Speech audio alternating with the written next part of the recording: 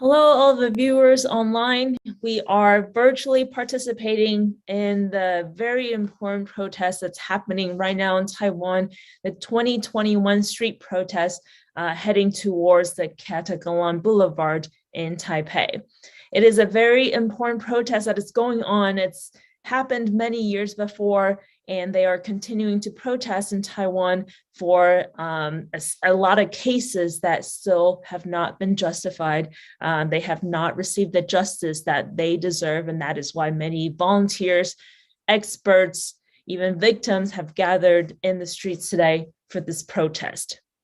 And we have supporters, as mentioned before, from all over Taiwan and even abroad.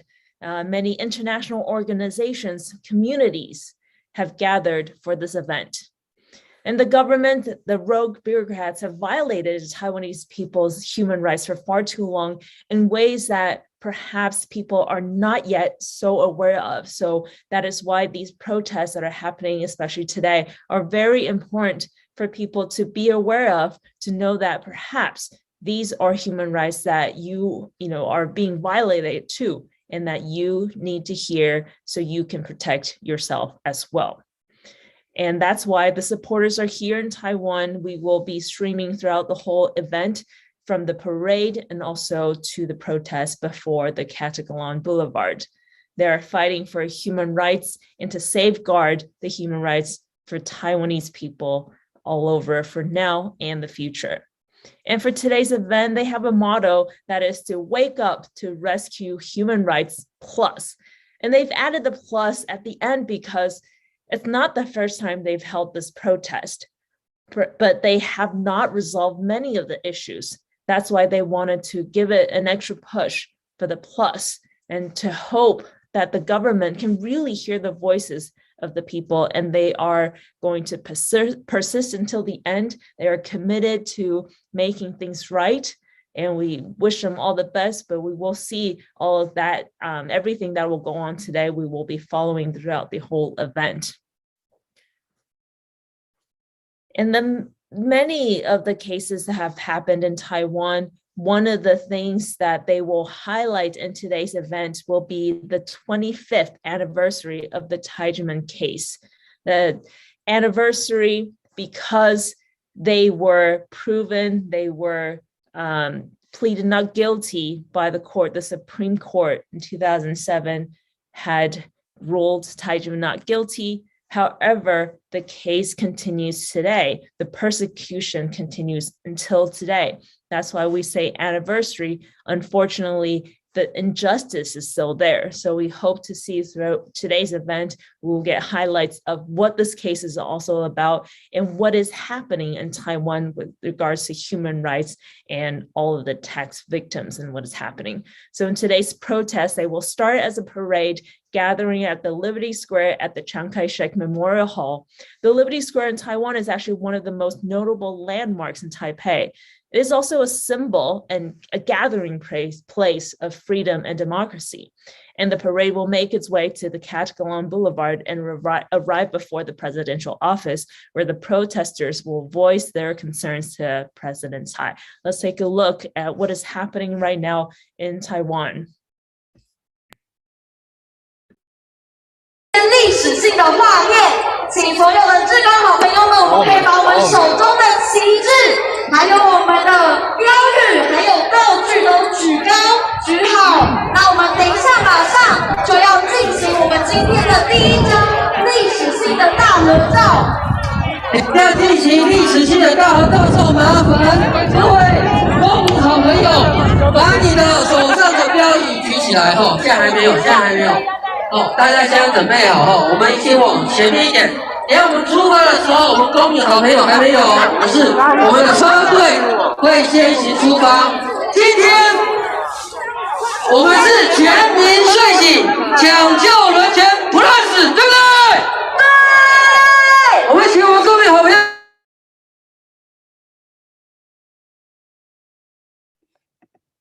Yeah, so now we have seen what is happening live in Taipei, Taiwan, and this event is organized by the Tax and Legal Reform League and the Taiwan Association for Financial Criminal Law Study. And we like to just take a few minutes to also acknowledge the co-organizers.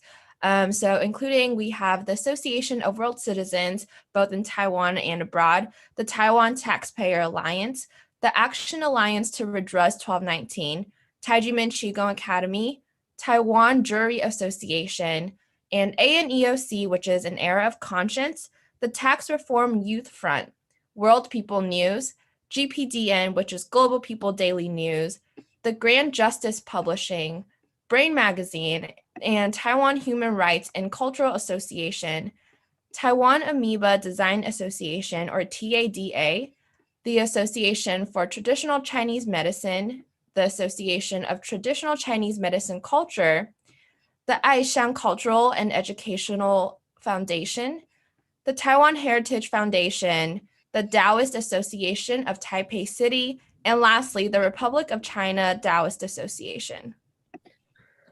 And all of these organizations are actually heroes from all walks of life, and they are here to support human rights in Taiwan. And as mentioned earlier, one of the major cases that is presented at this event is the Tai Ji Men case. Earlier this month on December 7th, Tai Ji Men held for the first time an international press conference in Washington, D.C. Dr. Massimo Introvigne, an Italian sociologist of religions and the editor-in-chief of Bitter Winter online magazine. Dr. Introvigne explained that Bitter Winter is known for its support for Taiwan, and the Taiwanese American Tai Ji Men dizi present at the event also love their country of origin. It is precisely because of their sympathy for Taiwan that they wanted for Taiwan to get rid of the ghost of its authoritarian past and improve its international image as a fully democratic country where human rights are respected. And that is, I think, for a lot of the Tai Ji Men dizi, that's what they're supporting. It's a matter of the principle. It's not about the money. They wanted to push for the human rights change to benefit not only Tai Ji Men, but also for Taiwan.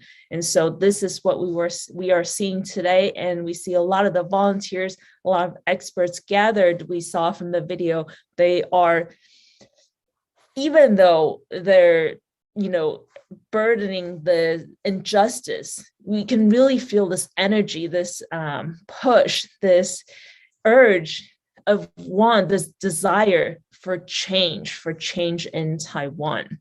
And so this case that I mentioned before shows how in 1996 there was a crackdown, politically motivated crackdown that targeted several different religious and spiritual movements and accused them, whether or not it's true, and put them through years of persecution. Many of the organizations perhaps gave up, could not deal with the long-term persecution. They had to give in, or some even left the country. But we know that Tai Ji Men had persisted because, as mentioned, it's a matter of principle. Of all the years, all the amount of money they spent, they probably could have dealt with what the NTB, the National Taxation Bureau, had presented to them, but it's the matter of principle. They're not supposed to pay. They will not pay it. And to put that further, Dr. Hong, Mrs. Hong, and the dizi who were arrested and accused of fraud and tax evasion were awarded with compensation, and they were all proven not guilty. And so we really truly hope that cases like the Tai Ji Men case, even smaller cases in Taiwan, that it will not happen again, and supports and events like this will push for this positive change. And so for today, later on, we will continue to see in the parade, they have 5 appeals, and the volunteers would like to voice. Number 1, no unjust tax bills. Number 2, no forced negotiation. Number 3, no illegitimate bonus for tax collection. Number 4, no enforcement bonus.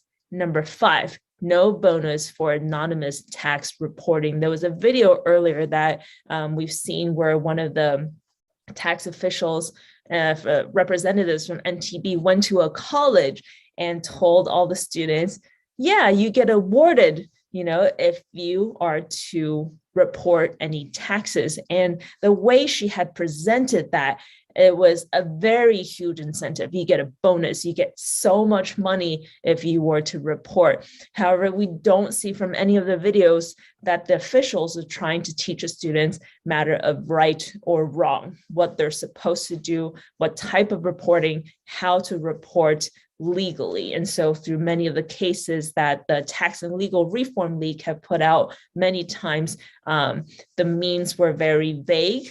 The way they did things were sometimes unlawful. Certain cases have been redressed already, and we hope for more of cases like this to be redressed. Right now, we'd like to share a clip with you, also experts from around the world, and their commentary on the Tai Ji Men case. Let's take a look.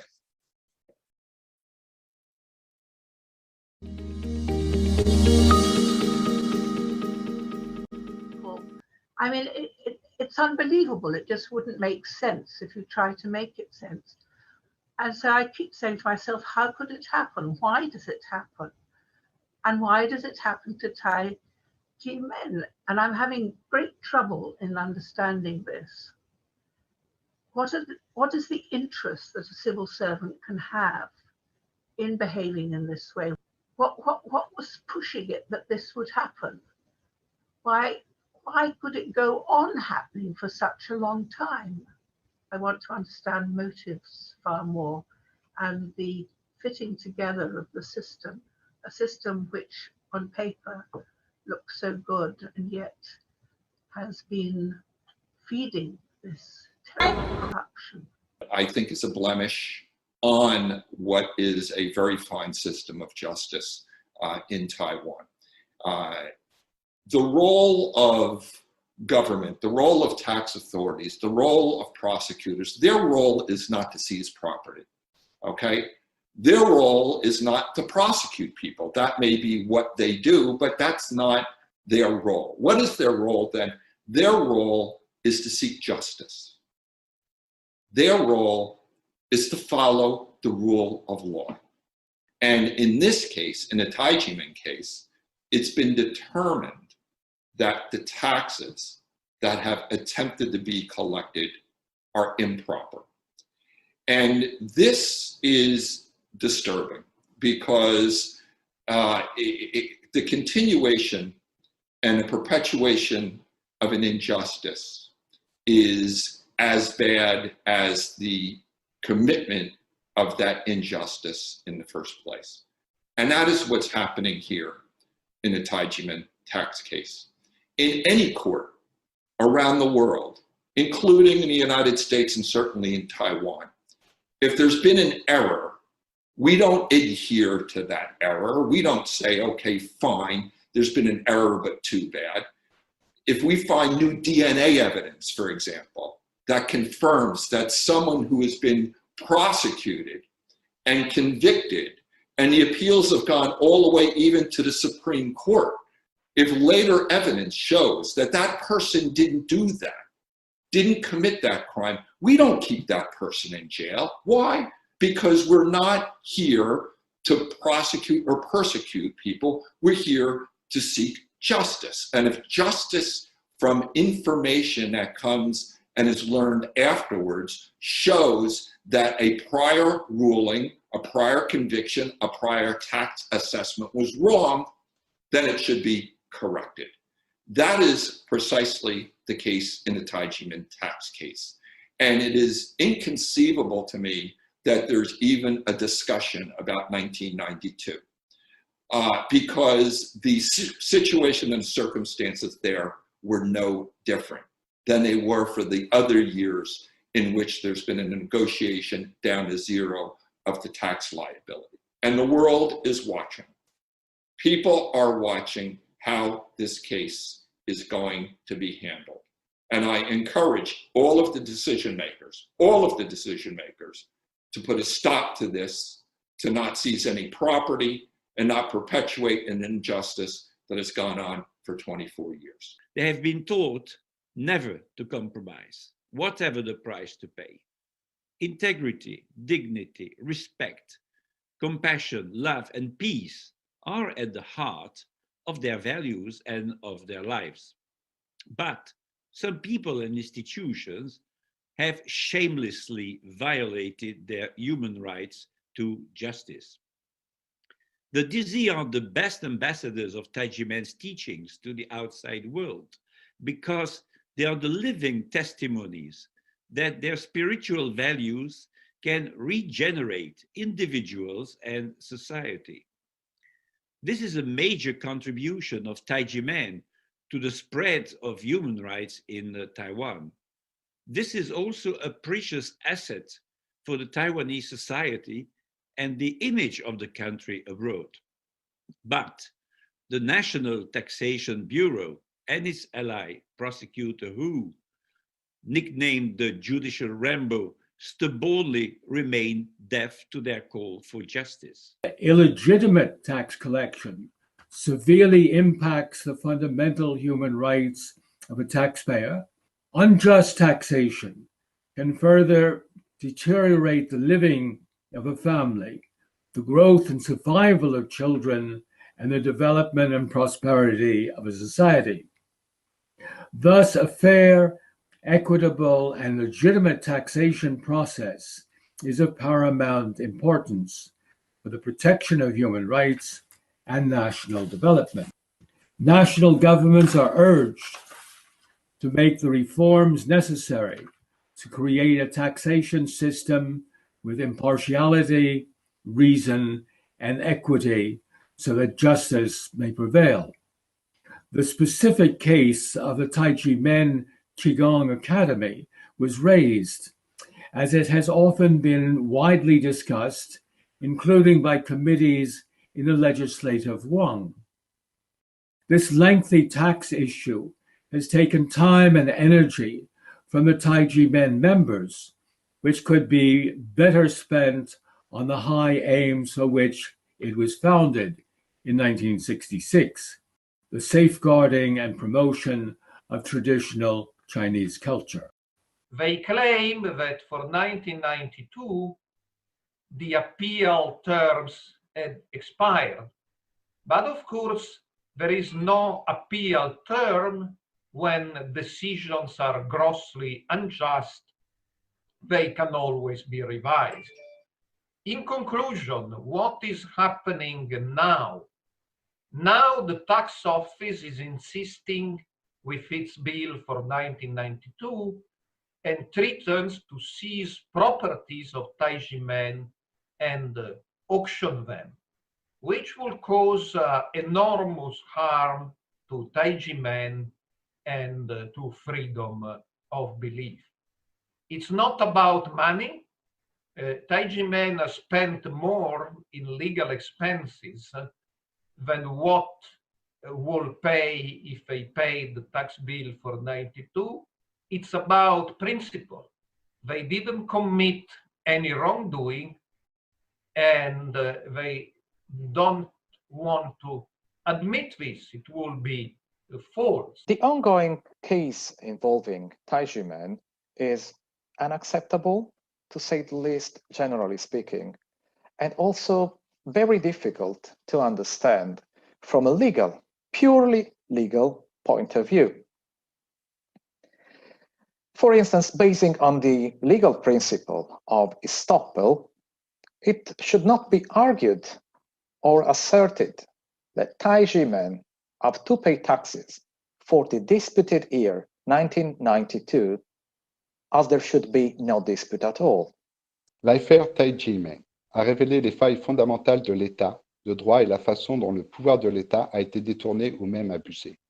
Les représentants du gouvernement ont violé de nombreuses dispositions de procédure régulière dans l'affaire Tai Ji Men. Taïwan a gagné la sympathie de nombreux pays et organisations dans le monde pour la défense des droits démocratiques en Asie de l'Est et la gestion transparente et efficace de la crise du Covid-19. Il est grand temps que cette vieille situation soit résolue en garantissant aux membres de Tai Ji Men leurs droits humains et leur dignité et leur liberté de religion. Certainly, it is not a transparent one, apparently, which is bad news for economy as a whole.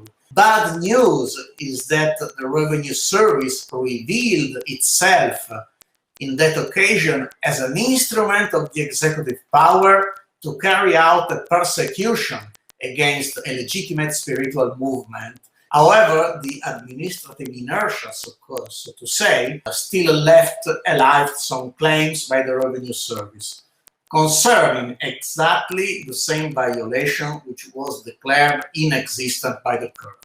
And you shouldn't admit a fault on your side. I strongly encourage you to fight against this persecution. I think that we should all stand by Tai Ji Men because, again, as the video brilliantly said, the battle of Tai Ji Men is the battle for the most important, most essential human right, religious freedom, is the battle for freedom, is the battle for liberty, is the battle for justice, it is the battle for equal treatment of all before the law.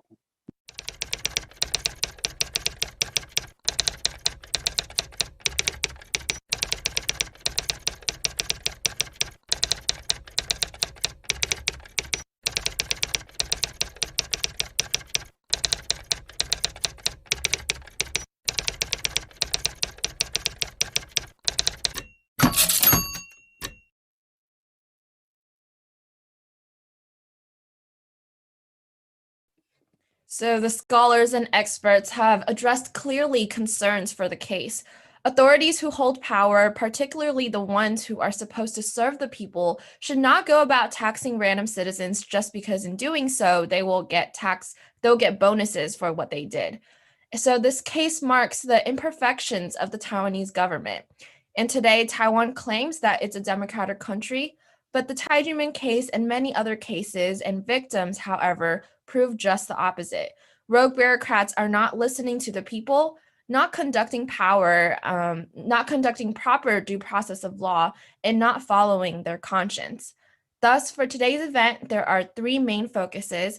The first is no tax slavery, yes, justice. The second is no abuse of power, yes, human rights. And the last one, the third one, is no corruptions, yes, Taiwan can. So in just a bit, we are going to take a closer look at what's happening live in Taipei right now. First, we will have a live action created by a group of demonstrators. On the screen, we will see an oversized lobster, some props of squids and cuttlefish. And the message behind this live action is to show that when the government encounters the people's complaints, they are deaf and blind to the injustice inflicted on the people. Let's see what will play out in this live action. 反奴役要人权，反奴役要人权。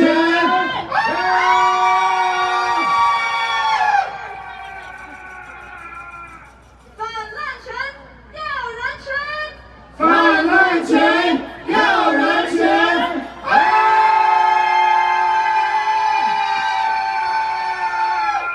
我们也请大家把双手贴在脸颊旁边，用我们的眼神，用我们的声音，真正让政府知道人民的痛苦指数有多高。反贪腐，反贪腐要人权，反贪腐要人权。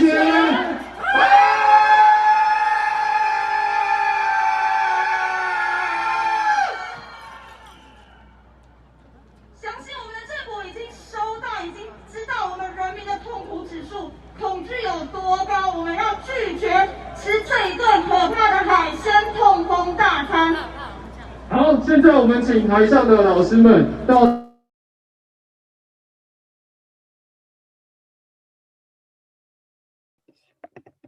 So we just saw victims who have fallen at the hands of corrupt officials using tax as a means to persecute the people. And together they were shouting on the stage to wake up the government and to stop its illegal abuse of power.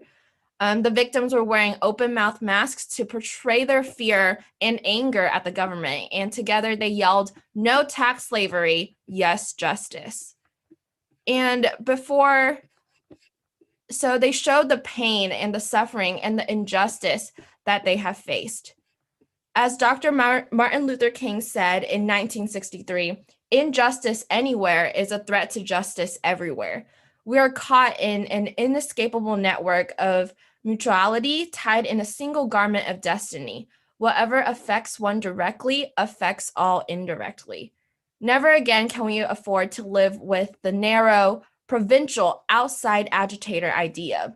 We truly must unite and fight for justice. And today it looks like there has been a great start to the event. And again, joining the protest are not only Tai Ji Men dizis, but also volunteers of the Action Alliance to Redress 1219, other victims of government persecution, and many supporters and scholars abroad. Because today marks the 25th anniversary of the Tai Ji Men case, we would like to invite from France, Eric Roux, the Vice President of the European Office of the Church of Scientology, to speak a few words about the case and today's event.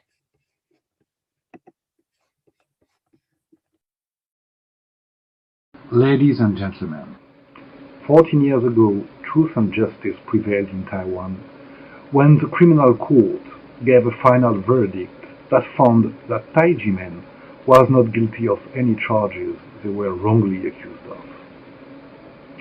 That was an important decision that showed that Taiwan was choosing the path of justice and democracy. And indeed, Taiwan is nowadays one of the great democracies in the world.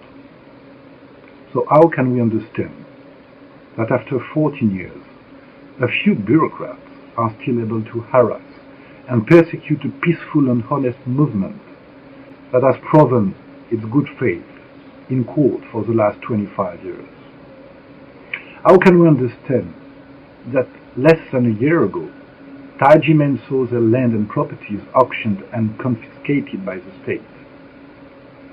Well, no country is perfect, but the problem is that when it's a so-called democratic country which starts erring on the wrong side of the tracks, when injustice occurs in a place that is supposed to be one of the good places of the world, the effects may be worse than when it occurs in an already totalitarian country. Why? Because it lowers the very standards of democracy for the entire world. It sends the message that injustice would not matter, that wherever you are, bad guys can win over good guys, and that there is no accountability in this world. A system where dishonest civil servants are allowed to continue to abuse their power without being stopped and without effective accountability needs reform. In the Tai Ji Men case, the authority of control has found gross violations of human rights by the authorities for their wrongful handling of the case. That is already a good thing, but it has not stopped the fanatics who were at the origin of all attacks against the Tai Ji Men. It has not put a final period to the case. Freedom of religion and belief is not a minor right. It's a fundamental right. And in that case, it's that very freedom that is in the center of it. It is that very freedom that is threatened to death. Why, would you say? The right to property and the right to fair justice are also fundamental rights. And they at the center of this case? Right, they are. But I believe that they are not the core of the issue. Because what matters to Tai Ji Men dizi is not the property per se. What matters the most is their right to practice their spirituality freely without being harassed. The right to teach their spirituality freely without being harassed. The possibility to spread goodness around without undue interference and without undue burdens. Man is a spiritual being before to be a material one. His or her freedom of conscience has more value than anything else. And when freedom of conscience is attacked, it hurts more than anything else. 25 years of harassment is definitely too long. Of course, some could say that there are worse cases in the world. That may be true, but that's no excuse.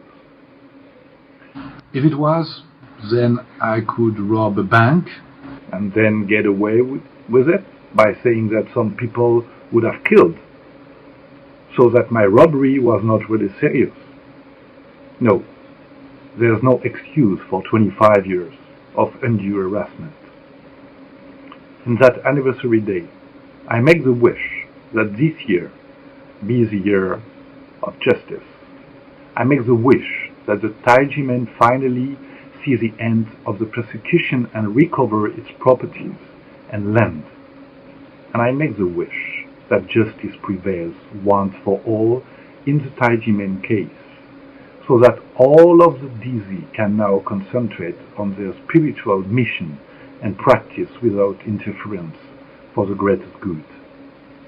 Have a very good day today, and as always, make the best of it. Thank you, Eric. As Mr. Eric Ru indicated, it is important for Taiwan to choose the path of justice and democracy, especially that Taiwan presents itself and is regarded by the world as the beacon of democracy in Asia. The Tai Ji Men unjust case was caused by some corrupt bureaucrats 25 years ago, and it is time for the government to intervene and stop the harassment and persecution from the National Taxation Bureau and the Enforcement Agency on Tai Ji Men and its deeds' rights to freedom of religion. Taiwan is supposed to be one of the greatest places in the world because of its democracy.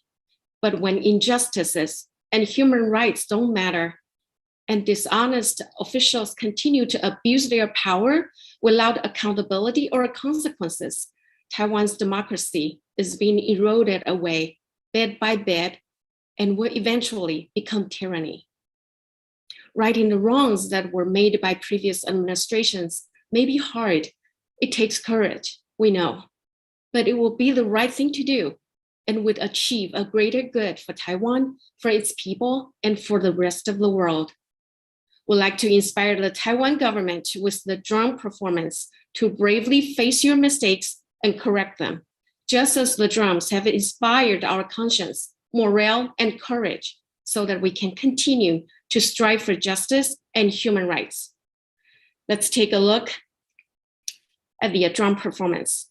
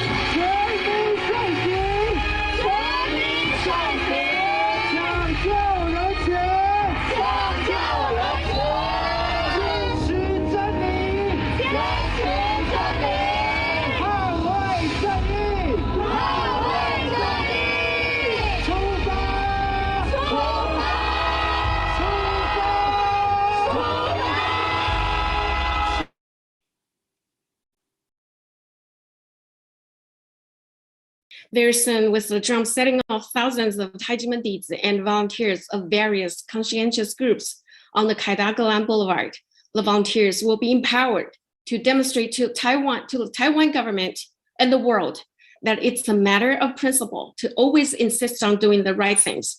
May the drum inspire all with conscience and courage to do the same. The journey of Tai Ji Men fighting for justice and advocating for religious rights started off as a lonely one. We were misinterpreted by the media and misunderstood by many Taiwanese people. But thankfully, our shifu, Dr. Hong Daozi, has guided us to persevere on and never give up. We then started to make allies with domestic scholars and experts on human rights. Later on, even crossed paths with international professionals who came to understand the Tai Ji Men case and were determined to side with us and speak up for us. Let's hear what Dr. Susan Palmer of McGill University and Concordia University has to say. After hearing them and also reading Massimo Introvigno's articles, which explore some of the broader issues in the Tai Ji Men case, I'm quite convinced that this is a case of fiscal persecution of a new religion. And the detail which completely convinced me was Massimo mentioned that besides being accused of tax evasion, the Grand Master was also accused of black magic. So when you combine something irrational like that with something so rational as tax, it does suggest, you know, there's a prejudice against spiritual movements involved. And I found this quote here. I'll read it out. Democracy is a state that is not fixed, immutable. There are forces, often unexpected and unpredictable, that are eroding our democracies from within. It needs to be reinforced, strengthened. We must be vigilant. We must detect and expose and halt these forces before they go too far. We know of other countries where democracy has been crushed and replaced by tyranny or fascism. We must not let this happen to our nation. Now, I'm pretty sure this was a conference in the US and they're talking about the US. And unfortunately, I can't remember who said that. That made me think that, you know, there are sneaky ways. They're like very subtle little sneaky ways that, you know, people can chip away at democracy. And certainly fiscal persecution is, you know, a sneaky way and a very effective way too. One thing I wanted to mention is I find it admirable that the Tai Ji Men refused to make a settlement because of course it would compromise their integrity and their reputation, and it was unfair. And I just watched a documentary which was about how in the US African American men have been arrested on flimsy or trumped up drug charges, and then they're pressured to make a plea bargain, which means they can never sit on a jury or vote, so they don't have a voice in democracy, and this further marginalizes the citizens of African descent in the U.S. So all I can say as a scholar in the field of new religions, who is an author and teacher for over 30 years, this case has all the characteristics of state persecution of an unconventional spiritual movement. I would like to echo what Massimo and Eileen Barker and others have said, that I think it's great that the Tai Ji Men are fighting this, and I hope that they find more people to help them, and I'm certainly willing to, you know, speak up in their favor in the future if they need, and good luck. Thank you very much. Thank you, Dr. Palmer, for standing by and speak up for Tai Ji Men. Today is another wake-up call for the Taiwan government, another chance for the Taiwan government to get back on the right track of justice, rule of law, and democracy. Right the wrong, redress the unjust Tai Ji Men case, and return the sacred land to them. And next, we'll have Emmy take over. Thank you, Jenny. So thank you again for Dr. Palmer's very meaningful speech to us. I want to lead us back to life at Taipei, Taiwan right now. The supporters are gathered and ready to march in the parade. And so let's take a look at what is happening at Catagolan Boulevard right now. 奖金，拒绝违法税务奖金，拒绝黑心执行奖金，拒绝黑心执行奖金，拒绝万恶税务检举奖金，拒绝万恶税务检举奖金。那我们救冤案，救冤案，护人权。 护人权，废奖金，废奖金。再请所有的好朋友一起转向，面对我们的总统府，我们准备要出发了。好，我们所有的好朋友从北中南来到了这个象征自由民主。 So as you can see, many of the volunteers and supporters and protesters are chanting out their wishes for of what happened in this event. So founders of Tax and Legal Reform are joining all the protesters as they are ready to march in the parade. They're announcing once again their appeals for this protest. So that's 5 things. So no unjust tax bills, no forced negotiation, no illegitimate bonus for tax collection, no enforcement bonus, and no bonus for anonymous tax reporting. So again, let's take a look at the initiators. 拒绝协商缴税，拒绝协商缴税，拒绝违法税务奖励金，拒绝违法税务奖励金，拒绝黑心执行奖金，拒绝黑心执行奖金，拒绝万恶税务检举奖金。 拒绝万恶税务检举奖金。好，那现在我们全体一起转向面向警服们的地方。我们希望政府跟人民可以站。 So as you can see from the Kadalakalan Boulevard, the supporters from all over Taiwan and abroad are getting ready to march in the protest of the government and road bureaucrats who have violated Taiwanese people's human rights. They'll take to the street to fight for their rights and safeguard for the future of Taiwan. Throughout the parade, we will be sharing with you live on the status of the parade, as well as the people joining us today. We'll also share different resources throughout our online format, so for you to understand more why people have gathered here today and feel so strongly in supporting this cause for human rights in Taiwan.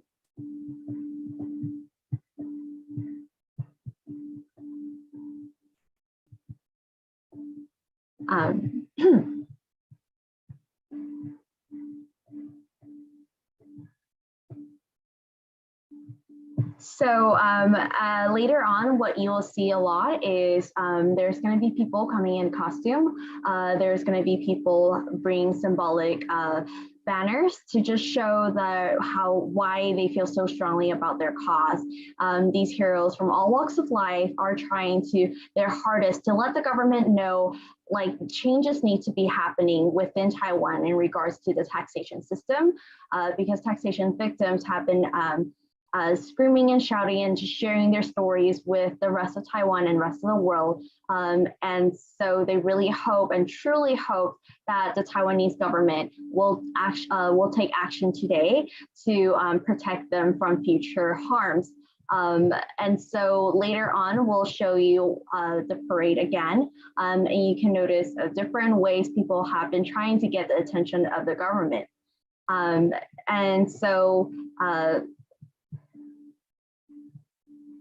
So as you can see here, there will be many people holding out red and yellow signs with words such as SOS and Save Human Rights. You might spot a few Santa Claus as the holiday season is coming. There is also going to be a lot of, you might see some lobsters, such as the one we mentioned earlier. And so we're going back to life now, and you can see what is going on at the parade.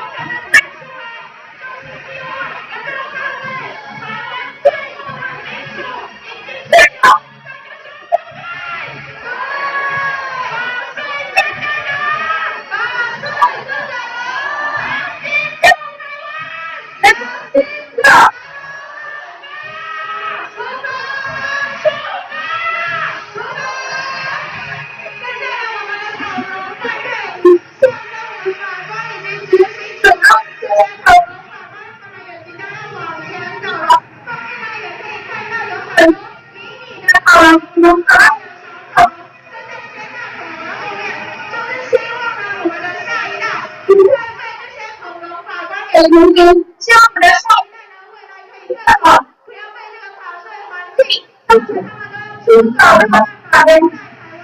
我们今天能够站出来，就是因为我们要拒绝当税奴，拒当税奴，拒绝税奴，拒当税奴，拒当税奴，把税征改革，把税征改革，良心救台湾，良心救台湾，加油，加油！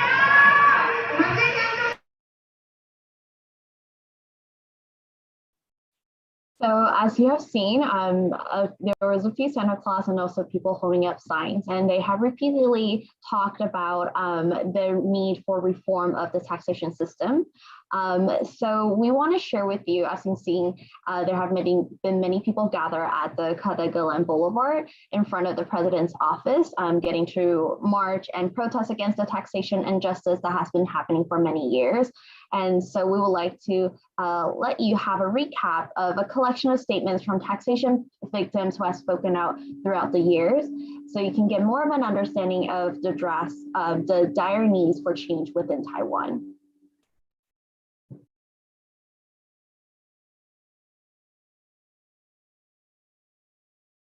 So within this collection of statement, you're going to see some victims that have spoken out in the past in the past street protests. We also have a collection from Tai Ji Men's case from the past. We also have in the past there has been families whose family just broken, wives and husband who divorce each other because of the taxation injustice. There are families who unfortunately lost their lives because of the taxation injustice happening in Taiwan. And so again, this is why we feel so strongly about the taxation reform and wanting everyone to come together and understand the need for change within Taiwan. Okay, so the video is ready, and you can.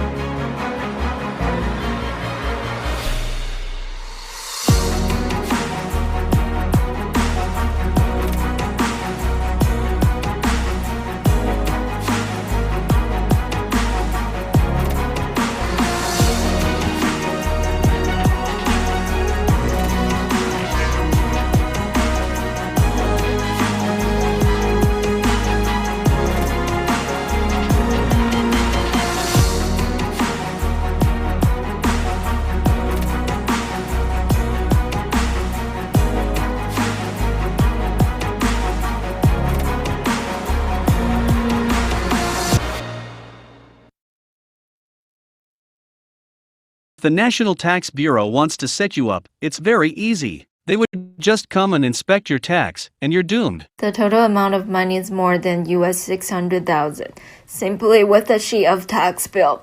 Tax bureaus inform you how much you owe. The government just kept adding tax. Up to date, I need to pay US $2.5 million. In order to pursue redress through litigation, I already paid more than US $1.4 million. Now I barely have faith in this government. Ministry of Finance's torture, evil, and illegality is the scariest stuff than anyone else. For Taiwanese survival, the fight against the abuse of Ministry of Finance. My son will continue to fight when I die, and even my grandson will continue when my son dies. The National Tax Bureau suddenly sent me the unexpected tax bills in total more than US $3.9 million. Because of the case, I could not sleep for consecutive 6 months. For several times, I even wanted to jump off from the building. During that time, when I appealed to the Deputy Minister of Finance, Zhang Shanhe, he even came up with an excuse. If I don't find you, you will join up with the inheritance.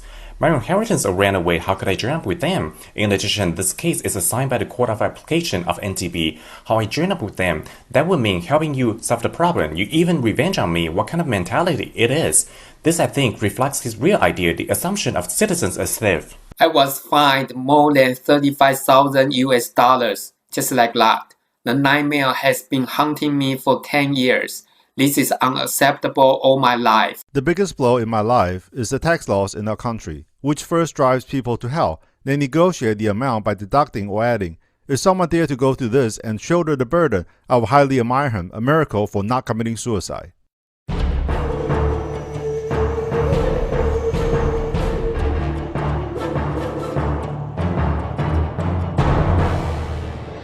My deal purchase fell apart, but the National Taxation Bureau added all the unpaid tax of seller onto me. My life is gone. I got nowhere to seek help. I had depression, now even cancer, but the National Taxation Bureau still keeps chasing me for money. I don't have any more money. More than US 35,000 is already a huge amount for me. I have exhausted all that I could do. I have been unemployed for 30 years because of the illness. The tax, just like they push a knife on my neck. How could I survive?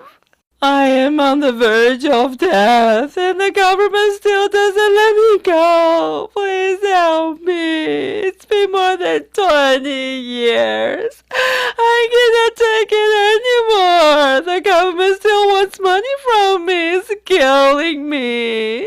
I want my justice. Each invention patent costs 10 to 14,000 US dollars to obtain. Within 10 years, I have obtained 1,600 patents, and the president said that he wanted to reward me and suggest me price my patent in exchange of capital, such as technology investment to industrialize my research.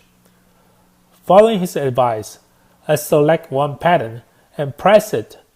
Originally, my company was 1.8 million US dollars. Then the capital was increased to 10.8 million US dollars due to my technology investment. But what happened? By the end of the year, I was asked to pay 5.4 million US dollars in taxes. I protest. I didn't even sell my shares. Why tax me? That was very unfair. I suggest, how about use my shares as collateral? The National Tax Bureau refused as they thought my stocks were worthless. They seized all my property, real estate, all my bank deposits, and auctioned it all off. So I now have nothing. You tax officials should fix it when you know something's wrong, rather than threaten citizens to hire a lawyer to sue me. It's like saying, yes, I bite you, I bully you. What can you do? I asked the director of the NTB immediately, within 1 week, to refund me the incorrect tax money of 35,000 US dollars. They said the fine is 20 times the amount you owe. Who decides that? The National Tax Bureau does. Who decides how much back taxes you owe? The NTB does.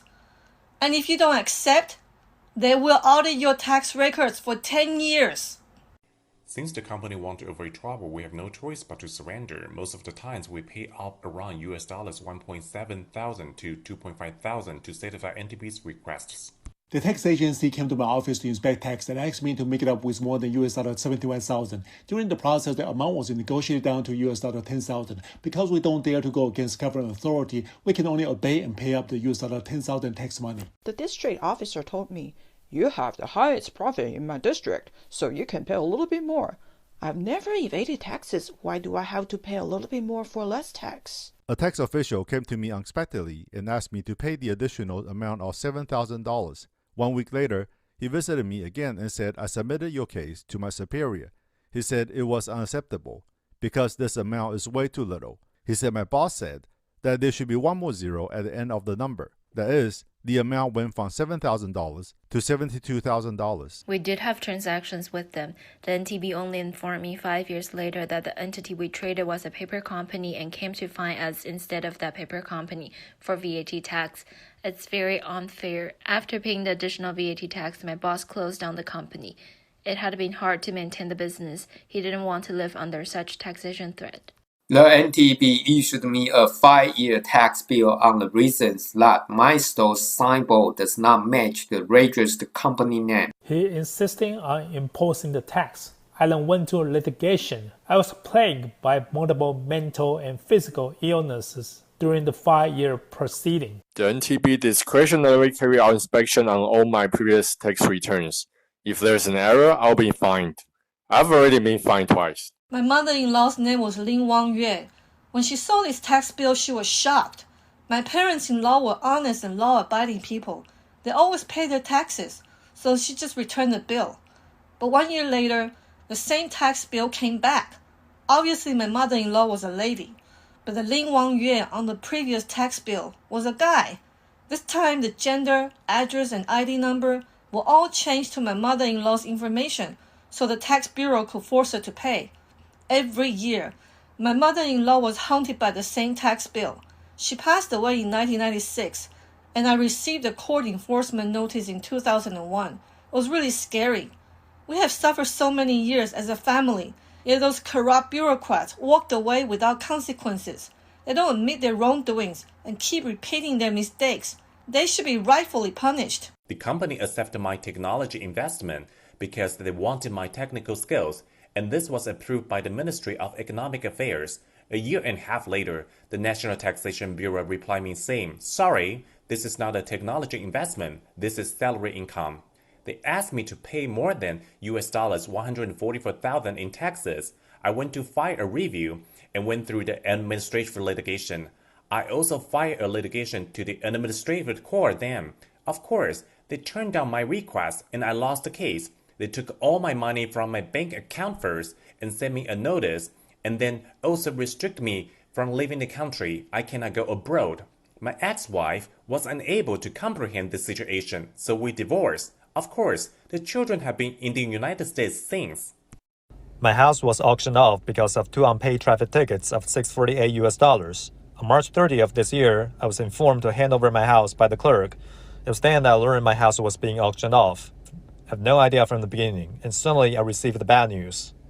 In 2016, I received a notice from the NTB that informed me to pay the luxury tax. My husband and I have only one house registered under our name, and we move into it within the required period. Why do we need to pay the luxury tax? Every time we try to check with the NTB, they simply use various regulations to convince us to pay the tax of more than $180,000. If we refuse, we'll be asked to pay nearly $360,000 with fines included. Because he couldn't make money. He went to work in China. It was then the NTB said that we earn more than $40 million and imposed a tax bill of over $1.8 million. As a result, my husband couldn't come back because he would be restricted from leaving Taiwan. One of my kids was 1 year old then and the other 3. My older kid is now 10 years old. 7 years! My husband has missed the family time of 7 years to be with my kids and me in Taiwan just because of a single wrong tax bill. They definitely knew it was a wrong bill, and yet they are unwilling to correct it.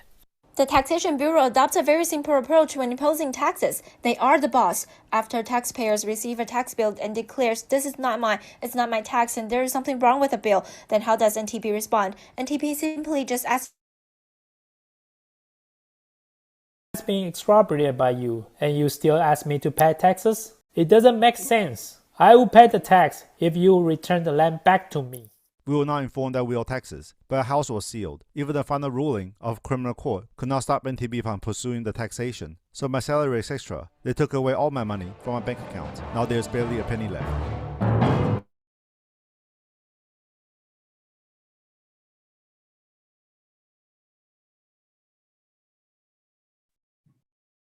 As you have heard, there are many stories of heartbreaks due to the injustice within the taxation system. Families have been broken up, people lost their livelihood. And, you know, unfortunately, people are unable to have any standard of living under this current system of corruption. These are only a few stories from people that were able to reach out for help. However, there are many stories that never got to be heard. And this is why the protesters are coming today to reject the corrupted system and demanding change to be made for the sake of justice. And so we will take you back now to the life at the Kadagalan Boulevard to look at what is going on with the parade, in the parade.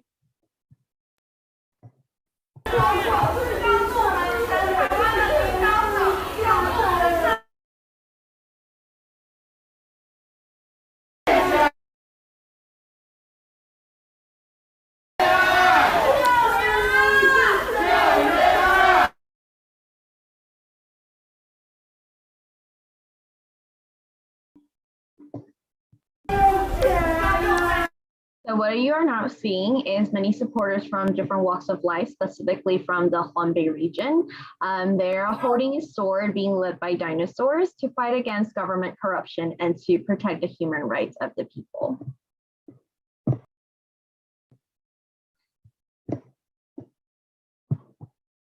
All right. So as we see from the there are many people gather in Taiwan today to support this cause. Many within Taiwan have been trying to fight the taxation injustice for many years, but these people are not alone. Mr. Lam, a human rights observer from the Association of World Citizens, has reviewed the taxation injustice within Taiwan. So let's listen to his observation and statement. Within his statement, we gain a better understanding of the case of Tai Ji Men, but also many different other taxation injustice within Taiwan. He also reviewed many of different statements from different experts for you to get more understanding Besides the outstanding performance in coronaries control, they are concerning the democracy development in Taiwan. Let's spend some time to explore about it. The three most important foundations for democracy are rule of law, human rights, and freedom. This is how we measure about it. I would like to review this from foreigners' point of view. The overseas groups are paying attention to Taiwan too. They are watching Tai Ji Men case. Because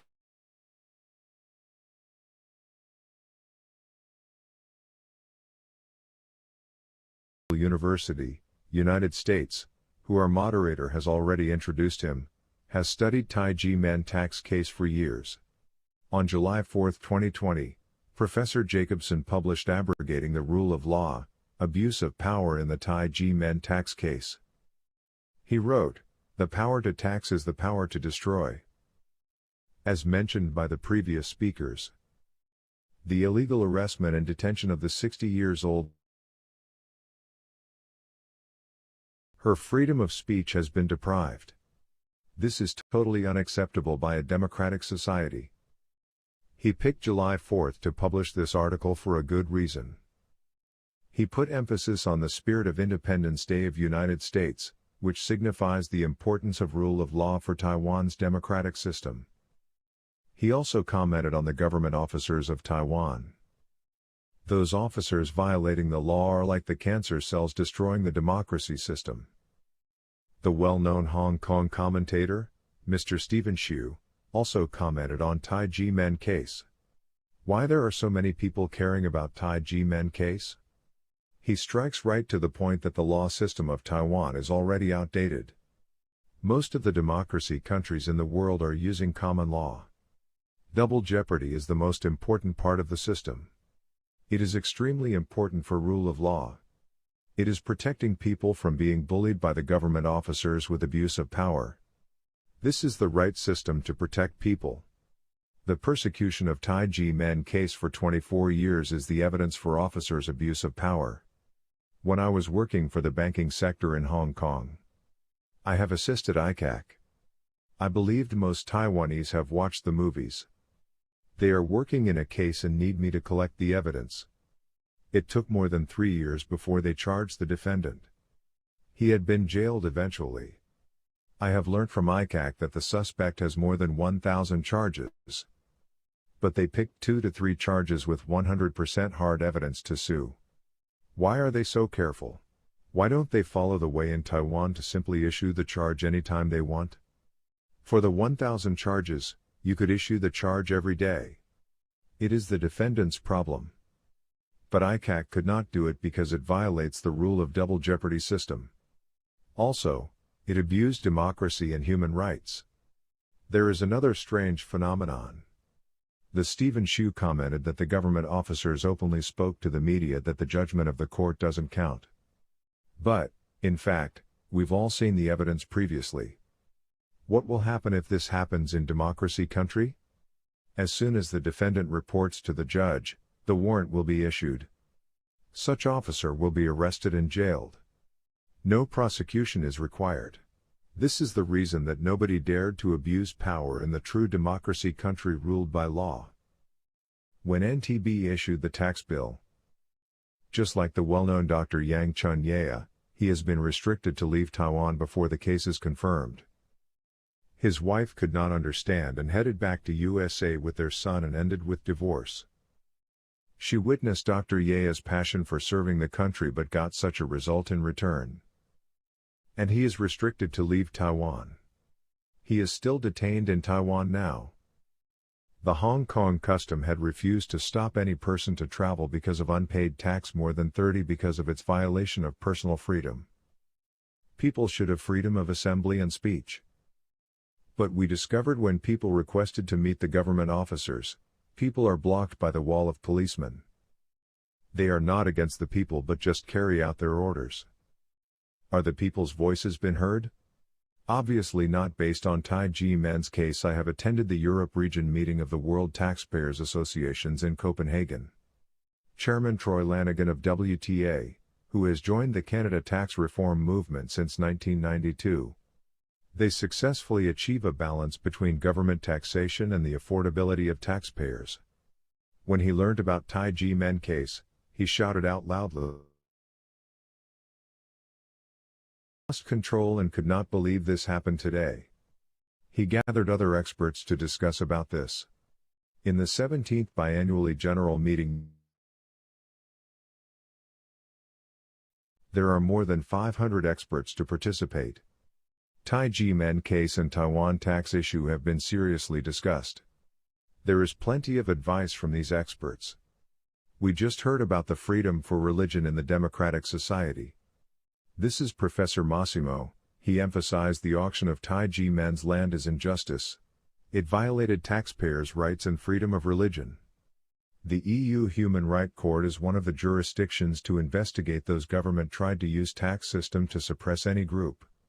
The court also clearly ruled that the gift to the spiritual leaders being treated as taxable income is violation of international law. He also indicated Taiwan needs the religion freedom groups as lighthouse and alliance. If Taiwan could not rehabilitate Tai Ji Men case, it will hurt the international reputation of Taiwan. The injustice to Tai Ji Men case by Taiwan government is the injustice to the whole world. We have heard many voices from different angles. They all aligned with our conclusion, but it is still not heard by the government. To summarize, Taiwan's democracy is in the transition mode. It has not reached the true democracy. Therefore, we requested President Tsai be braved with her wisdom. Those officers have broken the law should be punished. She needs to ensure rule of law and human rights. She will get the solid support from the world only with true democracy. If the voices are still not being heard, the fake democracy is like a piece of paper that can't wrap fire. The truth is always a truth. All these will become the black spots in the history. If she is willing to face this issue courageously, she gives hope to Taiwan democracy.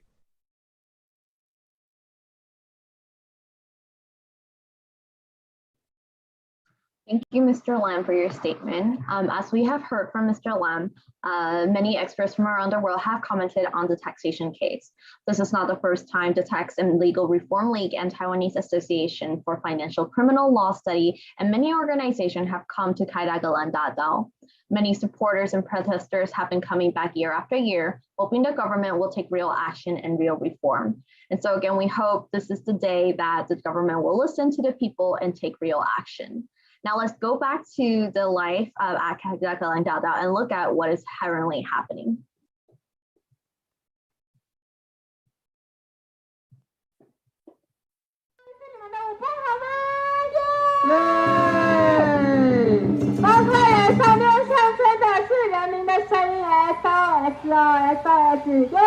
SOS 大城市 SOS 大排大队，高兴的是台湾，救救台湾的税奴，救救台湾的人权 SOS， 我们向全球一起发声 SOS， 抢救人权，抢救人权，抢救人权，抢救人权，抢救人权，抢救人权。在后方的是海鲜大队，我们现在今天有一个拒绝痛风大队，拒绝痛风大队有螃蟹、龙虾。螃蟹象征的是政府横行霸道，政府横行霸道，还有日见人民需要申诉的时候装聋作哑的。As a supporter, I've been part of large street protests like this one, as well as smaller scale protests throughout the street of Taiwan. People come from different regions of Taiwan, regardless of the weather, to show solidarity of this cause. I've heard too many stories of suffering due to the lack of proper action by the government. Not once has there been any response from the government, but the people still continue to try their best to voice out their concerns and hope for change. I personally think it's shameful that a democratic country will continue to let this corruption in systems and government officials fester. However, it's never too late for change, and we hope President Tai and the government official will listen to the people that's coming to the street today and make proper changes within the government system. Now, we are going over to Jill for more update on what is currently happening at the protests. Thank you, Emmy. So now we're taken back to the protest happening in real time. There are many costumes and creative ideas this year, all to symbolize and illustrate the injustices of the government. So first up, we have the Lobster Brigade, and we see a group of lobsters who represent the rogue Taiwanese officials. Chasing them are the heroes who safeguard the earth, and they try to capture the officials with the net of justice and hope that the lobster bureaucrats will finally sit down and listen to the voice of the people. We also see people holding up signs that have the Chinese characters of blind and deaf. They describe the rogue bureaucrats who are blind to people's suffering and deaf to their requests. Another group we see are Santa Claus, very in line with the spirit of the Christmas season right around the corner. However, instead of carrying a bag full of toys to bring children and families joy and happiness, these Santa Clauses are bearing the weight of illegal tax bills and debt. This group is joined by children and teens with large plastic bags labeled debt and illegal tax bills. We see that in the current taxation system, even our youth can. So let's take a look at these two groups. 龙虾大队呢，代表了我们有我们的那个国家有很多好的龙虾的官员。代表了我们的国税局官员呢，可以不理那个法院的判决，如果说法院的不算数，那我们的行政法院的法官呢，也会把对人民有利的证据忘了，看不到，假装看不到，所以我们就是大家可以看一下我们这个队伍。有龙，又龙又虾，象征我们的龙虾官员这样子。那我们今天站出来呢，就是希望说，这些龙虾官员都可以 sit down， 好好听上人民的声音。那如果不听的话，我们就让他get out。所以我们就希望我们这些龙虾官员呢，他们也会为了这1.3亿的税务奖励金，去贪图这些做这些违法乱纪的事情。所以我们希望大家可以跟着我们一起，把这样一个又龙又虾的一个龙虾官员，一起抓住，一起保卫这个地球，保卫这个台湾。以上是我们这个保卫龙虾大队的一个。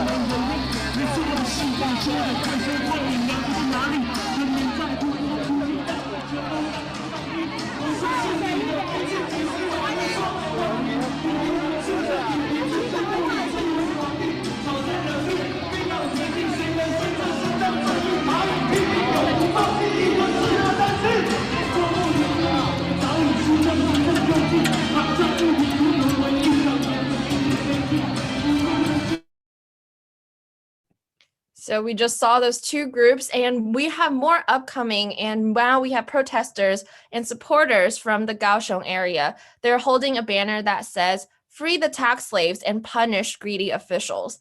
Taxation is used as a means, as we saw in many videos previous, to persecute the innocent, and that needs to be stopped.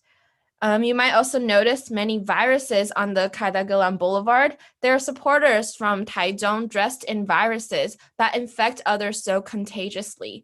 Some are viruses of illegal taxes, others are viruses of greed for bonuses and fame. Receiving bonuses is like a virus that will spread and pollute society. So only by eliminating the virus can we restore a clean and pure world. Now let's take a look at the supporters and demonstrators.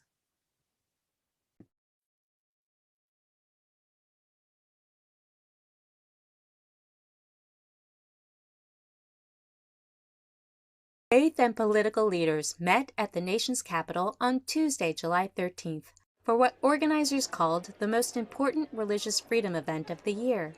The three-day IRF summit advocates for religious freedom with a goal of tackling discrimination around the world. Former U.S. Ambassador for International Religious Freedom, Sam Brownback, helped launch the meeting with a focus on international bipartisanship.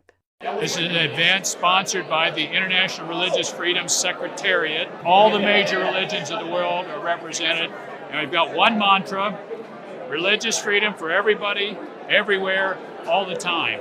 It was important for Brownback to tout the conference's diversity in both its attendees as well as within their organizing co-chairs. Dr. Katrina Lantos Sweat is the former chair of the U.S. Commission on International Religious Freedom. I was very honored to be asked to serve as co-chair because one of the things that we want to underscore throughout this summit is that international religious freedom is a cause that brings people together. I'm a Democrat. Sam Brownback is a Republican. Those differences are irrelevant when it comes to fighting for the fundamental rights of people around the world to live their lives in accordance with the dictates of their own conscience. Many individuals and groups attended the summit to raise awareness for their freedom causes. One of the more prominent participants is the Action Alliance to Redress 1219, a coalition that seeks justice in the Tai Ji Men Qigong Academy case. Tai Ji Men Qigong Academy is a spiritual group in Taiwan and the U.S. They believe they are being religiously persecuted in democratic Taiwan through a tax evasion indictment 24 years ago that has reached Taiwan's Supreme Court. The members of Tai Ji Men Qigong Academy are here at Washington, D.C. to raise international awareness of our case and call on the government officials of Taiwan to stop persecuting us and return the sacred land to Tai Ji Men Qigong Academy. So we want to call out to government and other religious groups and spiritual groups that taxation should not be used as a tool to persecute religious groups, and that the freedom of religion and belief should be safeguarded. In a July 13, 2007 ruling, the Taiwan Supreme Court found Tai Ji Men Qigong Academy not guilty of tax evasion and cleared the group of all charges. But Taiwan's Taxation Bureau disregarded the court decision and continued to impose taxes on Tai Ji Men Qigong Academy. Kenneth Jacobson, a professor of law at Philadelphia's Temple University, spoke at the summit and summarized his years of research on the Tai Ji Men Qigong Academy case. Taiwan is an island of democracy, a beacon of democracy in an area that has absolute turmoil, political turmoil, as well as oppression. But what has happened here has emerged from the conduct of some rogue bureaucrats and government officials that has now been tolerated by the government itself. During a 2010 public hearing in the Legislative Yuan, Taiwan's Ministry of Finance openly agreed to resolve the case within 2 months. That has still not occurred. As a result, Tai Ji Men Qigong Academy's sacred land was auctioned and nationalized on August 21, 2020. While Dr. Katrina Lantos Sweat reserved opinion on the case, she acknowledged that an injustice has occurred. There's growing concern among a range of legal experts and people who really understand the rule of law that this is a situation where an injustice has occurred that needs to be rectified and acknowledged. It was important to the Action Alliance to affirm the persecution against Tai Ji Men Qigong Academy on U.S. soil, where Tai Ji Men Qigong Academy and its leader, Dr. Hong, have been welcomed openly in years past as international ambassadors of peace and goodwill. The Mayor of the District of Columbia does hereby proclaim March 22nd, 2000 as Tai Ji Men Qigong Academy Day in Washington, D.C. So Mayor Harris welcomes Dr. Hong, and he declares September 16th, today, as Dr. Hong Day. And we congratulate you. Tom Bates, Mayor of the City of Berkeley, hereby proclaim August 5th, 2005 to be Federation of World Peace and Love Day in the City of Berkeley. Attendees heard many similar stories during the inaugural multi-day summit, where its main goal was to unite and help one another find solutions and prevent problems from reoccurring. Sam Brownback encouraged foreign policy and religious leaders to work together to solve foreign policy issues. We just really got to get the civil society and religious leaders together to stand for each other. If we can get these relationships built across religions, I think we can really address a number of problems. And this is Tai Ji Men wishing you love.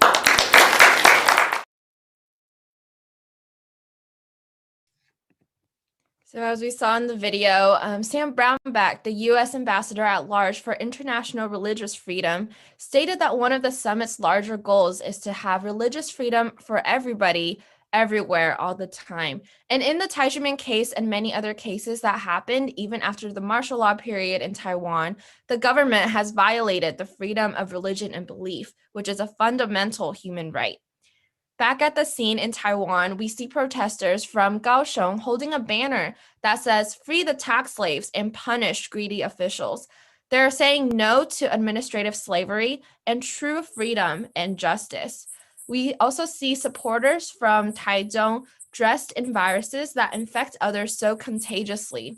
Some are viruses of illegal taxes, others are viruses of greed of bonuses and fame. And we saw previously in a lot of the videos and comments that receiving bonuses is like a virus that will spread and pollute society.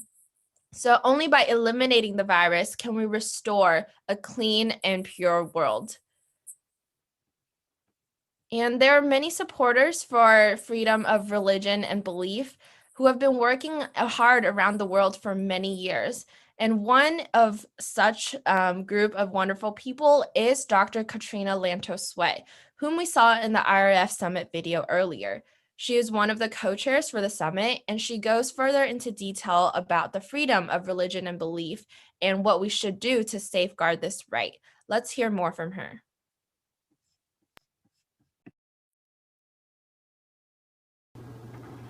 Greetings. My name is Dr. Katrina Lantos-Sway, and I'm so pleased to be able to join you for this important online conference. I had the privilege of serving as the chair of the U.S. Commission on International Religious Freedom.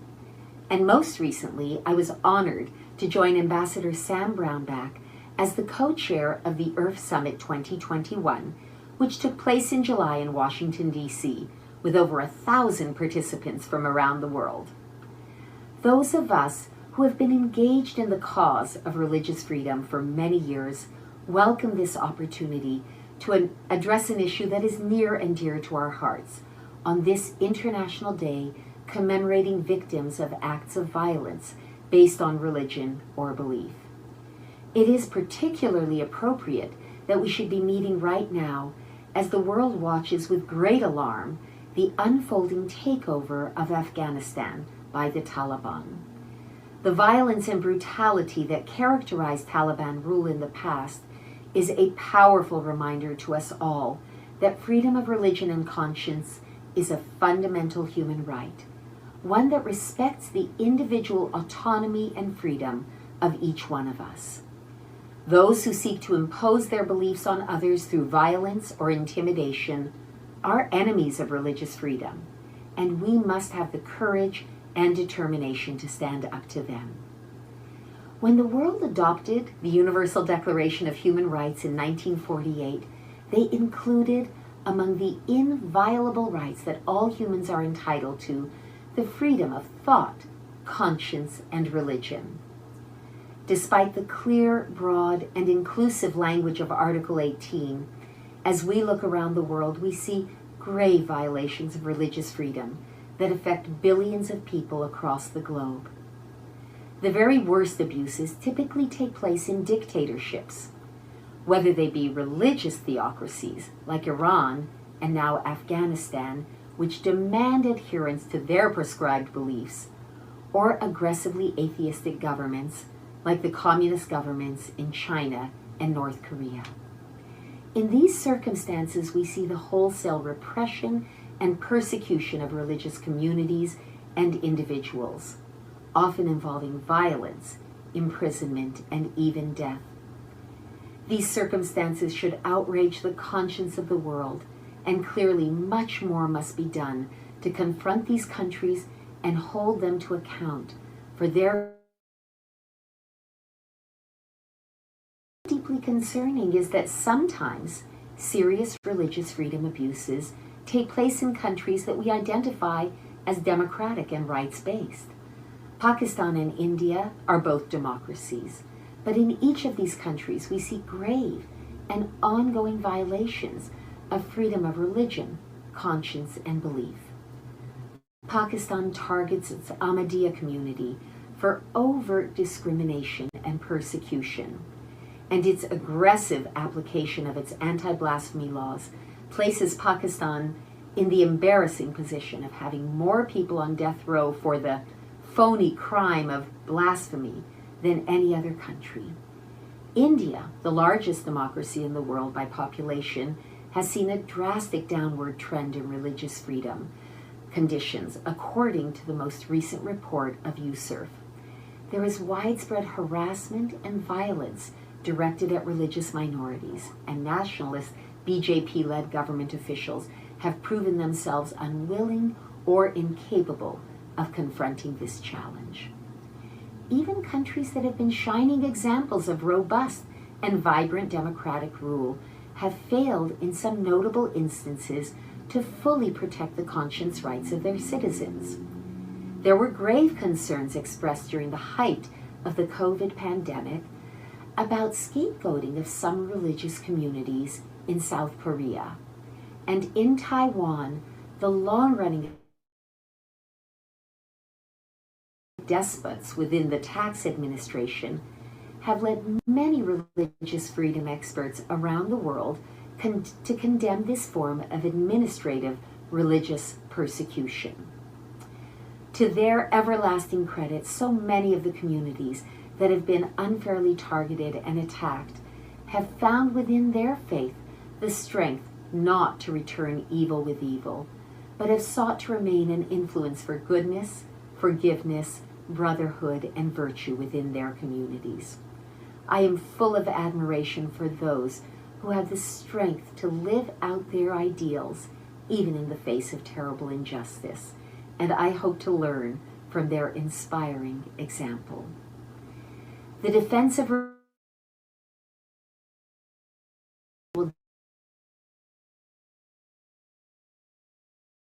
society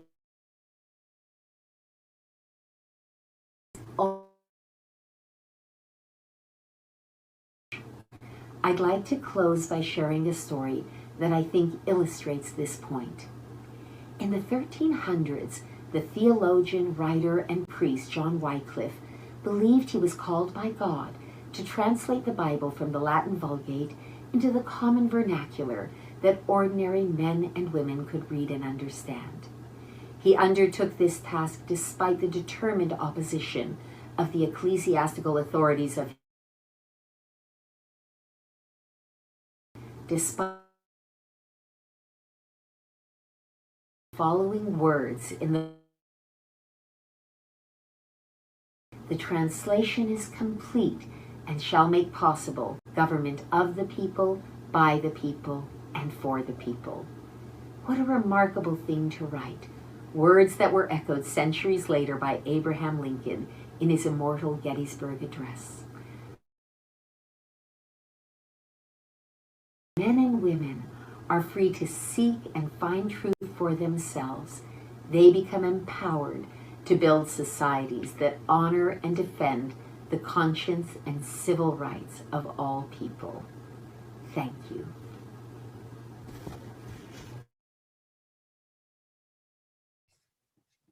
As Dr. Katrina Lantos-Sweat pointed out, sometimes serious religious freedom abuses take place in countries we identify as democratic, and Taiwan is a perfect example. I remember at the summit when I went as a volunteer of the Action Alliance to Redress 1219, when I would share the story of the Tai Ji Men case to other guests, many were shocked. They thought of Taiwan as a beacon of democracy in Asia, so they were surprised to hear that the freedom of religion and belief was violated. I replied that it was also a surprise to me that this happened, but for the very reason that I love Taiwan, I want it to become a better country, for it to correct its grave and ongoing violations and return justice to the people. And next up, we have more to hear from a guest at the summit, and this guest is Joy Medivo, who works at the African Center for Law and Justice, where they fight for family, religious liberty, and for the rights of everybody. She also attended the summit, and in the video, she shares her thoughts on the Tai Ji Men case.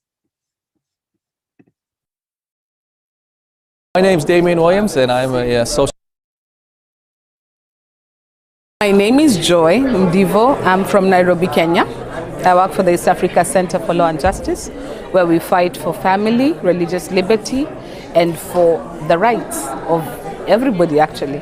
I only heard about this recently. I wasn't aware of it 24 years is a long time, but I only just heard about it. And what stood out for me was how taxation was being used as a battle against the citizens of the country. And it felt to me not just oppressive, but also a little bit sad, because everybody needs money, everybody needs to live. And when you target people's livelihoods, it not only disabuses them of their religious freedom, but even of their economic and freedom rights to be able to live, fend for their families. And that made me quite sad. It's also very challenging when you're just regular people fighting against the machinery of the government. Because, I mean, how do you win against that? It's David and Goliath. It's really, really hard. So my heart went out to the Thai people, and I thought to myself, you know what? Any little bit I can do to just say, we are standing with you. We hope that one day you just get the space that you need to be who you are, to love your families, to contribute to the economy of the country. That will be a good day. So that is my hope, and that is my prayer for you. One thing is definitely get the word out there. The more people know about it, the more they talk about it, there's pressure to have a conversation. Because when you keep quiet, people don't understand what you're going through. But when you speak up, more and more people hear what's going on. And for example, participating in this summit is great because this is a place where all the world major religions have come together, all the various beliefs, and all of us have only one cry. Religious freedom. We just want to believe what we want to believe. What makes you happy, what keeps you sane, what keeps you centered, we just want to be able to believe that. And so as long as you keep working with people of like mind, like faith, we don't have to believe in the same God or in the same way to heaven or anything. But just that freedom to believe, keep at it because it's worth winning. And it's not just for you, it's for future generations. And finally, to the government as well, you need everybody to be able to build your economy. Today a group may look like small, insignificant, that need to be destroyed. You never know, those could be the ones tomorrow who could be the superpower of the nation. They could be the ones who discover something that will build and encourage the nation and lift it in the face of the world. Everybody is precious. Human resource is precious. Get rid of that, you don't have much. You only have roads and airports. Who needs that? So take care of your people. You need them.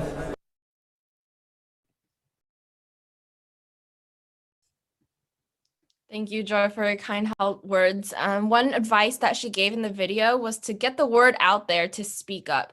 And for the past 25 years, and especially today when we see hundreds of people on the streets protesting for justice, we are using our voice. That is something we will not stop doing until conscience and justice prevail. And lastly, we have Damian Williamson, a social entrepreneur in the United States.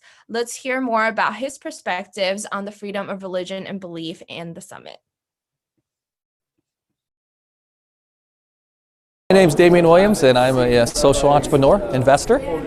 and build enterprises. I think when I hear cases like that, it makes me realize how important it is that we spread time-honored values and principles, not only to Taiwan, but to the nations, liberty and justice for all.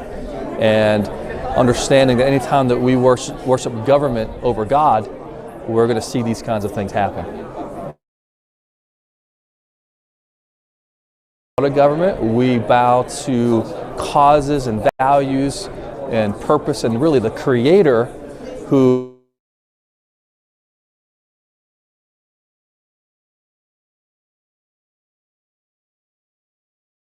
and the freedom to choose what one's beliefs are. You know, I think the biggest thing is we have to create environments, not only in America, to converse and to know that it's safe, no matter what you come from, that it's a safe place to have dialogue. And until we have that kind of world, we're going to have these kind of cases that you're trumpeting here that just go under the radar screen, and justice is never brought to the case because people are trying to protect a government-centered perspective on religious freedom. I think that sometimes it's hard to change the culture of a country through governmental values. I think that oftentimes what happens is when people start to experience success financially, maybe starting businesses, living out an entrepreneurial life, then that tends to create a greater respect for diversity, even like in the workplace. So as much as I believe in the government, and I think the government's part of the solution, I actually believe at the end of the day, the more that we see free enterprise flourish, then that creates scenarios where we see less and less of these injustices. God has created us with a moral code.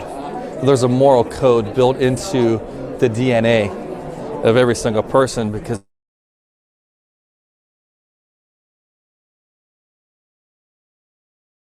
no matter what culture, know that treating another person who's created in the image of God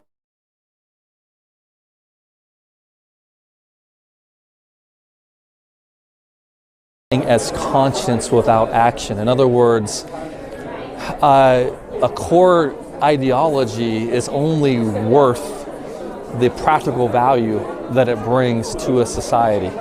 And so when we're discussing religion and culture and core ideology, I think we have to put that core ideology to the test and ask ourselves, what kind of values does that core ideology yield? And then how do those values create a better society? I just like what you're doing. I think fight the good fight. I think anyone, I know that,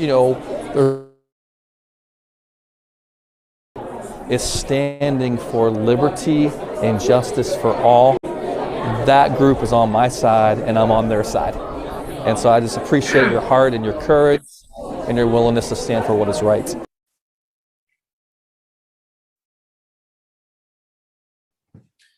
Indeed, as Mr. Williamson stated in the video, there should be liberty and justice for all, and everyone should stand up and fight for that. We'll look at the supporters of this event and see their messages. The first group of supporters, they are from Da'an area in Taipei. They are holding up banners and balloons to fight the virus that is the illegal taxation practice of Taiwan's tax authority. And the supporters from Guting area in Taipei, they are dressed in characters in a parody to the trending Squid Game to highlight the struggle of average citizens against the tax authority.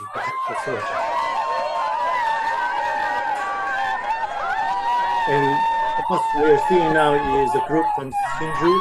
This is a large group. We can see they are wearing gloves and there are shields that is to safeguard their tensions. And the boxing gloves highlights that to show that they are fighting for human rights.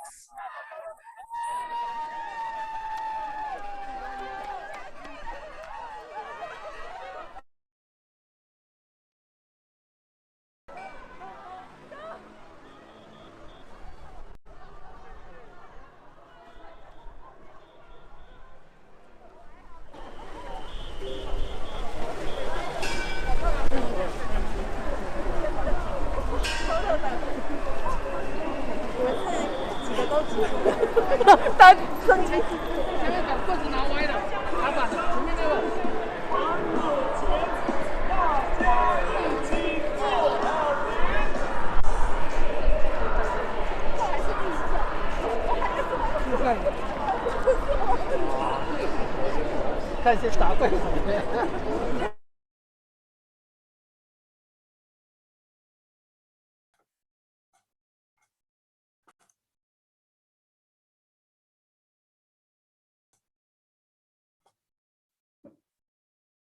As we can see from the video, in December in Taiwan, the weather is cold, and yet there are young people and old people who carry up they're all prepared to fight, and they also join the parade in this event. And we are certainly encouraged by the supporters, by their creativity and passion they've shown in this parade. Their messages are loud and clear. We certainly hope that the Taiwanese authority can hear the message from the people.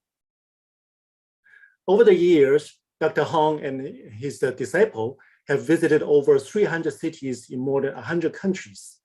They have devoted more than 2 million man-hours in cultural performances around the world to promote international friendship and spread the beauty of Chinese culture across the world. Over 300 on-campus educational seminars on love, peace, and human rights have been held internationally. Tai Ji Men also launched the movement of an era of conscience in 2014, generating positive commitments and actions from people and organizations in 197 countries. More than 30,000 symposiums for public benefit have been held to share the wisdom of yin and yang.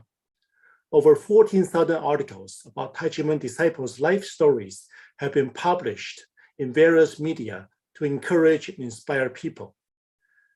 Tai Ji Men also has produced more than 1,300 episodes of the TV program Energy Family that have been broadcasted in media worldwide and on the Tai Ji Men website with more than 80 million visits. As we can see from these videos,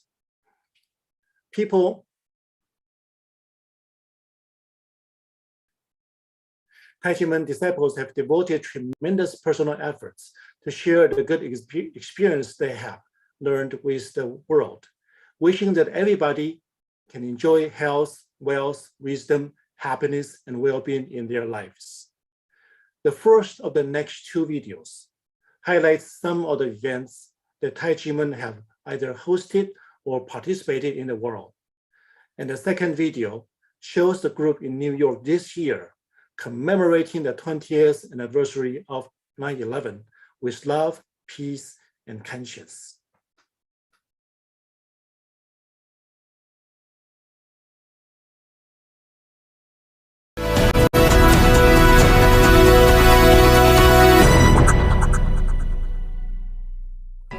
The Bell of Peace is an auspicious and peaceful bell which resonates with heaven and earth. It's a promise about world love and peace. The article, "The Love of the World, a Declaration of Peace," is our common wish. Ringing the bell with the wish makes all living beings prosper and love and peace last forever.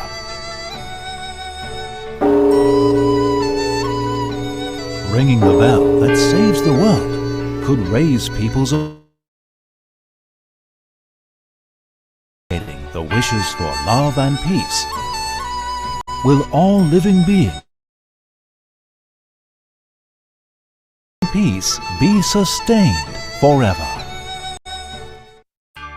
One of the most significant purposes of religions is to purify the minds and then stabilize the society.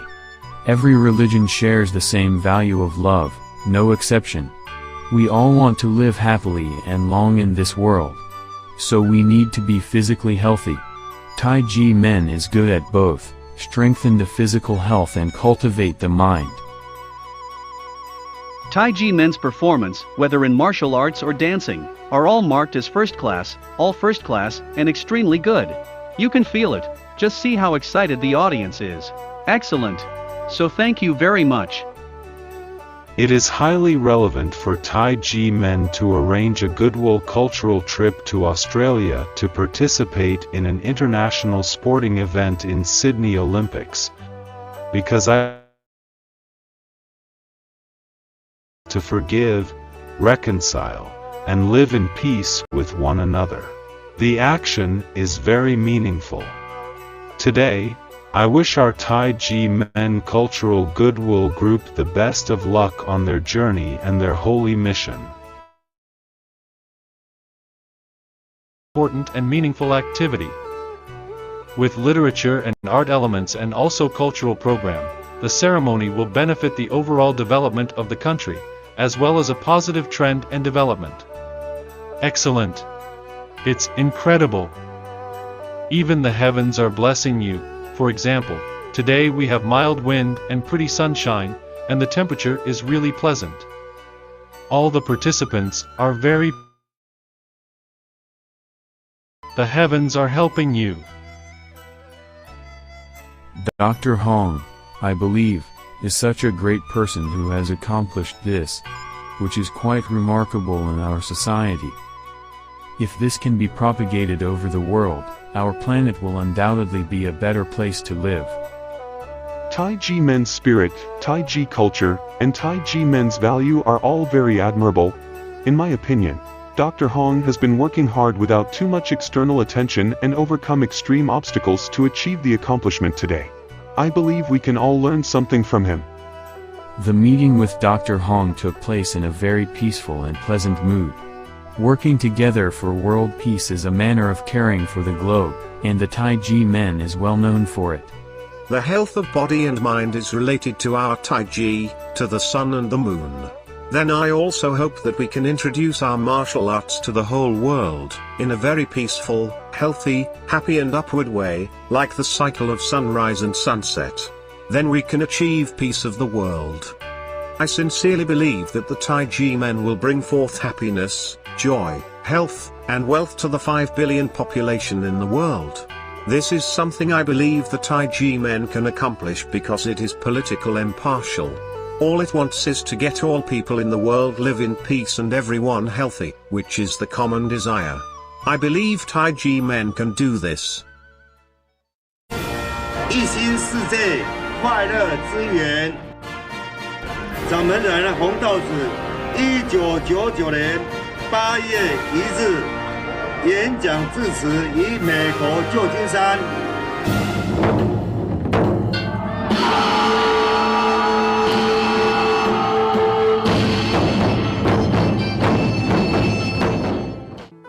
Tai Ji Men's wide-ranging and profound culture is endless. Tai Ji Men dizi are devoted and kind-hearted, friends to all. The spirit of Tai Ji Men is that we are all of the same flesh and blood, and we love one another as brothers. Tai Ji Men Culture Goodwill Group chose this window on the world, that is the U.S., in hopes that more people of different faiths and races, be they rich or poor, might all be blessed, like us, with happy and with joyful hearts. Tai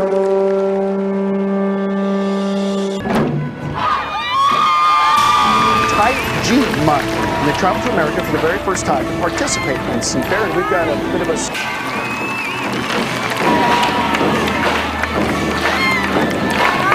Taiwan! From the torchlight parades in Seattle and drum ceremony in Washington State Capitol to Capitol Hill.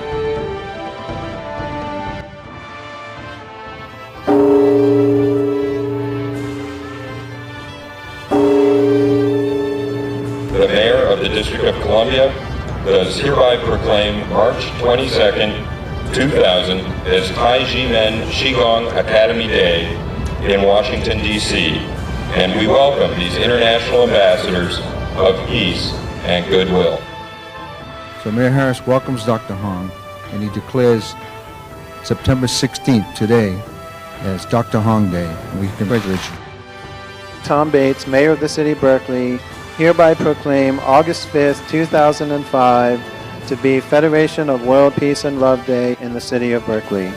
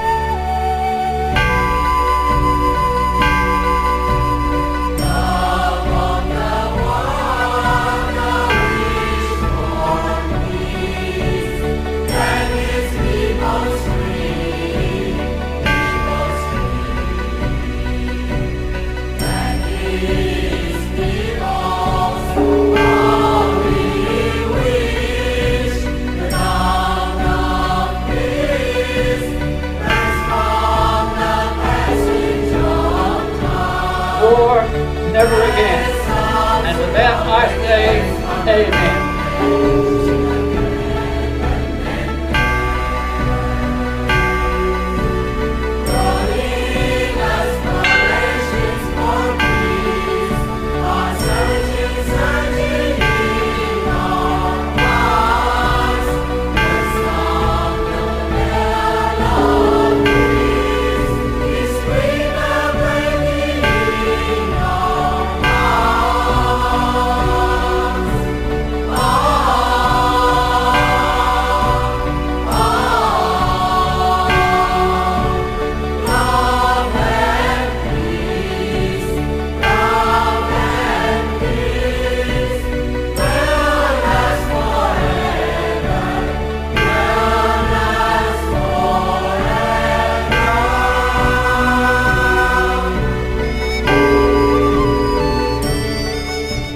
I love your cooperative spirit, which is quite valuable. We collaborate in making our world a lovely place.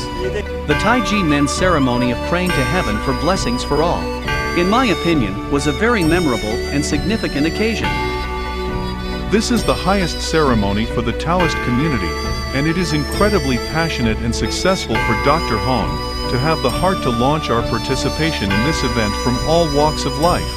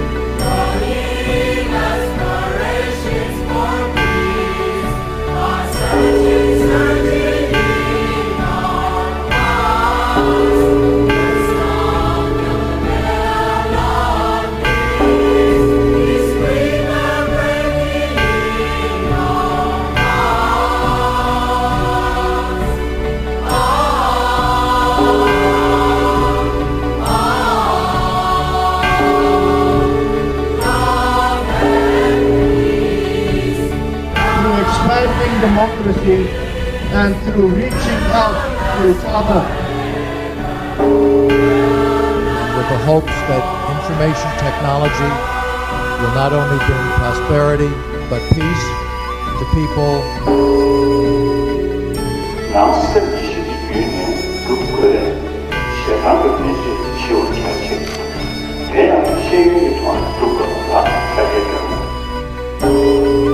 I wish everyone to be able to forgive all.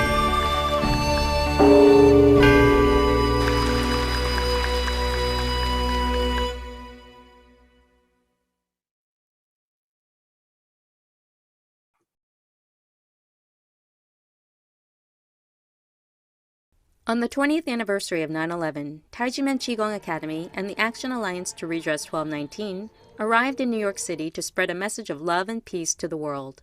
We started as a cultural goodwill group, and we traveled around the world to spread. And its leader, Dr. Hong Daozi, were on a multi-city tour and were scheduled to conduct cultural exchange in New York City that included the ceremony of ringing the bell of world peace and love. Today we are back again in New York City to commemorate and to pay tribute to the victims and to honor the survivors of the attack on September 11th, 20 years ago. On this day in 2001, Tai Ji Men members were also in New York City when the two planes hit the World Trade Center.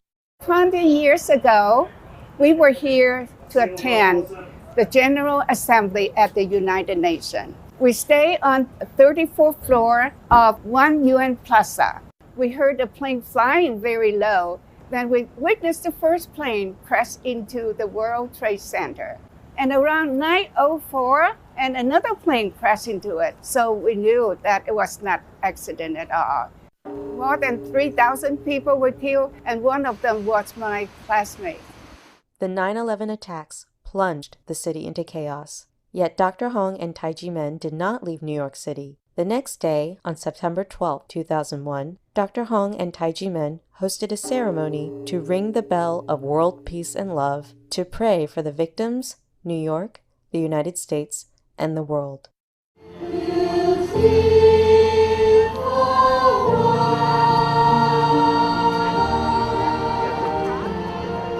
Now, 20 years after 9/11, Tai Ji Men members also reflect on their own activism, which includes their ongoing pursuit of justice from Taiwan's government.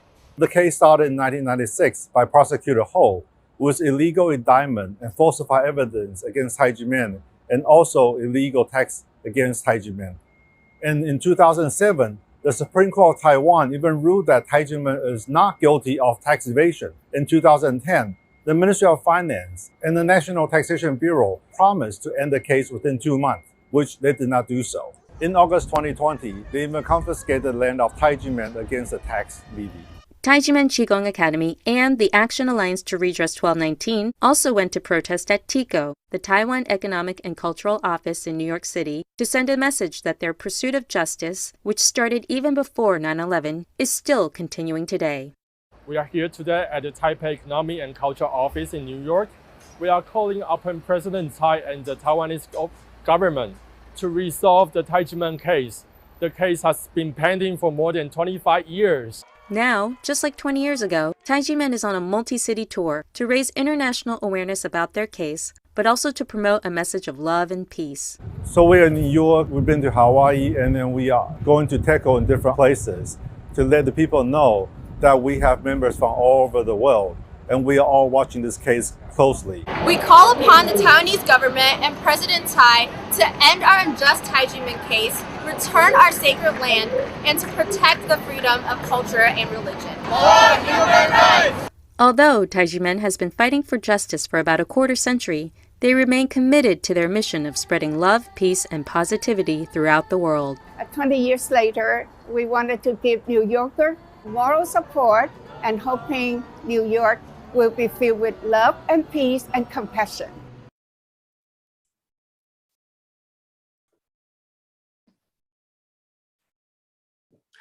As we can see from these videos, people in the world all welcome the message of love, peace, and conscience. Our cultural visit events promote these messages through our performances and ceremonies, and serve as a reminder for people in the world to stay hopeful and strive to reach these common goals together. It was an uplifting experience for us too, that by spreading these positive messages, we were also encouraged by people's responses, that we were doing the right thing, spreading these positive messages. We will now take a look at the current scene in Taiwan. The volunteers are singing the song, "What is the Truth About the Tai Ji Men Case?" Let's take a look.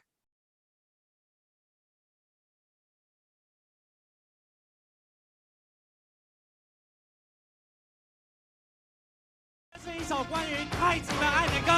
太极门爱已经持续25年，到现在都还没有解决，政府不愿意面对真相，我们一定要坚持到底，法税改革。What is the truth about the Tai Ji Men case? How has Supreme Court found Tai Ji Men not guilty of tax evasion or any other charges? The National Tax Bureau and the Ministry of Finance renege on their promise to revoke the tax bill. The National Tax Bureau illegally auctioned off the sacred land of Tai Ji Men. The land was illegally taken into state ownership. Where is the real government officials' conscience? Where are justice and human rights? 法税真改革，有请教台湾。Recent news about the Tai Ji Men case. Taiwan Supreme Court found Tai Ji Men not guilty of tax evasion or any other charges. The National Tax Bureau and the Ministry of Finance renege on their promise to revoke the tax bill. The National Tax Bureau illegally auctioned off the sacred land of Tai Ji Men. The land was illegally taken into state ownership.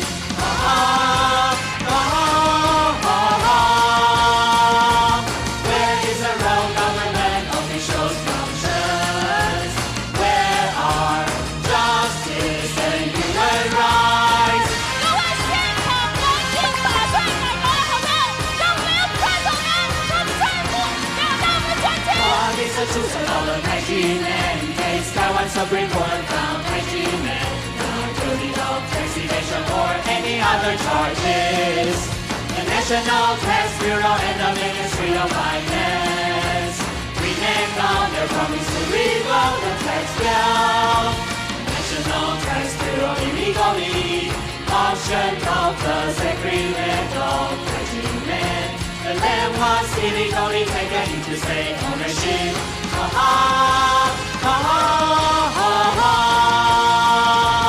Where is the real government officials' conscience? Where are justice and human rights? 请现场的各位好朋友们把手借给我，让我们一起拍出正义之声。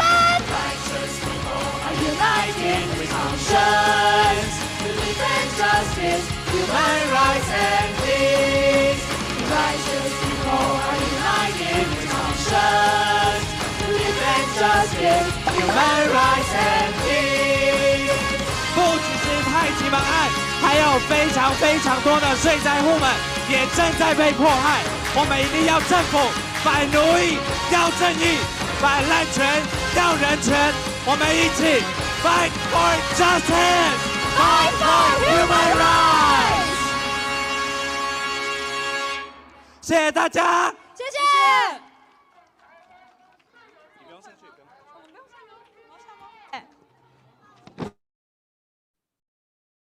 Yes, the supporters and demonstrators have sung their heart out, speaking the truth about the Tai Ji Men case in hopes that the Taiwanese government take actions.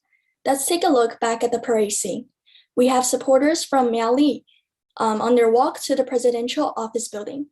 Some supporters have dressed up as Santa Claus and dinosaurs, symbolizing their wish to protect the next generation from tax corruptions.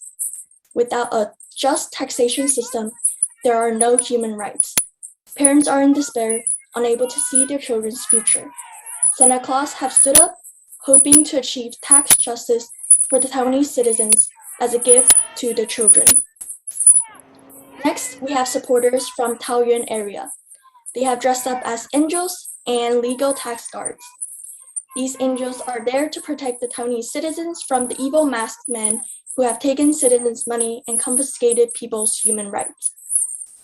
The rabbits, as well as the volunteers of Action Alliance to Redress 1219, serve as legal tax guards, protecting Taiwan democracy and advocating for successful tax reform. Lastly, we have supporters and demonstrators from Suling area. Demonstrators and supporters have also came in support to this event. Some dress up as ghosts, of all kinds, representing the officials from the National Taxation Bureau who have overridden the Supreme Court ruling and overtaxed the citizens. And we have another group of supporters dressing in all black with their toy guns to catch all the ghosts, the unlawful tax officials, to prevent further corruption in the Taiwanese government. For the sake of the next generation, everyone has stood up together to fight for justice. As with today's event in Taiwan, Tai Ji Men brothers and sisters have been fighting against this unjust and illegal tax case for over 25 years. Next, we would like to show you a short video slideshow that takes us to the journey throughout as Tai Ji Men brothers and sisters fight for their justice.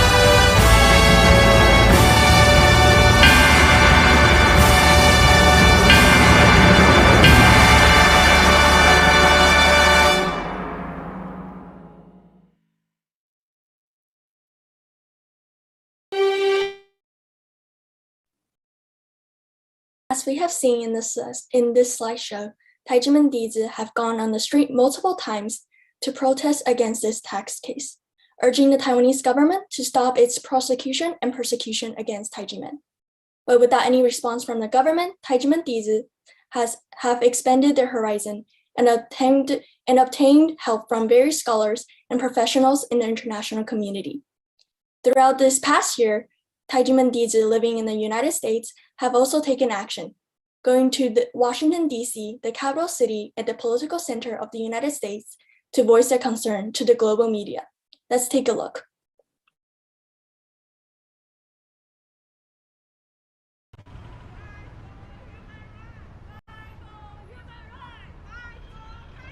This is the third protest in D.C. after the first two in July and September of this year.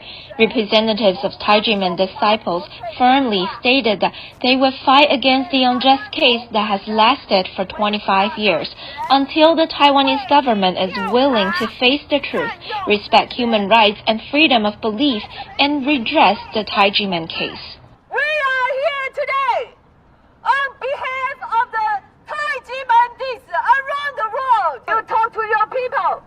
when you communicate to the government, don't be too shy. If the first time government didn't hear, you can raise up your volume, speak up. If the second time government still no response, you can raise up your voices even more. And the third time, when the government did not respond, you can bang the table! Bang the table! Bang the table!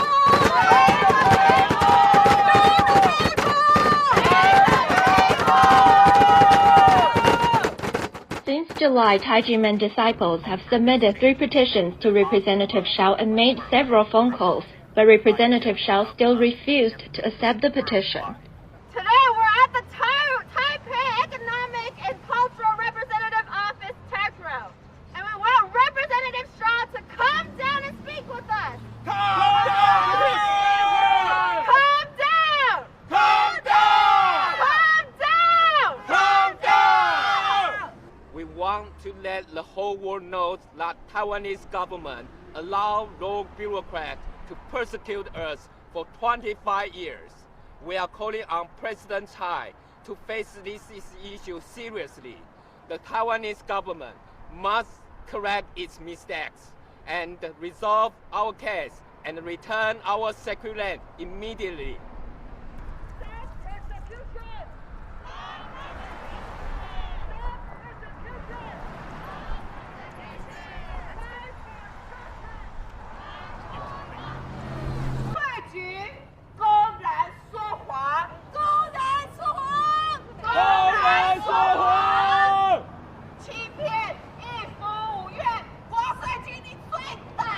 Tai Ji Men is back in Washington, D.C. because we have not received a response from TECRO. Even though we met with Representative Shaw in July, nothing has happened yet. We're going to continue to raise our voices until we get justice. This is the 3rd protest in D.C. after the first 2 in July and September of this year.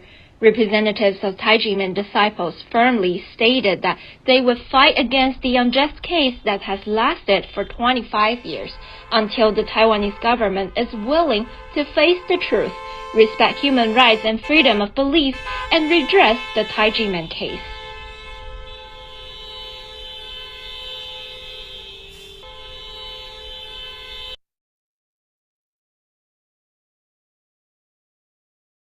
As shared by the Tai Ji Men dizi in the video, we have not given up yet. It is a promise. We have continued and will continue to fight for justice until our voices are heard. Just 2 weeks ago, over 60 Tai Ji Men dizi returned to TECRO, the Taipei Economic Cultural Representative Office at Washington, D.C. for the 4th time this year. And I myself have taken a part in this trip.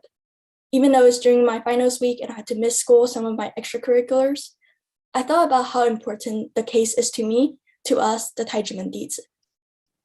I, like many brothers and sisters, have left work or school to attend this event. In addition to protesting in front of TECRO, during this 4th trip to Washington, D.C., Tai Ji Men dizi, along with Dr. Massimo Intervigun, hosted the first international press conference to present the case to the global media. Let's take a look. As the year draws to a close, Tai Ji Men Qigong Academy and the Action Alliance to Redress 1219 returned to Washington, D.C. for the 4th time in 2021 to demand justice from the Taiwan government. Tai Ji Men is back in Washington, D.C. for the 4th time this year because our case has not been resolved yet. Today, Tai Ji Men dizi are coming from all over the world. Yesterday was the 4th time that Tai Ji Men had gone to TECRO in Washington, D.C., but we have yet to meet the Representative Shao. In addition to protesting at TECRO, Tai Ji Men presented its case at an international forum and also held a press conference on Capitol Hill. And today we held the first ever international press conference because we want the government to hear our voices and truly give us the justice that we deserve. The press conference featured Dr. Massimo Intravigne and members of Tai Ji Men Qigong Academy who presented its case to the global media. The Tai Ji Men case is a case where human rights of the Tai Ji Men community were violated through corruption. The Taiwan government is not understanding the Tai Ji Men case in its proper terms. It is not a domestic or technical tax case, but it's a human rights case based on freedom of religion or belief.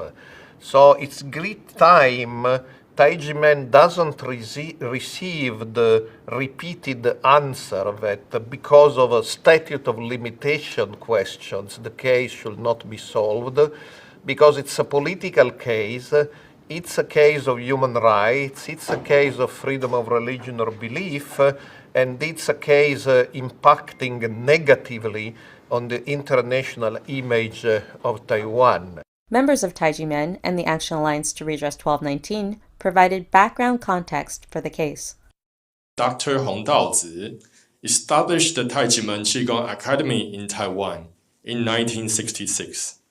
Now it has 15 academies around the world. Dr. Hong, our shifu, has continued to guide us in the journey to spread love and peace around the world. Tai Ji Men dizi help themselves and others through practicing Qigong, strengthening their bodies, cultivating their hearts and moral character. The case of Tai Ji Men, for example, was listed by the Control Yuan in 2005 as one of the major human rights protection cases in the general report and the work of human rights protection of the Control Yuan. The text of Tai Ji Men shows that the system of tax bonuses granted to public servants can lead to undue fiscal and judicial harassment. Tai Ji Men and the Action Alliance to Redress 1219 are seeking support from the United States government to advocate for their case. For human rights, for justice! These protests are not good for the international image of Taiwan. To achieve a peaceful political solution, the only way is that Taiwan hears from his friends, and primarily his friends are United States. So Taiwan needs to hear from United States that we live in an historical moment when Taiwan needs a maximum of support from its international friends. But a precondition for this support to be effective is for Taiwan to put its own house in order. The year 2021 culminates a quarter century of Tai Ji Men fighting for justice from the Taiwan government. So far, there has been no response from the top representative at TECRO or the Taiwan government. We are going to continue to reach out through the international community to put pressure on the Taiwanese government to correct the mistakes that were made 25 years ago. If it's not resolved, we will come back. Fight for human rights! Fight for justice!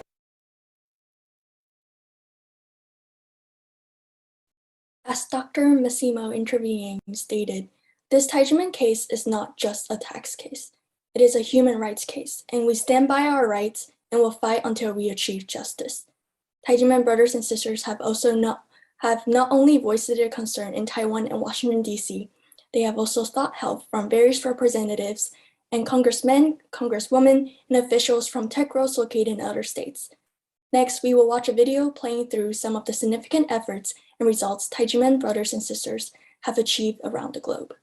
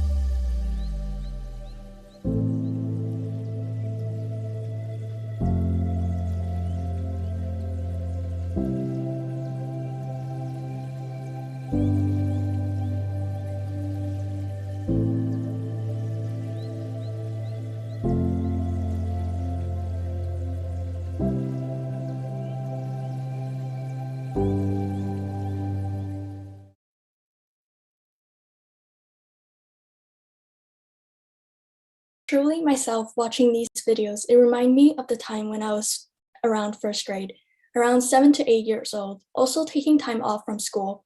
I went onto the street to protest with Tai Ji Men dizi. At that time, I didn't understand much. I was simply following my parents. But now I'm already 19, in college, currently studying in the States, understanding the seriousness and injustice that goes on in this case. I once again went on the street to protest for the same tax case. Thinking about it, it is really disheartening. So many years have passed by and so many things have changed, but the tax case still remains. But even then, I am sure, Tai Ji Men dizi, we will come back and fight until the end. And currently, at the present time in Taiwan, supporters have arrived in front of the presidential office building on Kaida Gelan Boulevard. This road in Taipei, Taiwan, is a popular location for political rallies in honor of historical pro-democracy advocates who protested there. It represents freedom and the fight for justice. Tai Ji Men members and supporters are there in hopes that the President's High hears our wish for the government to end the case and return Tai Ji Men justice. As we have seen the lives, we are currently taking pictures there with not only Tai Ji Men brothers and sisters, but also various experts and scholars, as well as other tax victims and volunteers.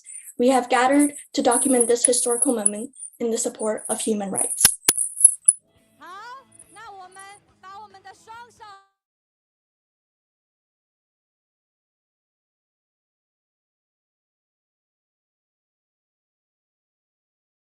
拒绝违法税单！拒绝违法税单！拒绝违法税单！拒绝执行奖金！拒绝执行奖金！拒绝执行奖金！拒绝执。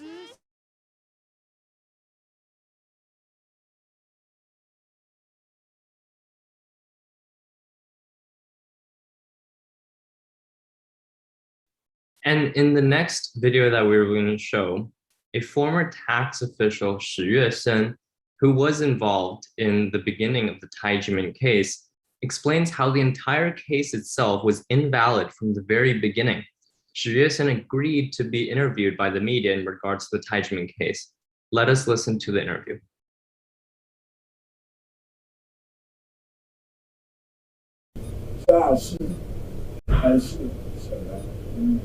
怎么谈事一算？对不对？当时的问题，现在看，就是当时怎么会教育当时来讲，可能就不应该了。当时怎么改，你懂不懂？那是的，那什么改不改的？他当时通知我说办个案子的时候。 我是看，我说，先办不办吧？我就跟他提醒，哎呦，怎么这么改？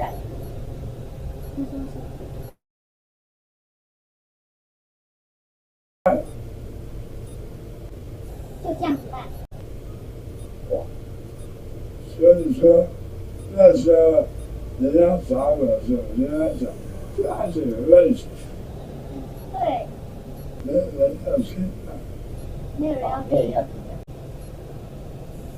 所以你那个时候，你是说就这样办是市调处的人跟你讲的，然后你那市调人说有问题，结果他也有。我没有这样，后来有人找我，人家讲，就是有问题。 我们是办事的，你原来我们怎么看吧？但是呢，案子人家讲，我说，就是告诉你，我当时是看，我说你们怎么算的？他拿给我看，这你从哪里来的？ 你是不是说这样不能算吧？然后他就讲，他说啊，这不谈，不谈，啊，你要怎么样？他说我们是这样的，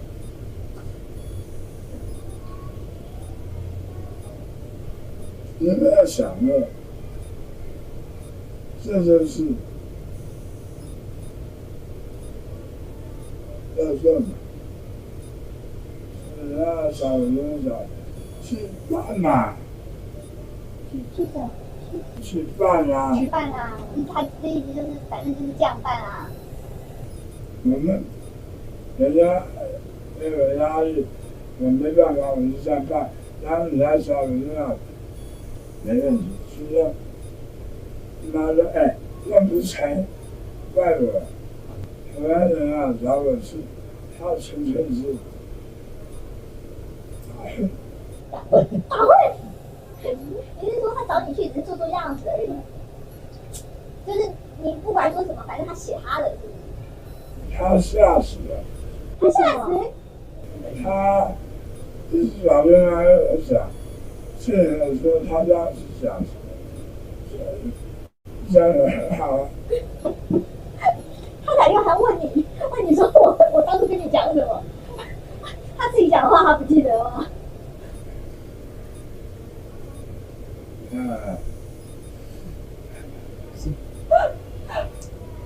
吓死！配合是调处吗？他属傻，那是啥？他属傻。那时候10年前的案子，他属傻是是这样，吓得半死。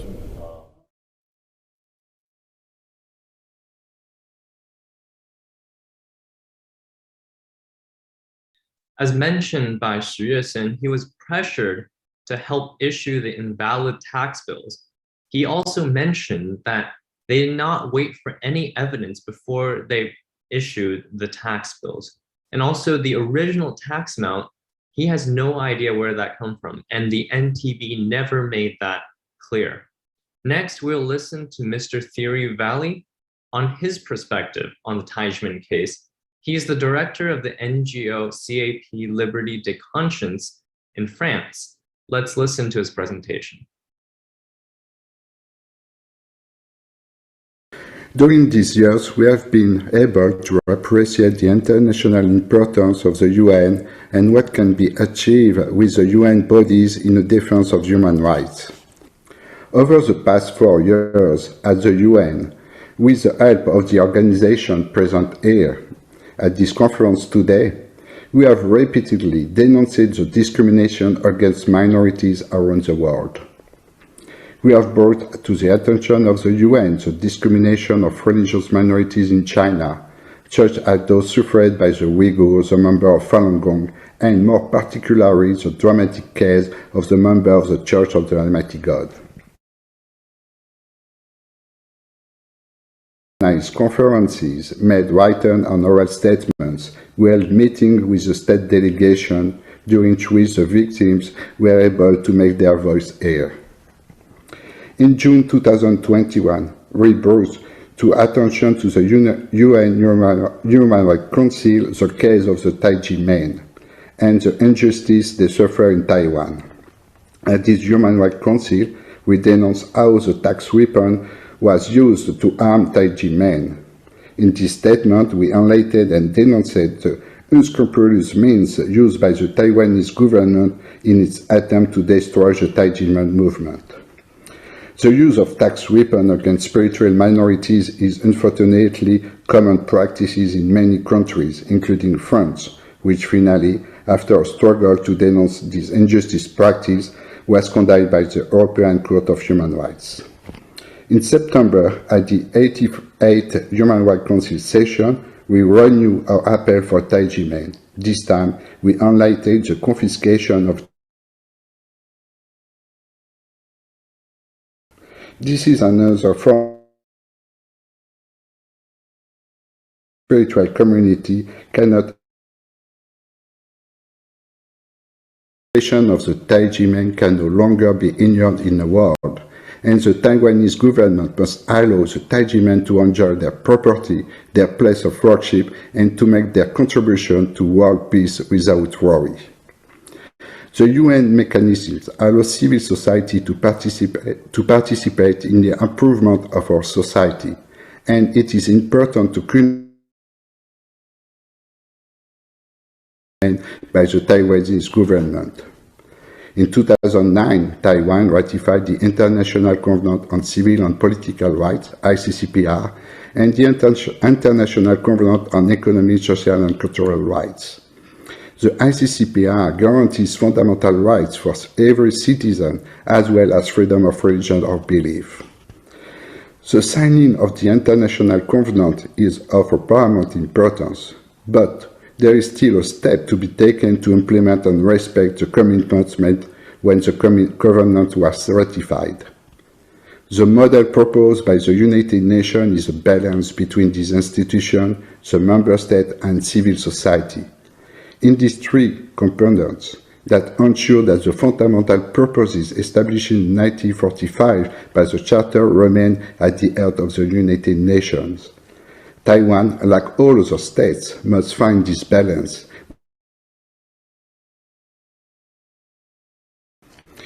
It is in fact the struggle of the Tai Ji Men that we support so that justice is done to them, so that their contribution to a better, peaceful and harmonious Taiwanese society is recognized. Thank you for your attention.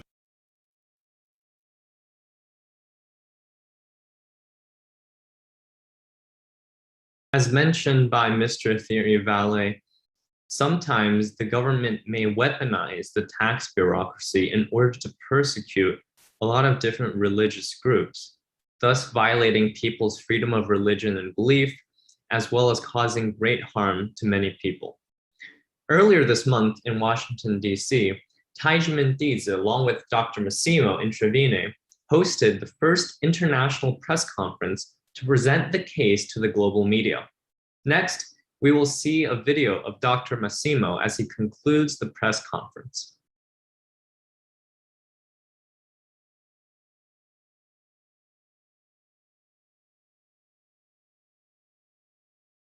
We asked you and those following us by Zoom or YouTube to be here today for a very important human rights case.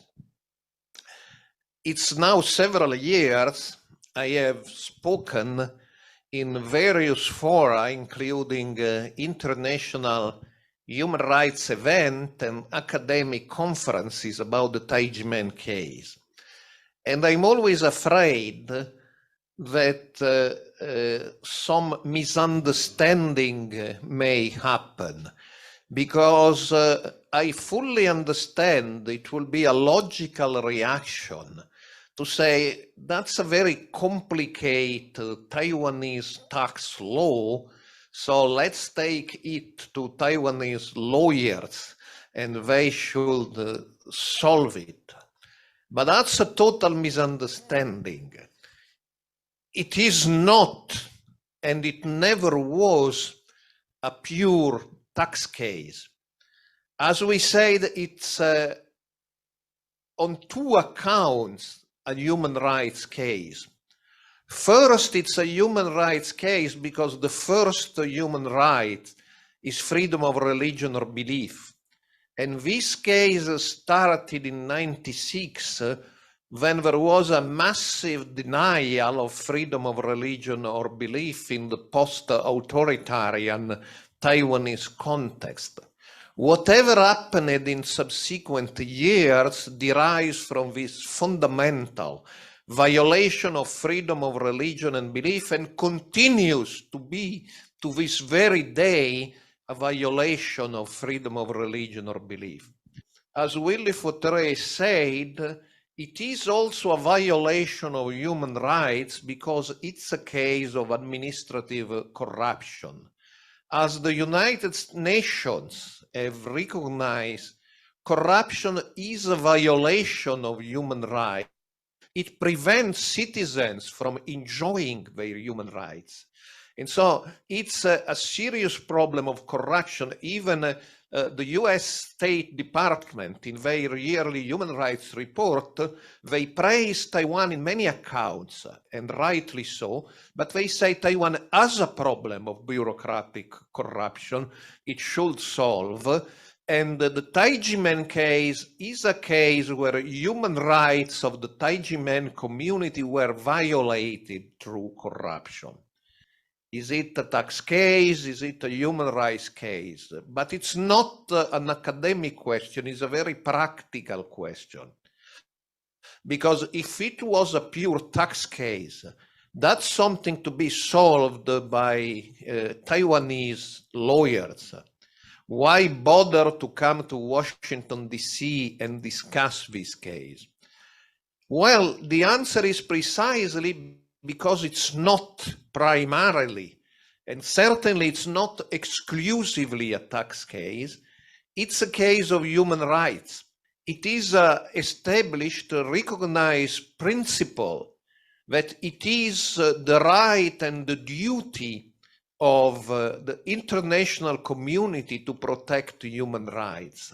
And it's needed that the international community takes an interest, as it is doing, and takes a stand in the violation of the Tai Ji Men human rights in Taiwan. Let me conclude with a personal remarks.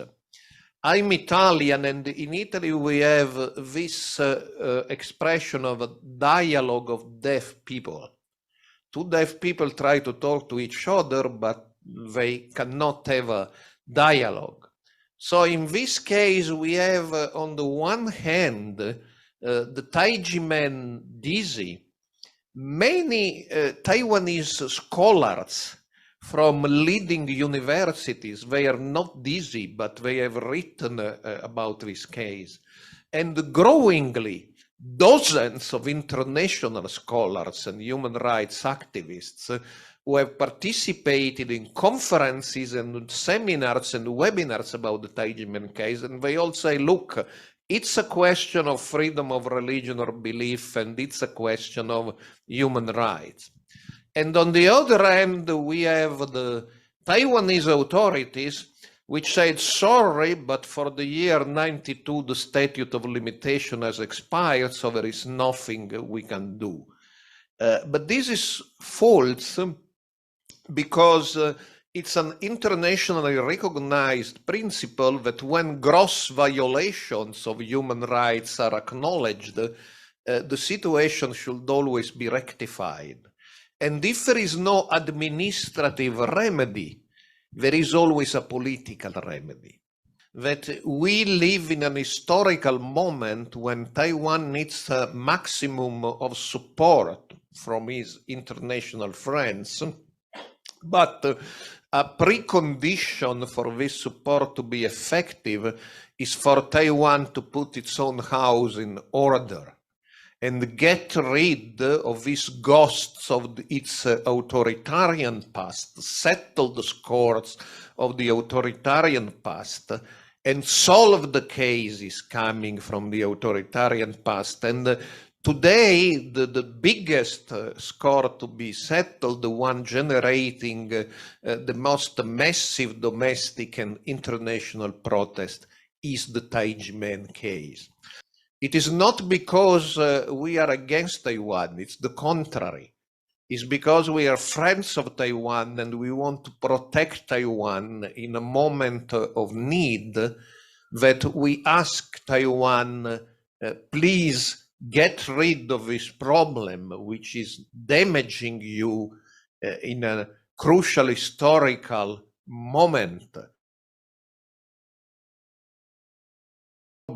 Get rid of your bad past, walk in the path of democracy, and solve the Tai Ji Men case.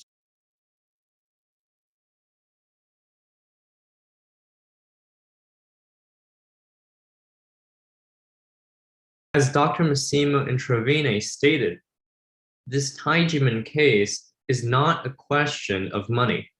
Other groups that were victims of the 1996 crackdown may have settled their tax cases. and Tai Ji Men might have settled as well, perhaps spending less than the cost of its legal fees. However, Tai Ji Men and Dr. Hong persisted for the matter of principle and kept asking that the truth be acknowledged, that they did not violate any laws.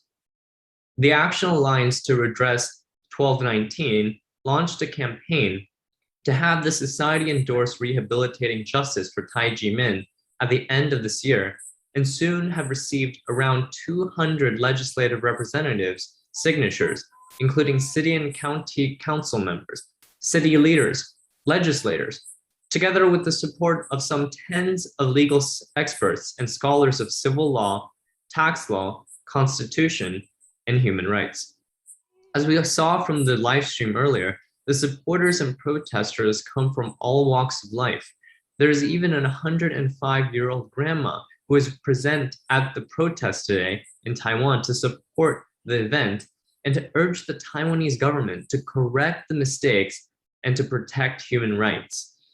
As we participate in the 2021 street protests in Taiwan on the Kaidalen Boulevard, we see many people who care deeply for the protection of human rights and culture and the freedom of religion and belief.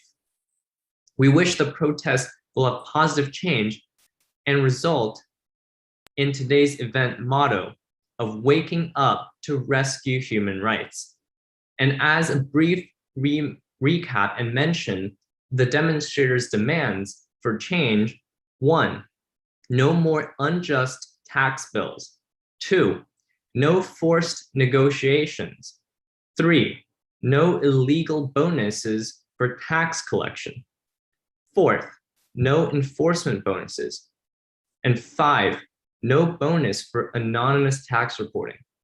As we've seen in the previous live events, many people, even individuals who are entrepreneurs, who are working from all walks of life, have had these very negative experiences with the National Taxation Bureau. The National Taxation Bureau also, on many occasions, defy court orders and the rule of law. The protest today will continue with a focus on the following of the rule of law and human rights. Next, we would like to show an MV called Tai Ji Men Truth. This will highlight the emotion and also our desires for a future of Taiwan without corruption, without any human rights abuses.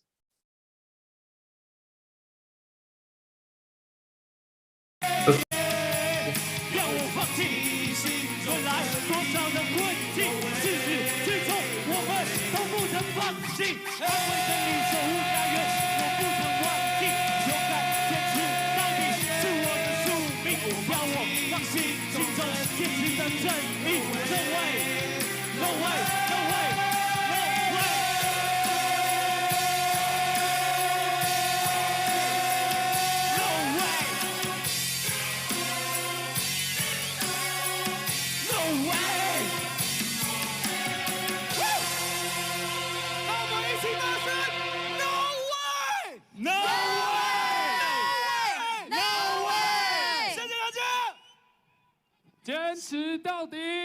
谢谢我们的震撼乐团。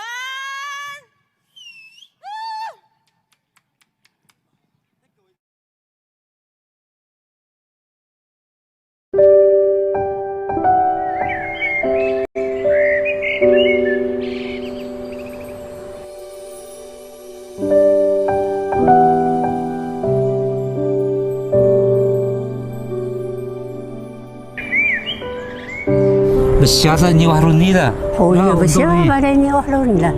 Lungun kendali ka maki yung nama ka. Oh, level yung payo kau ni nyara. Samki aki kaya kau kau ci koi payo kau lung yang tu semua bolong. Mau bela kau kau hasa. Musim askara yo. Oh. Look, masyala ni. Anak kaya kau zunin taila.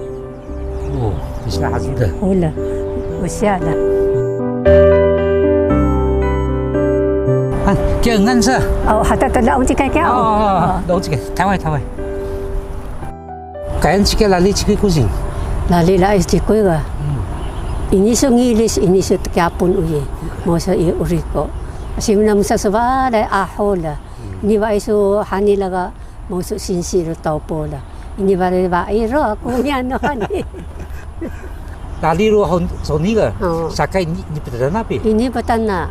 Jadi hani hera mo balai kora ko kanya nukra. Rumah Haiti laga, nano mo Haiti laga. Baon musam Tai Ji Men naro, nano mo runi la. Balai ni ha. Oke, mo balai runi laga. Asun sukong Tai Ji Men la. Nano payo kumkan mo. Mo balai Tai Ji Men la. Payo kumkan mo. Balai kora ko hai mo la. Balai ni ya, I lai hisu la musam pasun na kora la. Isu. Nano ka niro hani ga payo niro na ha. Bây hôm nay rồi na, ông ấy có điều sinh na lâu gì? Hoặc là tao Tai Ji Men的，黑的，摩托来的，都师傅的，你安什么来弄安？师傅啊，假如他过来台湾的那个，那地址是都来过来国家那咯，下界那个时候来过来来弄安师傅的。来，只方面一个。检察官个法官人那里，不样呀啥比？呀lagi kuara个，kuara kumara na Tai Ji Men那个，还有个路那kuara，不样嘛给会个嘛人，个有那kuara国家那里，ana show to个有那个嘛人，不样呀打看，个法官人那里，给会个，给会，打看个电视个，给会话来个嘛人个法官人那里，kuara个。Tai Ji Men那个，马克思个高等法院个无罪，我们个也爱呀，那法官人也爱巴来，没事个人看那个法官人个，你也巴来你处罚你，那侬ana show to个你也个来有嘢，那侬aton kian lain na法官人，mahakasa个hasalo niya pasaba。Kora ko galunya, kora ko nano karawin niya. Asado niya kamayan. Di ota balay kalay kora ko yohan ni. Kokwa nang hani ka. Ya ko kanda niya ka yohan ni. So ka ngura wawi kora. Ungat wala iyas niya kalay hani la. Ana ya balay ro. Nano anang balay mahuin ka. Mohon kung yak lutuh mo, ham kumaya pa nakinya ibaon ko ako san mara. Singrasi ko singde. Singrasi di. Masih hane ko kay mo dara. Lungo nanak laga. Nano pa was ng tikay was tayan dao. Pa sa kamera. Mahoy si mo kwara. Ya balay ko ho kwang rahani. Magkaihoy kamayan, warata kamyanuhani, lahoy isulahoy nawagi, nano nungon mo gaga, hokwanan hani galawin. Muana kia jikai liang sinya, ana susu tohani ga saroha, ragi korako bawau na kaya nani, nano aring soni, kokata ga mana utuhria, balai kuaraga. Nakisami maas kuara, nakisami maas kuara.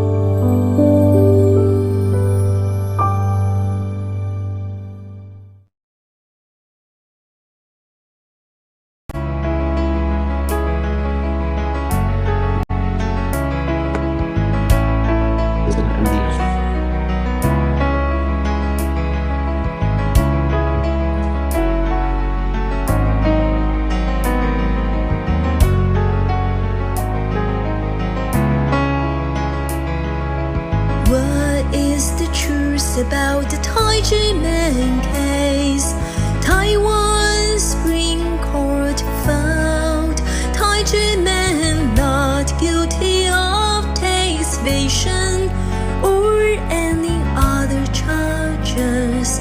The National Tax Bureau and the Ministry of Finance reneged on their promise to revoke the tax bill. The National Tax Bureau illegally auctioned off the sacred land of Tai Ji Men. The land was illegally taken into state ownership.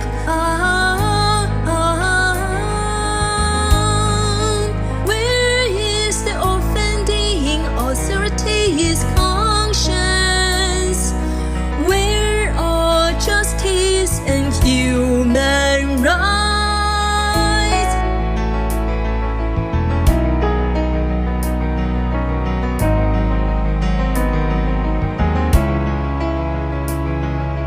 What is the truth about the Tai Ji Men case? Taiwan Supreme Court found Tai Ji Men not guilty of tax evasion or any other charges. The National Tax Bureau and the Ministry of Finance reneged on their promise to revoke the tax bill. The National Tax Bureau illegally auctioned off the sacred land of Tai Ji Men. The land was illegally taken into state ownership.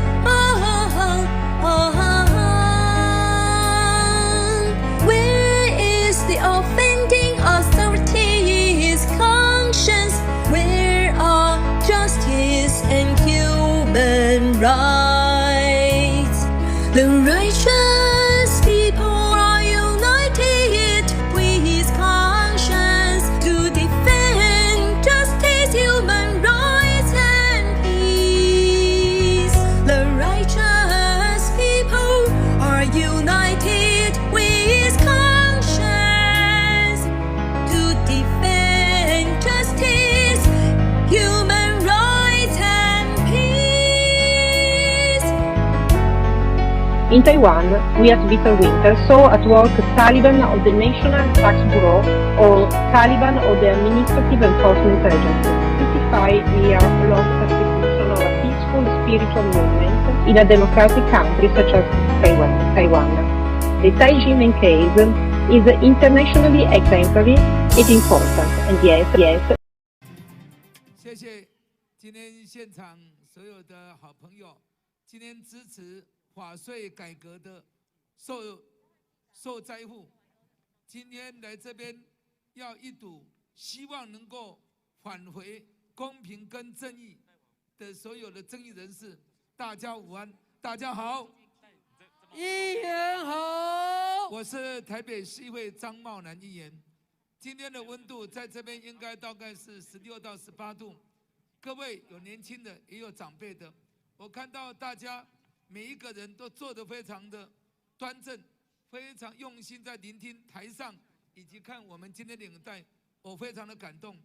我要再次的告诉大家，政府拿着机器，就是政府握有机器，那国家的机器到底是要给政府拿来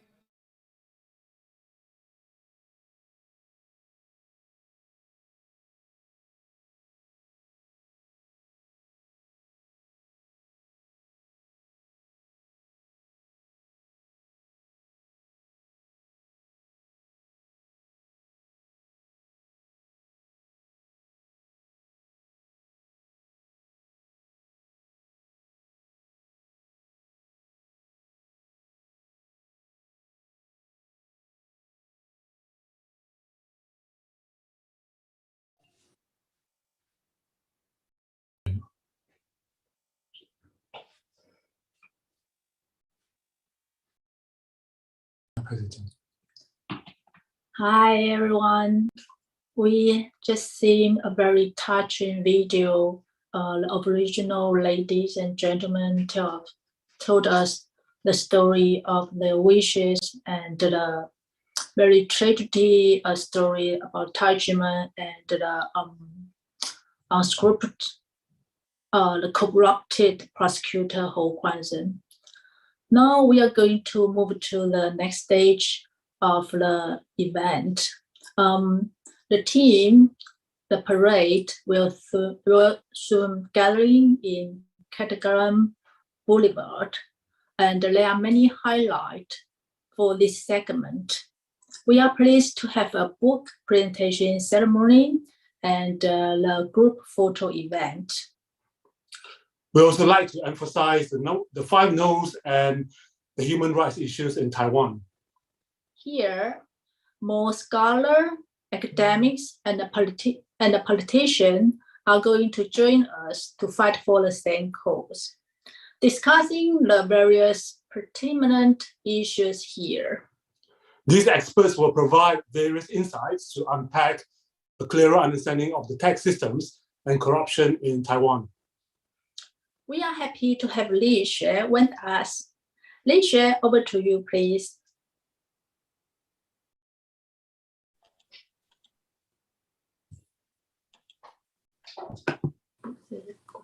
Hello, everyone. I'm going to show you the next video. And this is about what Tai Ji Men dizi had gone through on December 19th, 1996. The treatment and the fear and the injustice they suffer from the fabricated case and how their freedom of belief has been abused by public power. So here we go, please.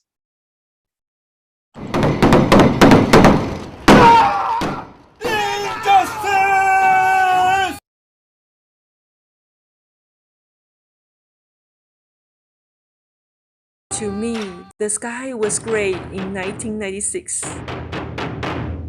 I saw policemen at the door. They were fully armed. The next day, I started to hear other brothers and sisters' houses being searched by police. To me, it has been a nightmare for years. Shifu turned his head and looked at me. Our eyes met, and I burst into tears. He claimed that we are an evil group. I feel I'm here to confront an evil government agency.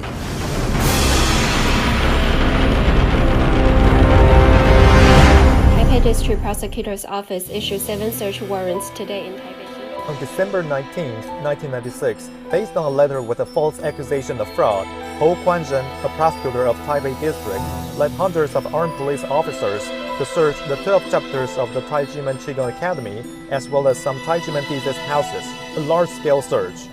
We are not criminals. Why was it necessary to have armed policemen with guns loaded rushing into the Tai Ji Men Academy? The policeman came in without speaking or showing any credentials, then immediately ransacked my house. I just put down my bag at the academy when the policeman said he had to search my bag. My house was also searched on the 24th. On the same day after the search, I was taken into custody.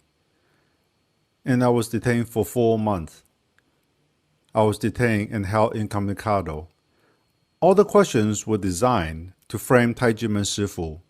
You needed to give the answers they wanted. If you don't obey, they torture you with emotional abuse. Then the prosecutor asked, "Is your shifu's wrongful real?" I replied, "Yes." Then he was doing like this, pounding the table hard, loudly, and angrily. He said, "You have no compassion. What are you practicing? What are you cultivating? You have absolutely no compassion. Your family is going to be, your wife is going to be in prison, and you don't even want to rescue her." Another Tai Ji Men dizi, Peng Lijian, who had a 7-month-old baby, was named by the prosecutor Ho as confidential secretary, a non-existing title in Tai Ji Men. Her house was also searched when she was taken away, so her family was not even notified. He knew I had a little one. He had also said, I checked your background. I know you're innocent. And yet, he still took me to the conference room and wrote a false statement. I told him, no, that is not what I said. He didn't have the authority to ask me to go with him. At the time, we didn't know we had a right to reject him, but I did ask him, do I have to go with you? He replied, if you don't go, I will arrest more of your fellow brothers and sisters. That made me feel that I would better go. I didn't commit crimes. Why are you taking me to the investigation station? He said, you practiced long enough. If you don't come, I will just take a few more brothers and sisters downstairs later. I will never forget the phone call with my mom at the moment. She said she doesn't know what time she will return home. My dad and mom called us 3 over to their room. They took out their bank book and some documents and told us where to get money for daily expenses. Then they told us they already found a lawyer, telling us to not worry. Because shifu and shirmu are not home, we need to be very brave. We go to the academy every day. At that time, we didn't dare to wear the uniform. We would bring it instead of wearing it. Prosecutor Kwanran Ho spread fake news in the media every day. It's terrible. I was scared to speak over the phone, whether it's fixed line in the house or company lines. I don't know if I am being taped. I also prepared a bag in my home, ready at any time, in case anything happens. In case I get taken. It was Christmas Day, December 24th, when I walked out of the door of the Investigation Bureau. I felt really lost. On Christmas Day, my family didn't know where I went, and I didn't know if I would come back. It's Christmas. But that Christmas is really a black Christmas. We must maintain this home, make it bright. No one can turn off the lights of our home.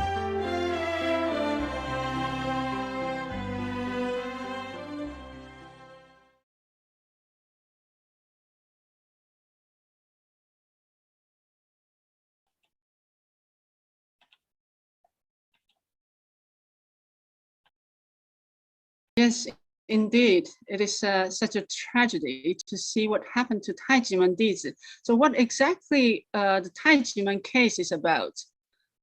Massimo Introvigna, the founder and the director of Center for Studies on New Religions, and editor-in-chief, Peter Winter, he will tell you clearly what the Tai Ji Men case is all about. Please show the video. Thank you.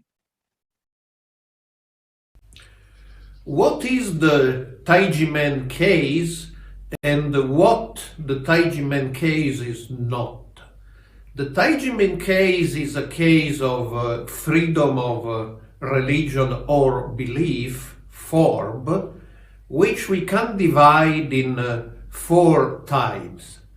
Type 1, we all know that Taiwan enjoys religious liberty, unlike mainland China, but it was not always the case. Taiwan had a policy of controlling and repressing independent religious movements during the martial law period and beyond. And in 1996, religious and spiritual groups suspected of not supporting the president were severely repressed. Tai Ji Men was also involved in this, even if it never took political sides. Its grandmaster or shifu, Dr. Hong, was arrested and members were persecuted. Second time, the total victory of Tai Ji Men up to the highest courts in Taiwan. Tai Ji Men won all the court cases. Dr. Hong and his co-defendants were declared innocent and even awarded compensation money for the past unjust detention. Time number 3, however, a byproduct of this form persecution remain in the shape of tax bills.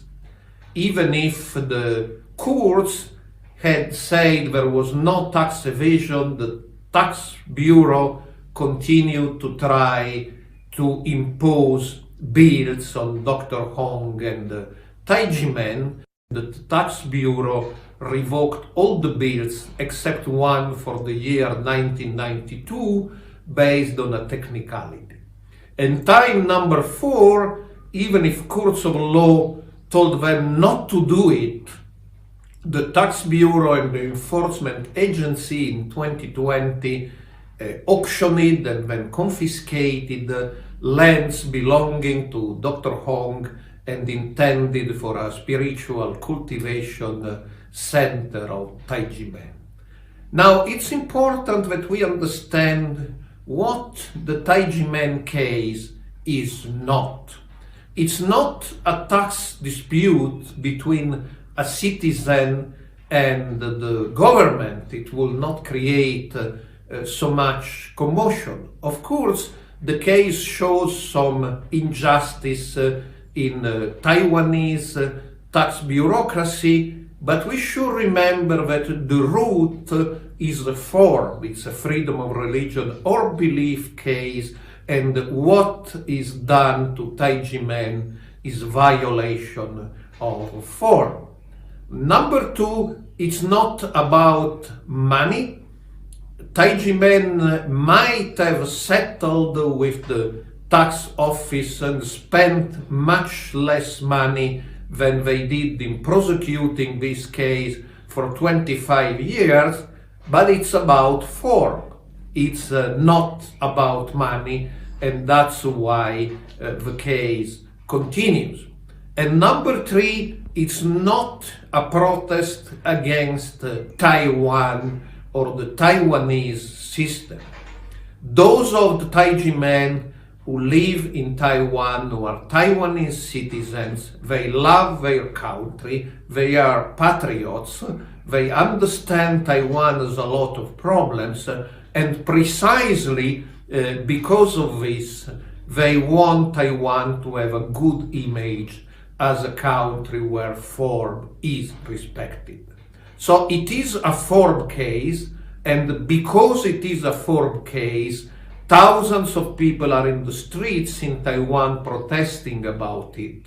And because it's a form case, I believe it deserves to be internationalized, and all the governments, agencies, NGOs caring for form should care for this case, and not to be misled into dismissing it as a private tax dispute between a citizen and the state, but understand that fundamental principles of freedom of religion and belief and respect for spiritual minorities are at work in this important case. Thank you.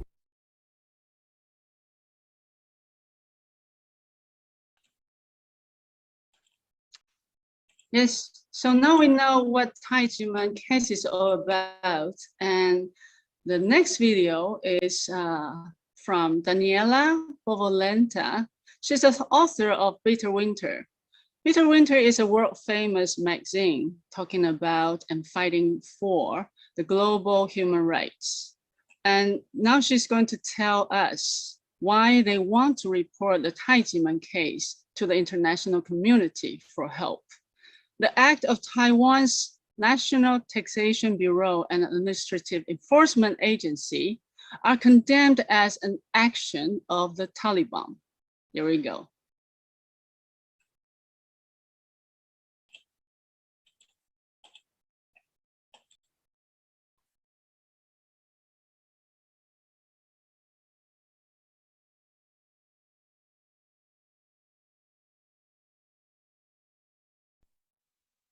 Bitter Winter is a magazine devoted to religious liberty and human rights.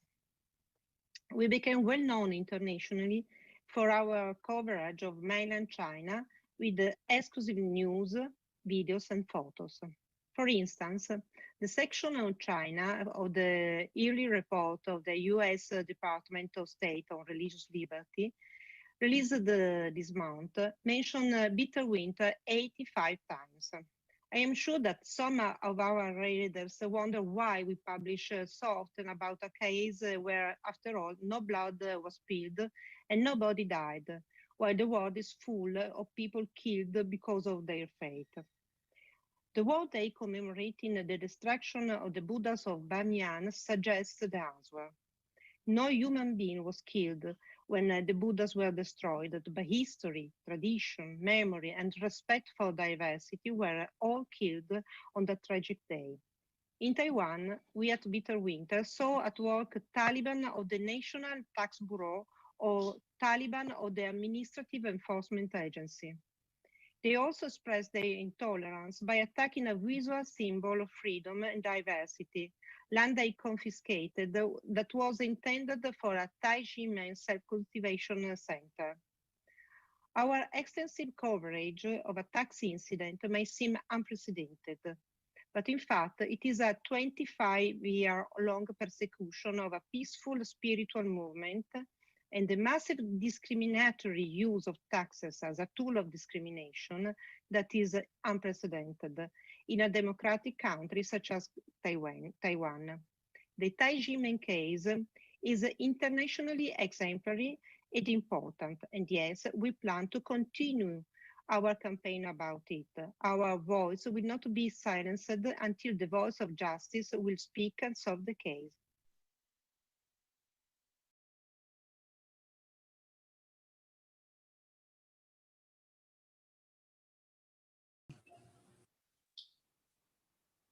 Thank you, Ms.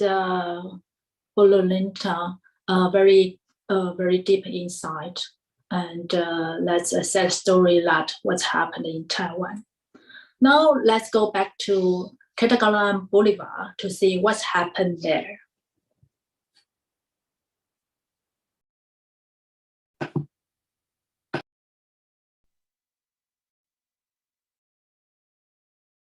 是因为他们，所以台湾经济为什么这么惨？为什么每个人都那么穷？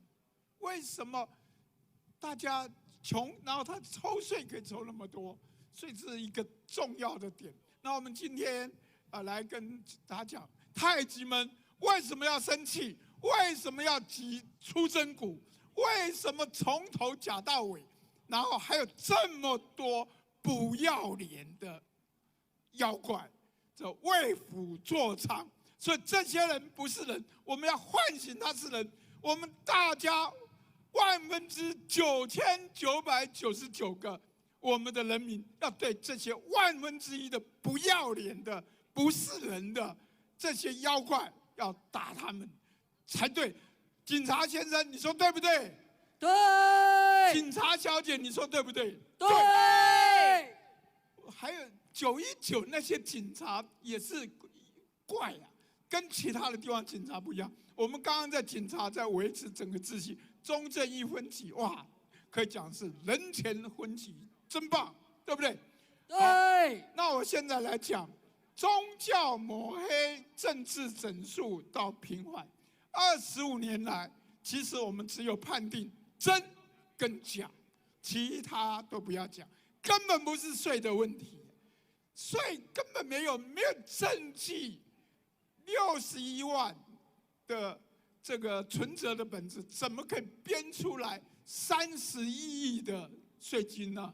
这个是什么的？5000倍，所以从头到尾都假。我们开始来看，这从头到尾都假。第一个假呢，就是用黑函，黑函就是造假的启动点。告诉你，黑函造假，现在太极门那个苗栗的50笔土地被征收以后，这些黑函检举人还在领检举奖金啊！要脸不要脸？不要脸！没更小，没更小，黑函的人在领检举奖金。然后呢，再来第二个就是编故事，就是黑箱编故事，自己在瞎掰。侯宽仁在瞎掰，人家根本不是宗教，不是黑的宗教，自己才是黑心的人。自己黑心的人看别人是宗教是黑的，其实是宗教抹黑，竟然写成宗教扫黑，所以在编故事，编什么样故事？编竟然可以桃木剑养小鬼。就是用十字架去养魔鬼，有没有可能？不可能！这个瞎掰王，对不对？瞎掰哦，这编故事。再来呢，先媒体后司法，透过他的义用媒体造假，当时的义用媒体标明 China 什么 Times、China 什么东西，这样知道吧？我跟你讲，义用媒体、先媒体在瞎掰，所以1219当天媒体就一起来报道，所以媒体是台湾的乱言，因为他没有零分。但是现在有很多媒体都知道，我们应该要为自己，不要再被这些造假的人。所以这黑韩编故事、造假、摩提抹黑战。所以这个是一个造假哦，这个图，那呢我们可以看出来。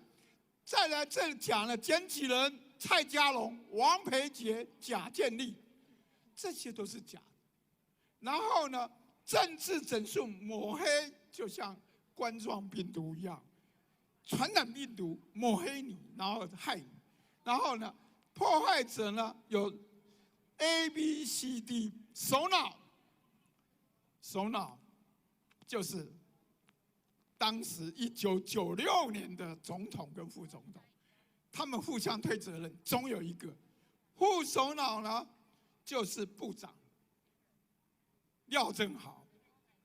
再来呢，破坏者侯宽仁算是攻击是第7级的哦。再来执行的人呢，就是税吏、警察，还有荷枪实弹的人，这些人。把一个台湾的民主法治在1988。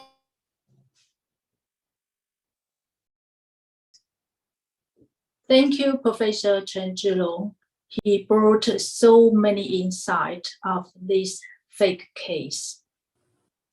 Now we have more voices from the international scholar expertise. Let's see what's their view on this fake, ridiculous tragedy for 25 years. We are happy to have Yin with us. Yin, over to you. Thank you.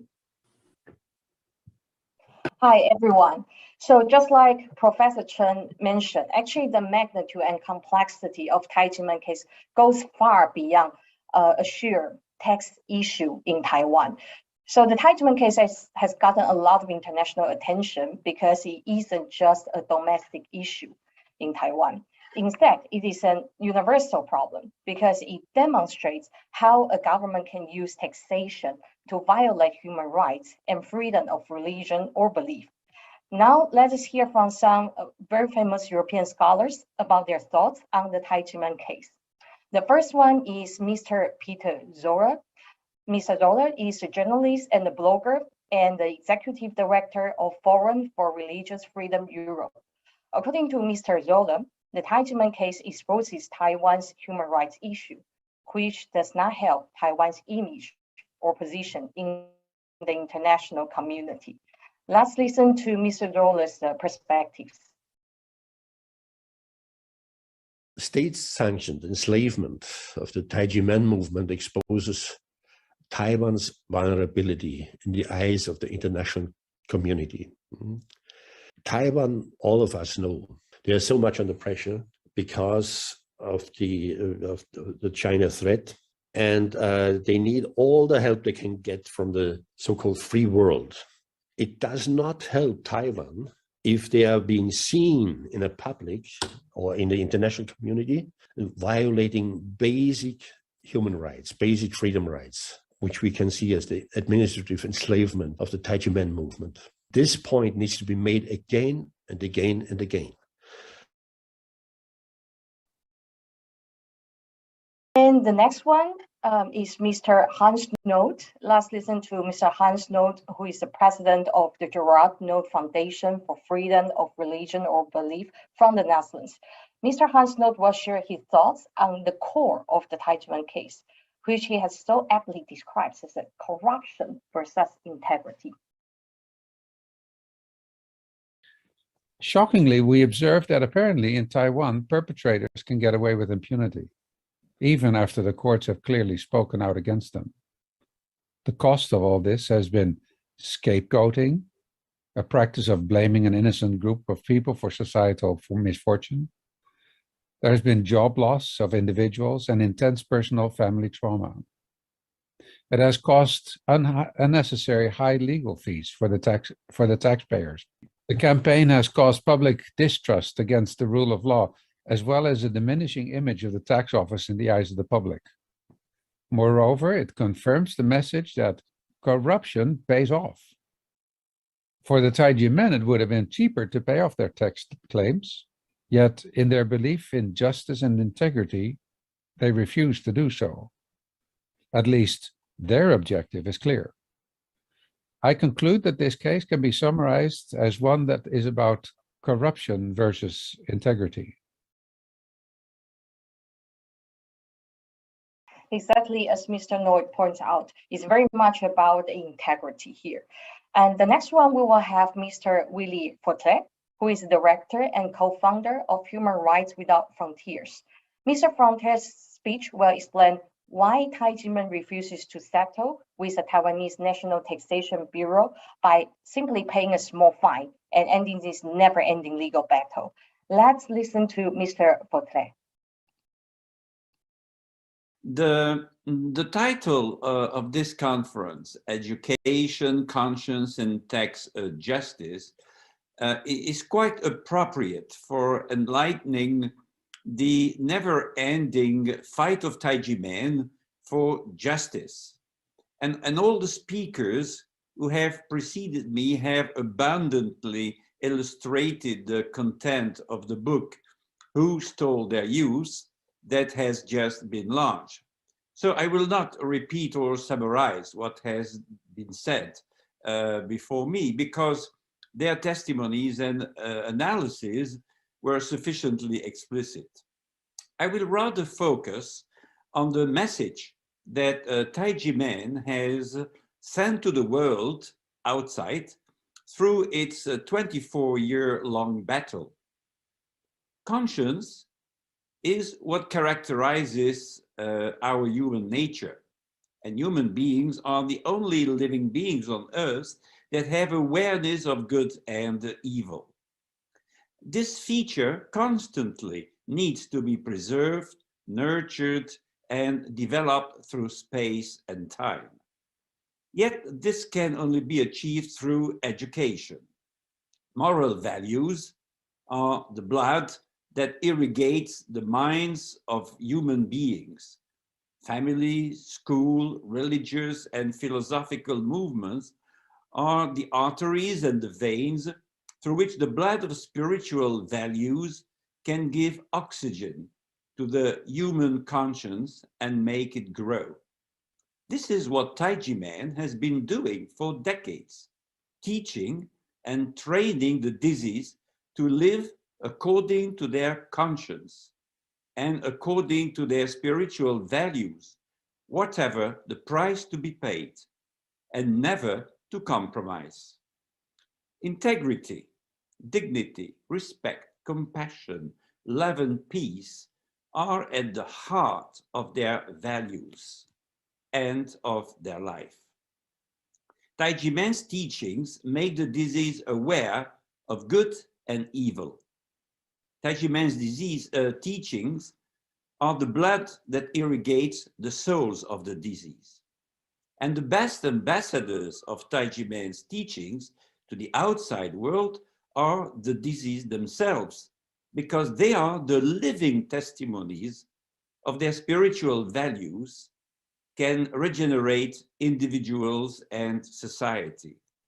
However, the fight for the well-being of people also means to fight against evil forces. One of those evil forces in Taiwan that Tai Ji Men has been facing for 2 decades and a half is the National Taxation Bureau and its ally, Prosecutor Hu, nicknamed the Judicial Rambo. Quite a number of Taiwanese speakers before me have already exposed the circumstances and the details of the war waged by the tax administration and prosecutor who against Tai Ji Men in violation of the foundations of democracy, the rule of law, and human rights. These have courageously testified about their sufferings for following their conscience. A book entitled Who Stole Their Youth has just been published in Mandarin. It is an invaluable source of information about the magnitude of the damage caused to Tai Ji Men and the disease by evil forces because they chose to follow their conscience. Fighting for justice is the right fight. And as Massimo Intravigni stressed in its introductory remarks, the followers of Tai Ji Men have learned in the hard way an important thing. If they didn't find themselves for their rights, nobody would do it for them. And they courageously did it. They did it very courageously, I must say.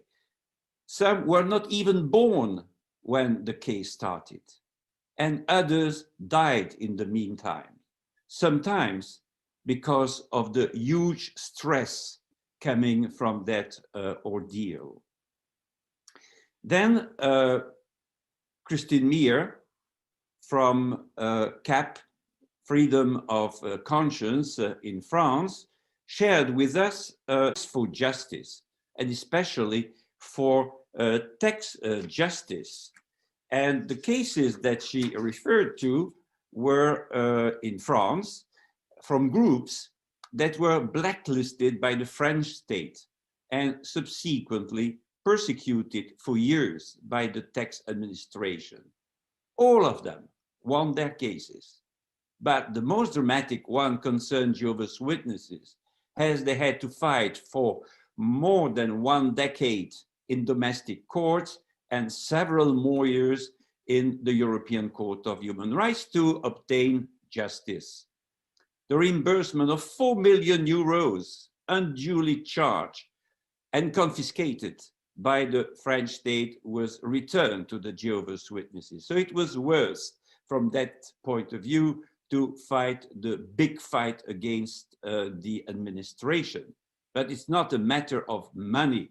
It's a matter of justice. It's a matter of principle. Then I would also like to stress the testimony of Boris. He also encouraged the Tai Ji Men, dizi, and other supporters to fight for tax justice. And from his experience in Russia, he noted that behind the persecution of minority religious or belief groups, there are always anti-cult activists. And also, the false accusation of so-called tax evasion is really an easy one to be used to isolate a group and to isolate a group from the rest of society and to bully it until its destruction, if possible. So there is a strategy behind those attacks against Tai Ji Men. And then I would like to stress as well in the introduction by Marco Respinti, a very interesting comparison that there is a no-fly zone somewhere where the state is not allowed to interfere. It is a safe haven that is almost a sacred place. And in the case of Taiwan, the state has crossed the red line. It has crossed the red line, and this had tragic consequences, because in such cases, when the state interferes in the private sphere and in the autonomy of a religious group, it's not only disputable, but it's always very bad, as Marco stressed. For almost 25 years, Tai Ji Men has been fighting against a number of evil forces and has chosen not to compromise with them. It would have been easy to pay a modest fine and hereby get rid of a burdensome and never-ending judicial battle. The Tai Ji Men has refused to follow the apparently easy road and has chosen to follow its conscience. Tai Ji Men had not cheated with Taiwan tax administration, so there was therefore no other choice than to refuse to admit any non-existing wrongdoing and any supposed guilt. By just paying an illegal tax and a small fine, Tai Ji Men would have recognized its alleged guilt. It would have lied. It would have made a perjury. It would have denied itself. It would have lost its face and its credibility forever. It would have sold its soul. It would have offered a total victory on a golden plate to the evil forces which want to weaken and destroy it. So Tai Ji Men made the right choice, but a difficult choice. Tai Ji Men preferred to spend the necessary time, energy, and financial means for justice with a capital J, whatever the cost.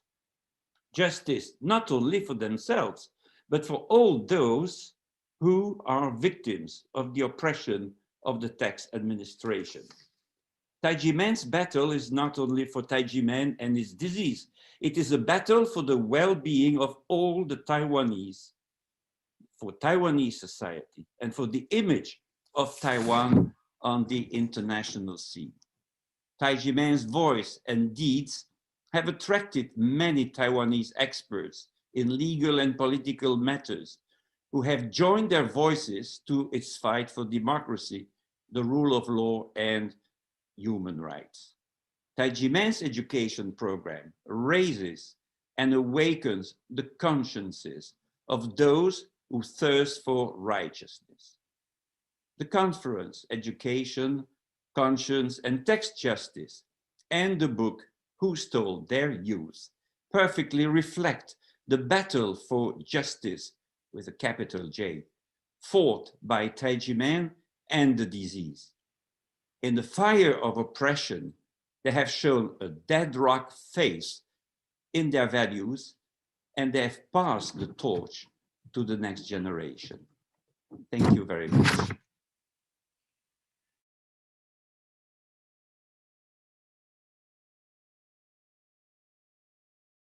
So as Mr. Forte points out, Tai Ji Men has refused to take the seemingly easy road and has spent an enormous amount of time, energy, and financial resources in pursuit of justice because Tai Ji Men has chosen to follow its conscience in order to do the right thing, to fight for the well-being of all Taiwanese and the image of Taiwan on the international stage.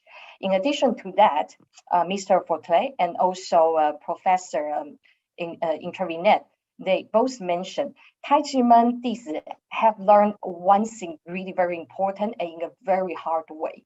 And that is, if they don't fight for themselves, no one else will do that. And that's why today we have tens and thousands of Tai Ji Men dizi as well as other volunteers or victims gathering all together at Boulevard Catagalan to fight for the justice. The next video we are going to watch is by Mr. Marco Respetin. He is actually editor-in-chief of Bitter Winter. Let's listen to his perspectives and sharing at International Religious Freedom Summit 2021. Tai Ji Men case is a tragedy because it is the story of the persecution of the innocent, a story that began and goes on since almost a quarter of a century. This means that Tai Ji Men dizi, especially the young, the rising generation, the promise of the future, have lived their spiritual belief under a circumstance of persecution for since they're coming to the world. I imagine I know nothing of Tai Ji Men in the Tai Ji Men case. Yet imagine I am still a journalist. I still work as a journalist. To an ignorant journalist like me in this play, the Tai Ji Men case would be staggering as well. I would be, in fact, confronted with the case of a spiritual group that became the target of the democratic state, or some of its branches, or some rogue bureaucrats out of that democratic state, which developed a totally false range of accusation against them, against their shifu and against all these. This fake accusation would go from tax evasion, chiefly, to unbelievable as it might seem, raising goblins. I would consider the Tai Ji Men case incredible and worth not an article, but tons of them. So why? Many journalists around the world still ignore this quarter of a century long exemplary tragedy. All this is in fact incredible to me. Massimo just reminded us that Tai Ji Men case takes place in Taiwan. Taiwan is a democratic country. Taiwan stands for democracy in a very otherwise hot region. So I do think the Taiwan government should repair the misdeeds that some of its representatives, rogue bureaucrats, made toward Tai Ji Men, shifu, and dizi as soon as possible and reestablish justice. But this doesn't cancel my staggered impression of the category to which I professionally belong, and I call to them to try to redress this injustice, at least speaking the truth on a persecuted group like this. Again, this is an exemplary tale, the Tai Ji Men case. I do believe that also the media should play a role, a positive role in this story, and they haven't done. The media haven't done that satisfactorily so far. Thank you.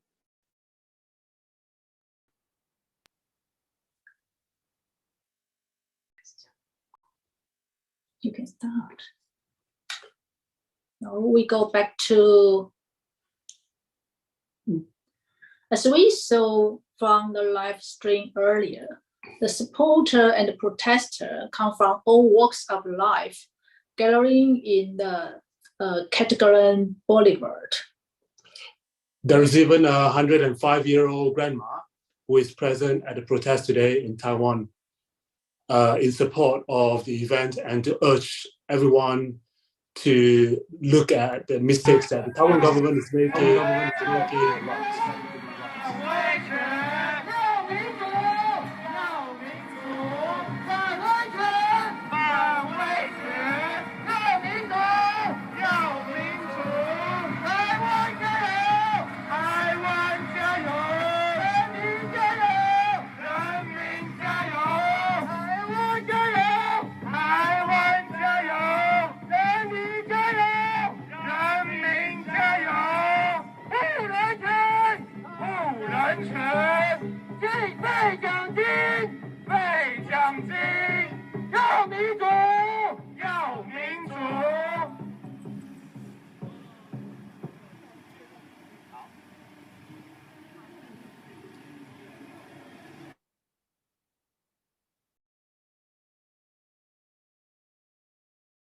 So we saw the protester and supporter on the street to voice out our demand and the unfair and unjust case.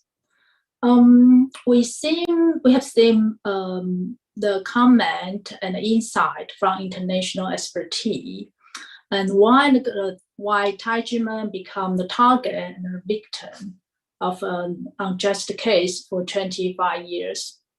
Now we are going to dig deeper to understand the root cause. So why such case happened in Tai Ji Men? And we are going to introduce expertise from the government, politician, scholar, and academics to share their view. First, we will have Mr. Wang. Mr. Wang Jianxuan is the former Minister of Finance and the former President of Control Yuan. So let's see what's Mr. Wang's view.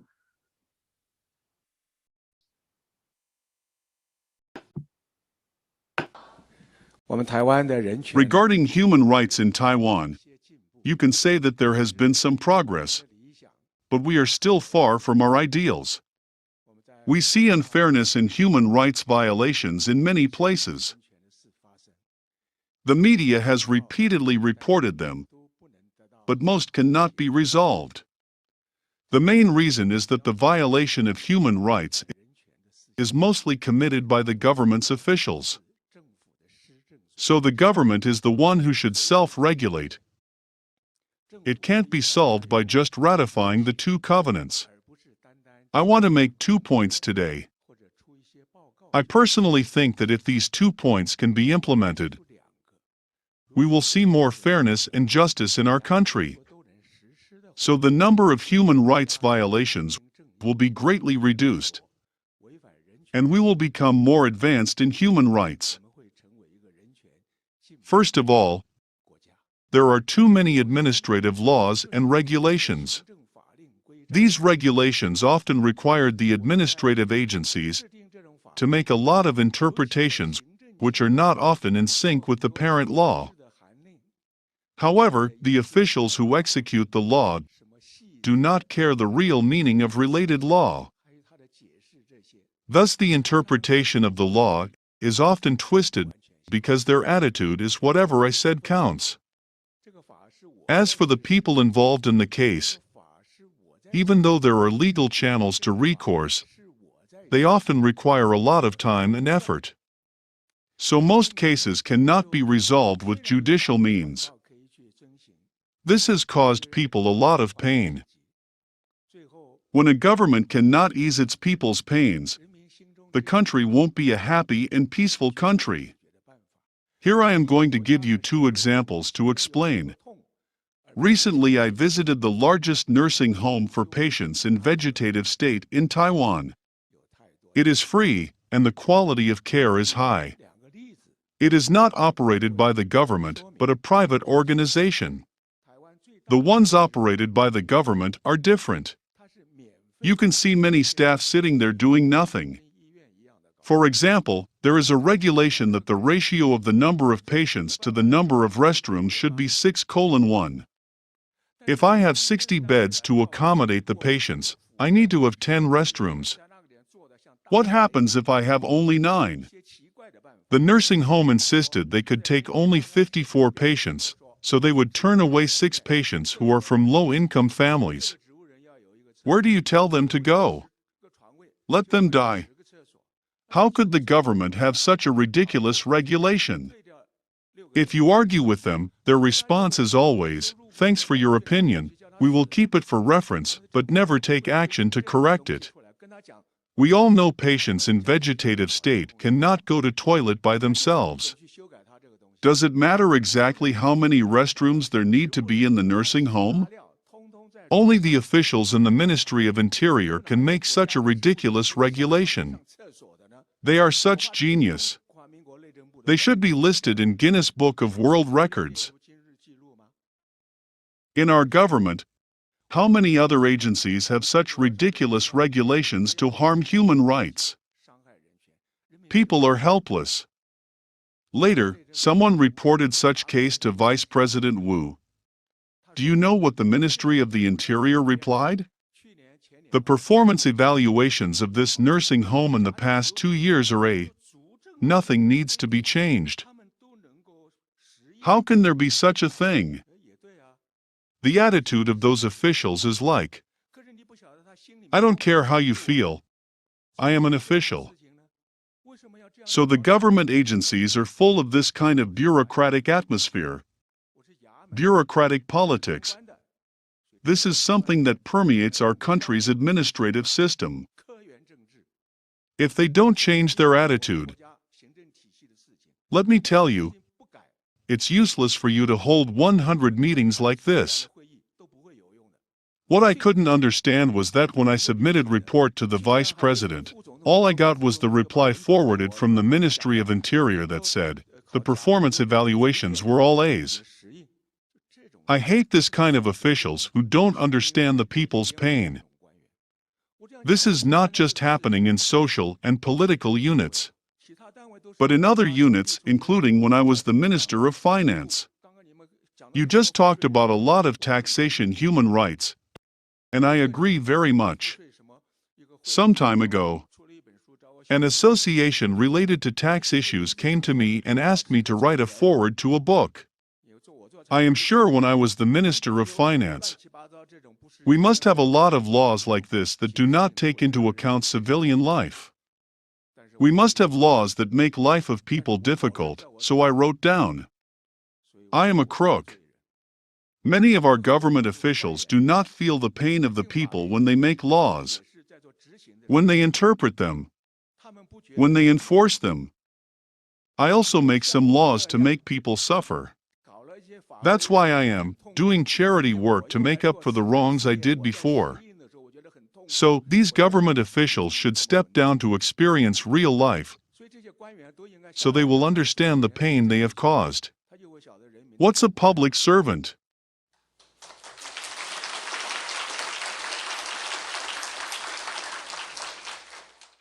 The word public servant does not exist in the Republic of China. I tell you. So speaking of this, I think the first thing we need to do is to let the government do administrative innovation. This public discontent will be reduced a lot, you know? They say they all do good on performance evaluation. This does not mean anything. And this is like cheating. So, we must reform our way of evaluation performance for government officials. If we don't, they will continue business as usual. So we must speak out to let people know. So I'm calling on our government to work together with the private sector. I've said a lot today, but with good intention. Thank you all. Thank you, Mr. Wang.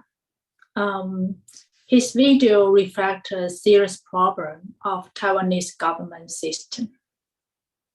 That the bureaucratic did not understand the pain of citizens and usually twist the law just for their own interest. The redress mechanism is burdensome and requires too much time and effort. People are in deep pain but unable to get justice through judicial means. We had the officials who don't understand people's pain. The important thing is such a bureaucratic attitude is hurting our country, our democracy, and our people. No. We're now in the middle of the activities in Katagalan Boulevard, and lots has been happening. So we would like to go back and refocus on some of the activities there.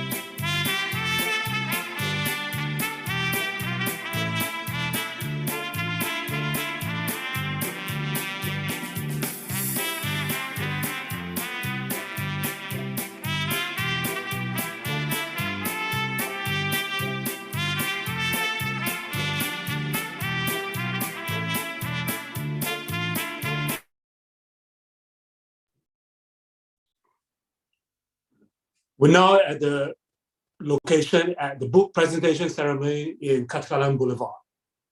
The title of the book is A Bitter Winter Anthology, the Tai Ji Men Case in Taiwan, the Path to Religious Liberty and Human Rights. Bitter Winter is a magazine focused on religious liberty and human rights. This anthology is a collection of articles about the Tai Ji Men's case from the magazine entitled Bitter Winter and the Journal of the Center for Studies on New Religions. The majority of the articles in this book are written by well-known European scholars that you've seen earlier, such as Massimo Introvigni, Willy Falter, Rosita Sorete, Alessandro Emersalidis, Marco Respettini, and others. This book is divided into 4 sections, including scholarly articles, webinars, press report, and insight into Tai Ji Men case, with testimony from Tai Ji Men deeds. We strongly recommend this book as the issue are highly relevant to all of us. Tragedies similar to Tai Ji Men case could happen to anyone. Okay, now we will have Yin with us, and over to you, Yin. Thank you, Casey. So I think supplement to what Casey and Yawen already introduced, I wanted to quote it, Dr. Introvinet. As he said that they created a campaign to demonstrate that the Tai Ji Men case in Taiwan deserves to be internationalized, precisely because it is not merely a domestic Taiwanese issue and appears to be a tax dispute, when in fact it is a case violating freedom of religious or belief. And further, as we have the book here today, we wanted to quote further Dr. Introvinet. He said that if the Tai Ji Men case is not solved, a false principle of international significance that governments can use taxes as a tool against spiritual movements they do not like will be left unchallenged. So finally, we would like to once again urge the Taiwanese government to immediately correct their mistakes in order to avoid further violations of human rights and jeopardizing Taiwan's international image. Back to you, Casey and Yawen.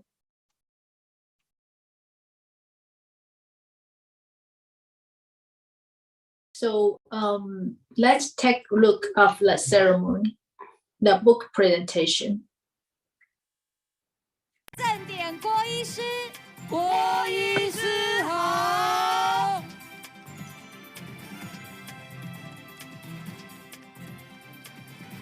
那我们接下来要将这2本书赠给一路以来带领我们向前的专家学者跟民意代表。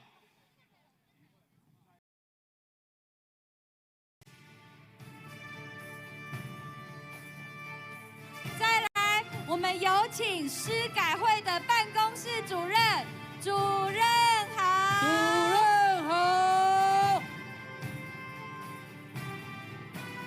民间司法改革委员会萧义民主任，萧主任好。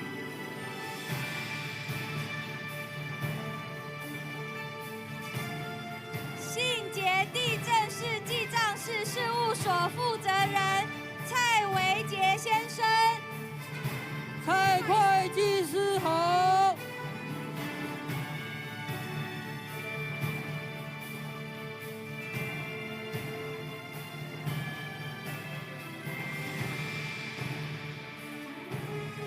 再来，我们有请行政院前政务顾问吴国胜将军。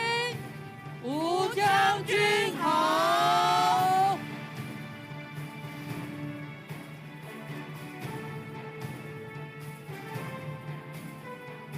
再来，有请彰化县埔盐乡民代表施春贵主席，施主席好。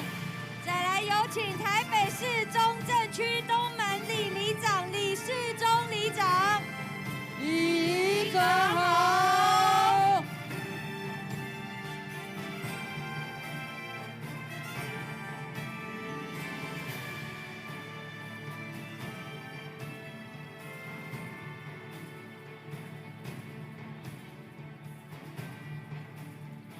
那这2本书呢，也里面也记载了非常多关乎到我们全民的一个权益，以及我们每个人都必须要注意以及必须要了解的内容。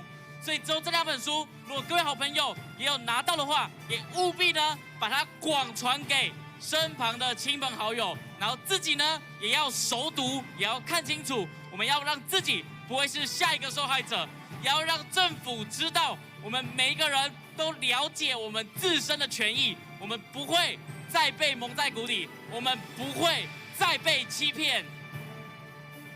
反奴役，要人权。好，接下来呢，我们就要准备为这历史性的一刻留下历史的大合照。我们请台上所有的专家学者还有民意代表，把你的2本书拿在你的胸前，我们一起为这一刻留下非常历史性的合影。好，那我们请各位专家学者呢，我们看向前方的摄影大哥。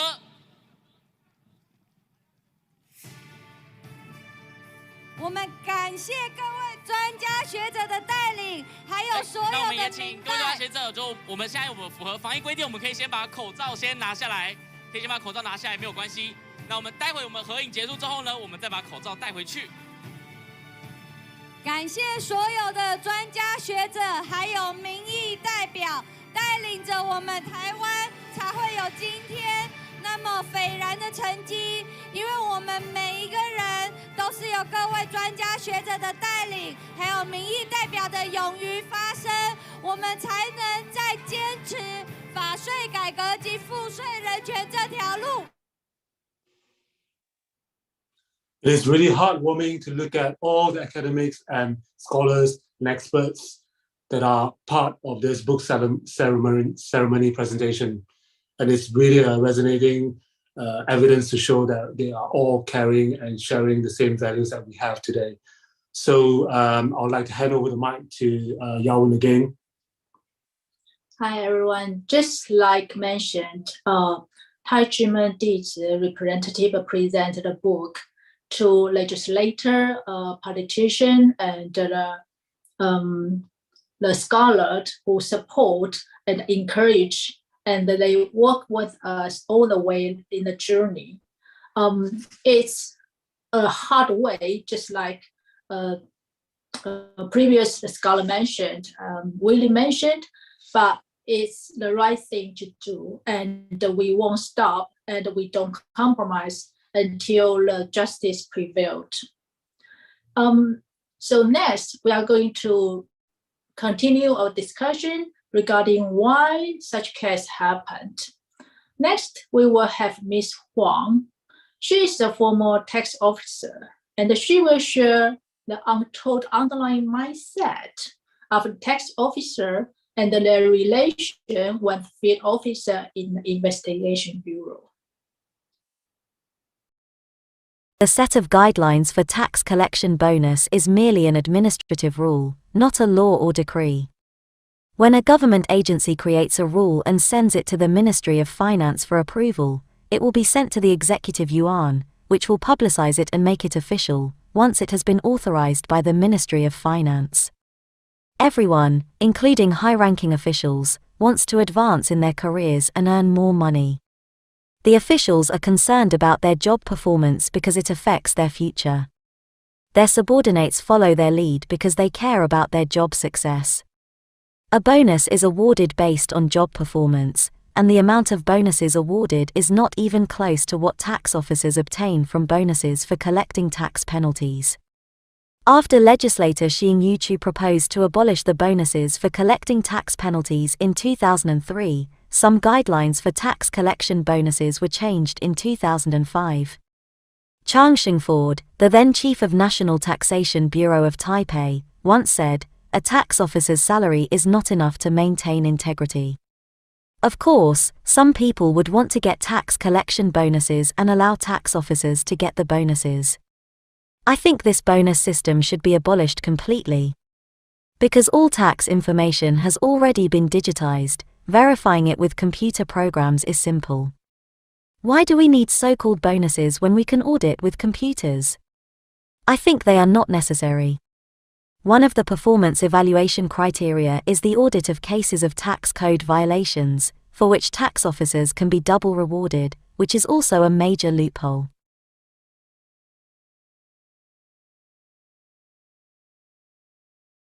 A tax collector must perform various administrative tasks in addition to tax auditing. Every year, his or her performance will be assessed. If the job performance evaluation is included, he or she will receive a bonus based on job performance after the evaluation. Tax officers are reviewing cases, and if they do so well, they will receive high-performance evaluations, and high-performance evaluations will result in significant bonuses for collecting tax penalties.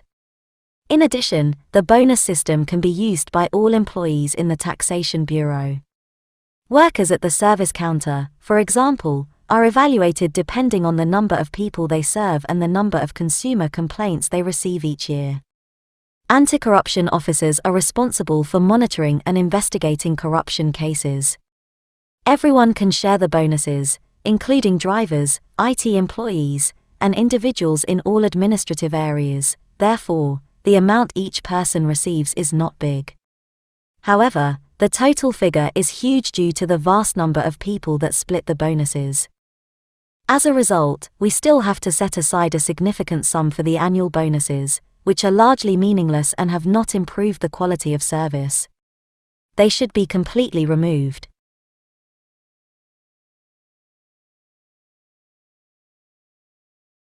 Every year, the tax authority will assess a staff member's auditing performance. If a staff member manages 1,000 businesses, for example, a projected annual tax revenue has already been established for that staff member. The budget for bonuses is set based on the previous year's budget, and it is then increased by 10% or 20% this year. If the economy is sluggish, tax revenue will suffer as a result. If the tax income collected for this year does not meet the expected amount, the staff member's performance score will be low, and the staff member will not receive a tax collection bonus. As a result, individuals in high positions will encourage their employees to collect more taxes in order to improve their performance score. So, didn't I just say that if a tax officer didn't obtain enough tax money in his area, he'd approach some large corporations for help? He'll ask those huge corporations to pay more in December, and they'll seek refunds in January the next year, claiming that they made a mistake the year before. This way, the previous year's budget will be met, and the tax refund granted the next year will have no effect on the prior year's number. This technique has resulted in what is known as tax overcollection, which is linked to the bonus system. Tax officers must work hard to discover more people and firms on whom they may impose higher taxes in order to meet their performance targets and be included on the so-called list of awardees, from which they can be recognized and paid with bonuses, so it's all connected.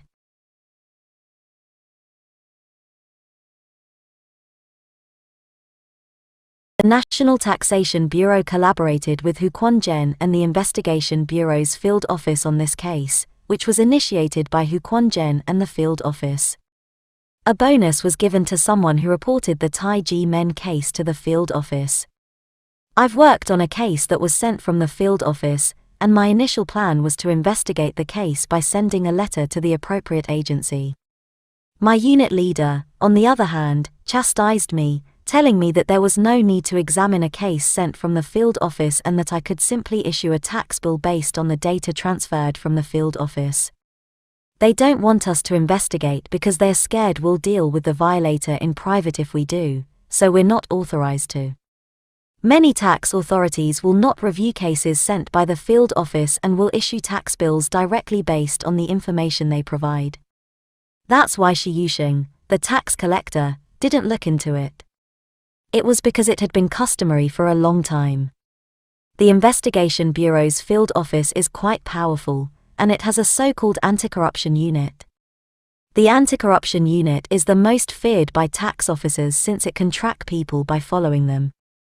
It's terrifying because no one wants to be watched, bugged, or followed at any time, thus no one will examine a case sent from the field office.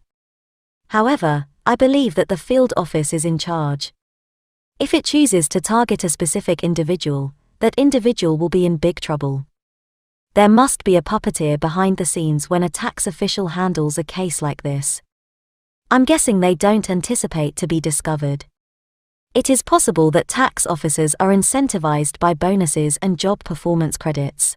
Taxpayer rights, in my opinion, have never been recognized in Taiwan because the taxation practice is the legacy of the authoritarian past. Tax officers, on the whole, have a more authoritarian mindset than their counterparts in other government departments. Many tax authorities would regard people who are referred to as wealthy or business owners as dishonest business people or unruly individuals. When the Tai Ji Men case first started, I overheard a colleague argue that because it was wealthy, we should make it pay taxes. This was not proper, I thought at the time. It is not reasonable to expect someone who is wealthy to pay unjustified taxes. Many tax officers, however, have that mindset. This, I believe, is due to the fact that many people are not awakened even after the martial law is lifted, since they have been governed for a long period by an authoritarian system. We were unaware of taxpayer rights until the call for the protection of taxpayer rights a few years ago. I believe this is an area that we must work diligently to improve, since too many individuals are terrified of tax officials due to their numerous techniques. For example, a tax officer may advise you to pay more unwarranted taxes this month in order to meet his target, and then file a refund the following month claiming a mistake. This is solely for the purpose of improving his job performance score. This isn't right. People and company owners are burdened by this. We have seen far too many examples of this in the tax authorities, so I believe the public needs to wake up, otherwise, taxpayer rights will never be protected. Thank you, Ms. Huang. Ms. Huang revealed the authoritarian mindset of tax officer and the field officer in the investigation bureau. On one hand, the tax officer do not want to confront the field officer of the investigation bureau. On the other hand, they ask, and you can reject, to cooperate so they can achieve their performance target and get the bonus. They think they are authority, not civil servant, and that you have to behave as requested. Just as Ms. Huang mentioned, there's no human right be recognized in Taiwan, especially in the tax system. Now we understand why Taiwan is not a developed country. Let's go back to Category Ballroom.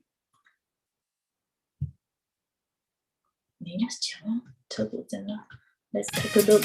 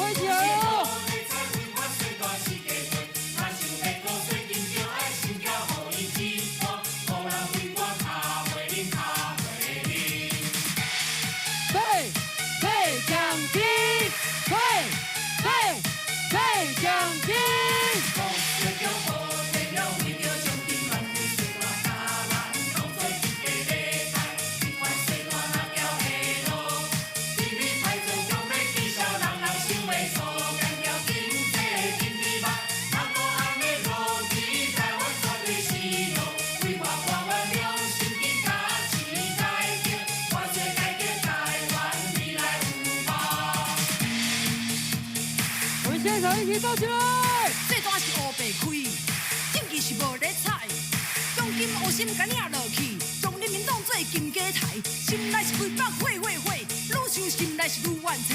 违法的细大紧撤销啊，紧撤销！废奖金，废奖金，废奖金，废奖金！违法的执行紧退刑啊，紧退刑！废奖金，废奖金，废奖金，废奖金啦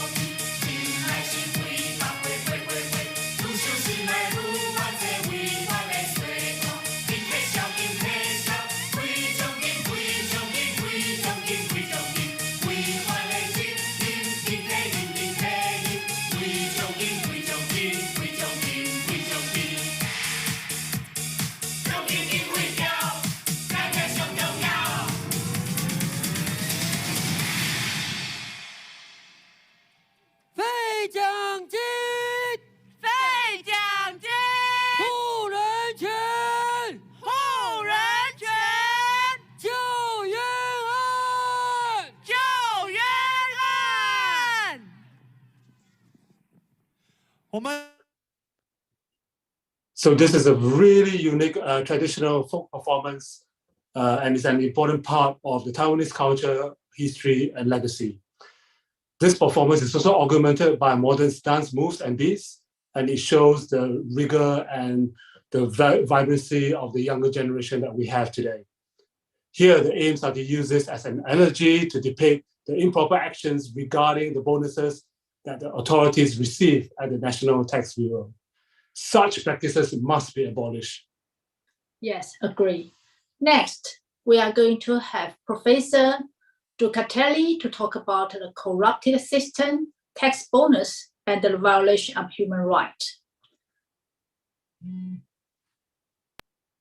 It's an interesting question, is whether is corruption a violation of human rights? The question is very important for the Tai Ji Men case, in my opinion. There is little doubt that corruption played a crucial role in what happened to Tai Ji Men.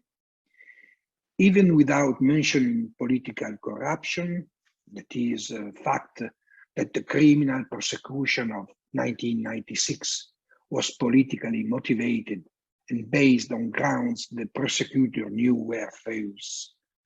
The whole story of the 1992 tax bills and the auction and seizure of Tai Ji Men's sacred land in 2020 is a classic tale of corruption.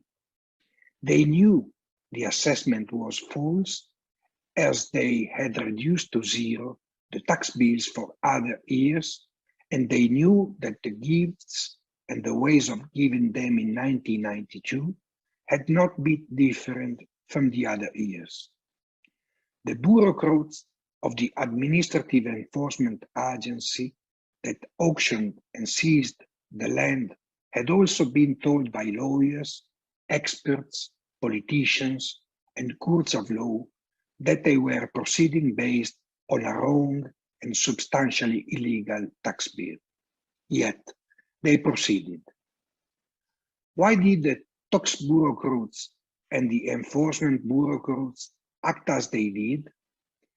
Because of a peculiar Taiwanese system denounced as immoral by leading scholars in Taiwan and internationally, whereby they get bonuses based on tax bills and enforcement. Said in less technical terms, the law allows them to pocket money. If they recognize a bill or an order for execution as substantially illegal, and they do not yet go on with them, they lose money, personal money, money going to their pockets, perhaps supporting a new car or an expensive holiday. So the system creates a monumental conflict of interest. Unless the bureaucrats are all on angels, the system also becomes a machine to generate corruption. It is a general principle that corruption is an internal matter of the states. They should spot it, punish it, and rectify it. International bodies and other countries can offer suggestions and even shame the corrupted states publicly, but they cannot intervene. However, human rights are a different matter. The United Nations, the European Union, and individual countries, including the United States, have recognized that when human rights are violated, this is an international humanitarian problem, and the international community and individual states have both a right and a duty to intervene. This is why the question whether corruption is or is not a violation of human rights is so important.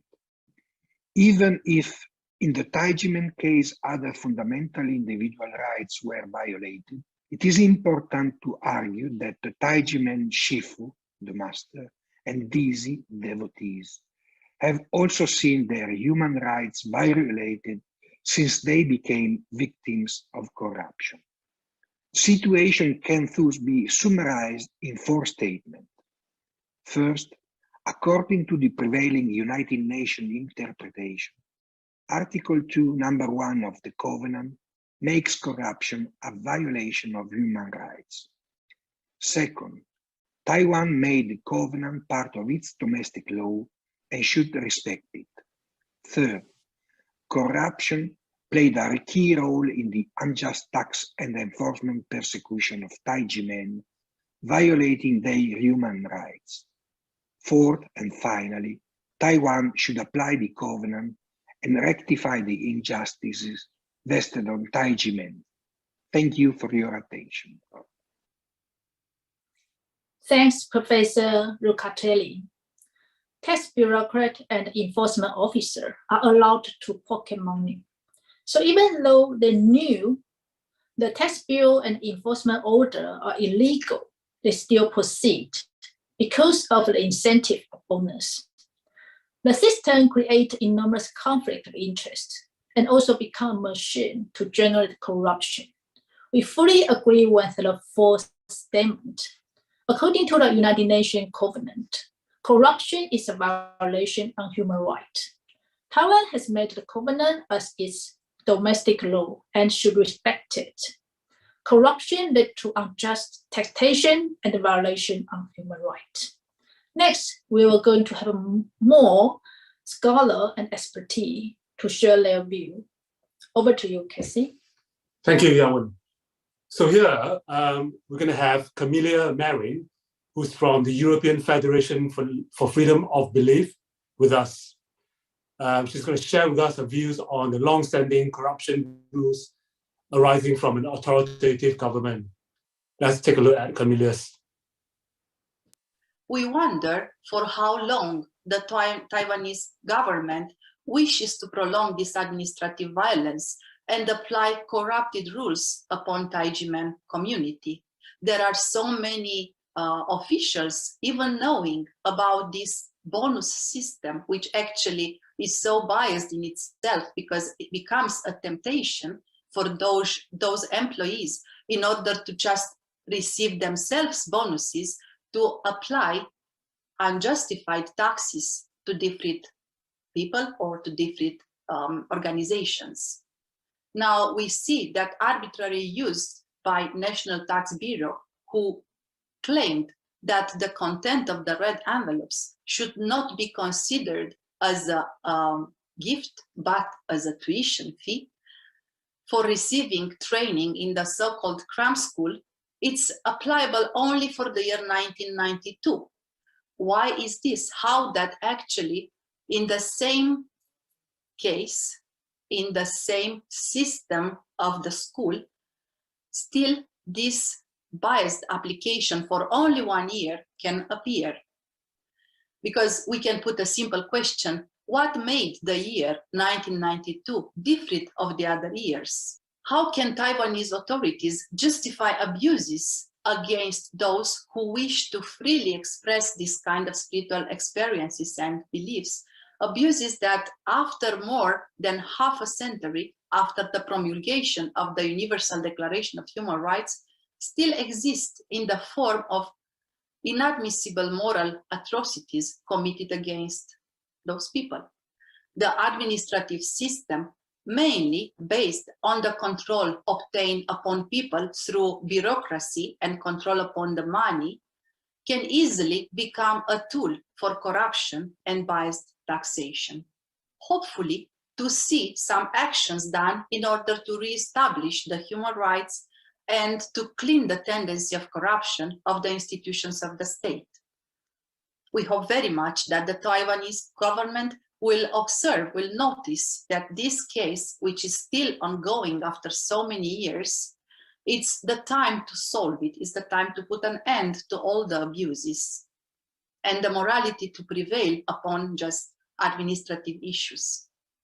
Let me express my gratitude for the perseverance and optimism that Tai Ji Men shows and shares by standing for their case, for their rights, bringing hope to the many others around the world who have not yet found justice but are still persecuted in violation with the universal human rights of freedom of thought, conscience, and belief. So that's Camelia, and it's interesting that she unpacks an insight on the bonuses culture within the government taxation bureau. This and other shortcomings really highlights the ongoing situation here. Next up, we have another proponent of Tai Ji Men joining us today, and she is Lo Shulei, and she's a former legislator in the government body. She knew the Tai Ji Men taxation case very well, and she acted as a conciliator during the proceedings. She's going to share with us some of her experiences with the tax authorities, and this is one of the things that she's going to show us. Hello, my name is Lo Shulei. I'm delighted to be here today to discuss human rights in Taiwan, particularly the rights of taxpayers. The Tai Ji Men case was the first petition case I handled as a legislator.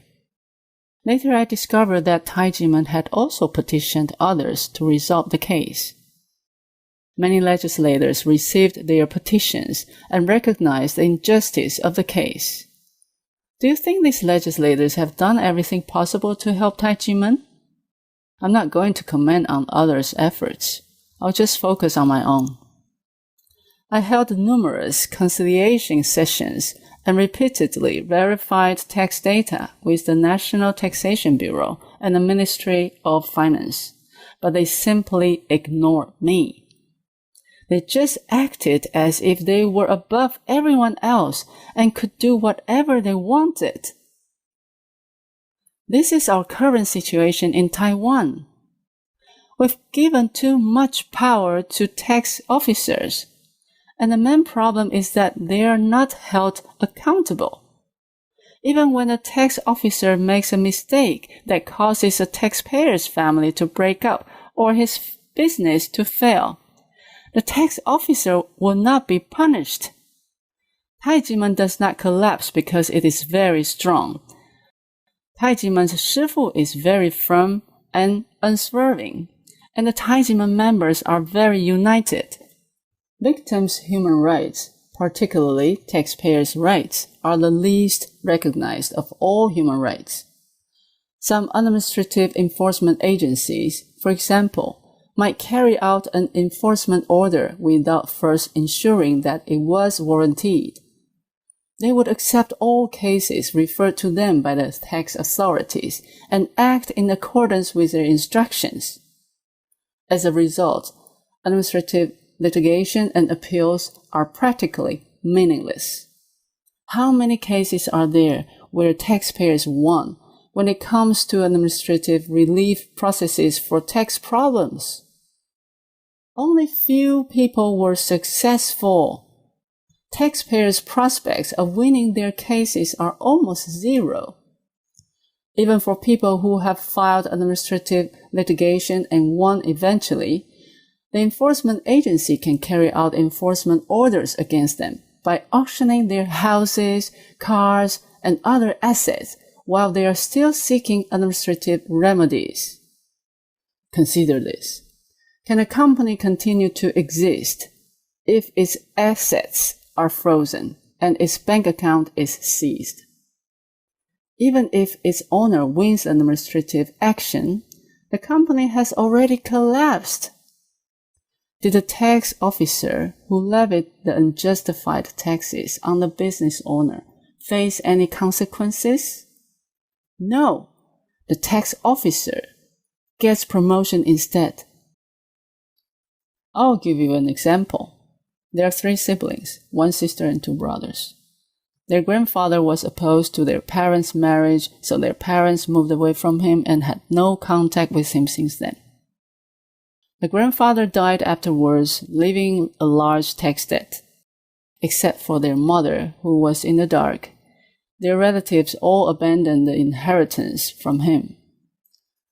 Then their mother died, and they became responsible for their grandfather's tax bill because they did not give up the inheritance.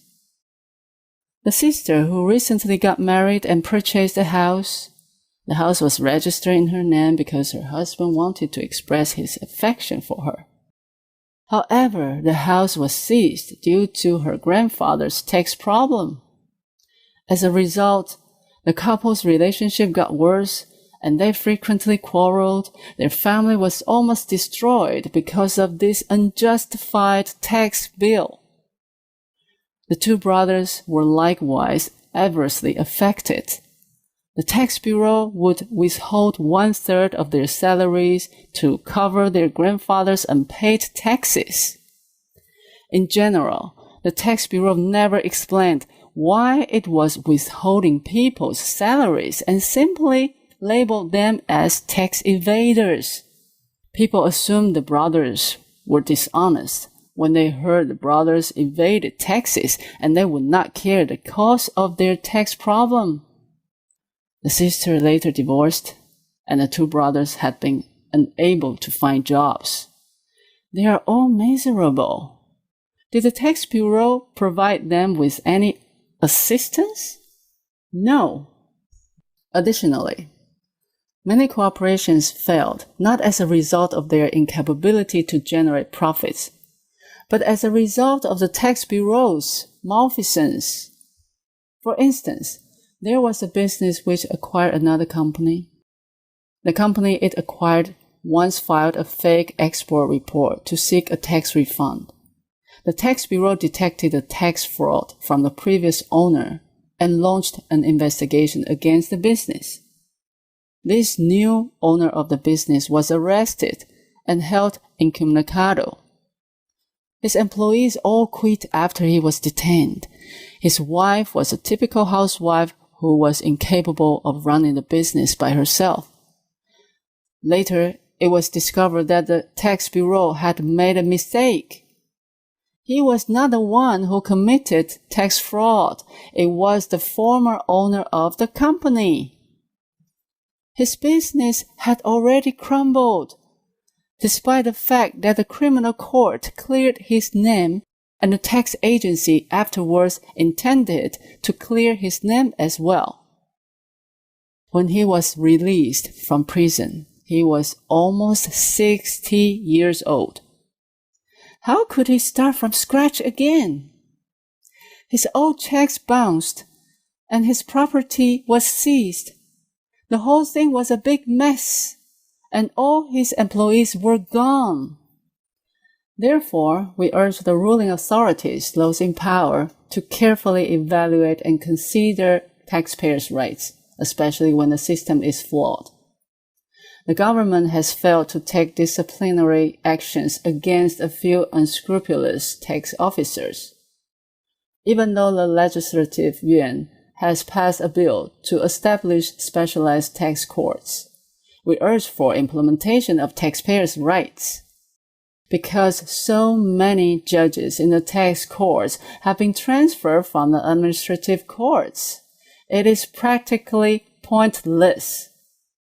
If we want the international community to look up to Taiwan and believe that it is truly a country where human rights are respected, we must improve, beginning with protecting taxpayers' rights.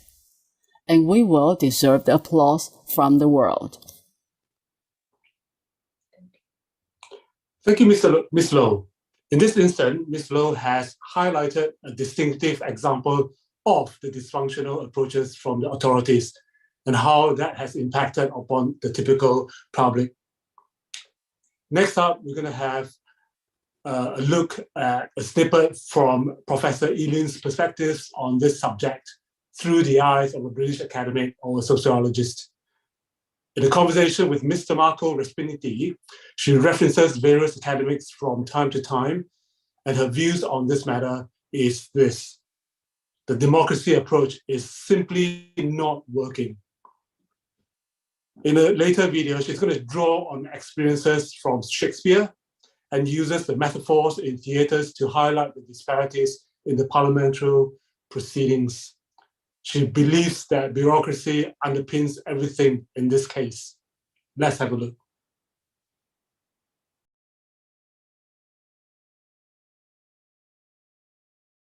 Thank you, and thank all the former legislators and dizi for their important testimonies. We now conclude this final second and final section, and I have been touched by the very final sentence of the second video that we watched today, and the sentence was, "Who can restore the lost time?" And this reminds me of a wonderful line by English poet T.S. Eliot that regarded the poet's mission embodied in this sentence: redeem the time, redeem the dream. With this cheerful and hopeful note, I leave the floor to Professor Eileen Barker. She is one of the most famous and important scholars on new religion. She is Professor Emeritus of Sociology in the London School of Economics and Political Science in the UK. Professor Barker, the floor is yours for the final concluding remarks. Thank you very much. I'm delighted to be here, although it isn't a delightful subject. As Willy Fautre explained to us in the beginning, the ramifications of this case go far beyond this case. It is a very, very important one. Pierluigi Zocchelli reminded us of the importance of the separation of powers. But it seems to me, in a way, there is a separation of powers, but the wrong kind of separation of powers in this case. He introduced the concept of transitional justice, which is what I think sociologists might call a kind of cultural lag, and how there were leftover toxic aspects that we might find as Taiwan had moved in the recent past to a democracy. I think this is important, and I'm sure there's a lot of truth in it, but I'm afraid we can find a whole lot of the problems that seem to be touched on here in far longer democracies as well. The idea that over 300 legislators have said that the situation should be changed is just incredible. Why didn't it happen? And one answer that's come up is bureaucracy. Massimo talked about Edmund Burke and how he had talked about French Parliament being a comedy and the United Kingdom more dignified Shakespeare. Well, I don't think Edmund Burke was looking at the present Parliament in the UK. The only thing that comes to me is that Shakespeare has the fool in most of his plays, and the fool is anything but foolish. The fool is very wily and can get round all sorts of things. And I think that is perhaps more applicable than one would like when looking at a lot of parliaments today. I liked the idea of the metaphor of the theatre, and my mind's been going round in that quite a lot because it's a metaphor that I like playing with. He talked about the members of parliament playing to the voting gallery, how they weren't real people in a sense. The theatre isn't a reality. But of course, in the theatre, there is the whole backstage paraphernalia, and the bureaucracy is the backstage to parliament. They can be the puppet masters.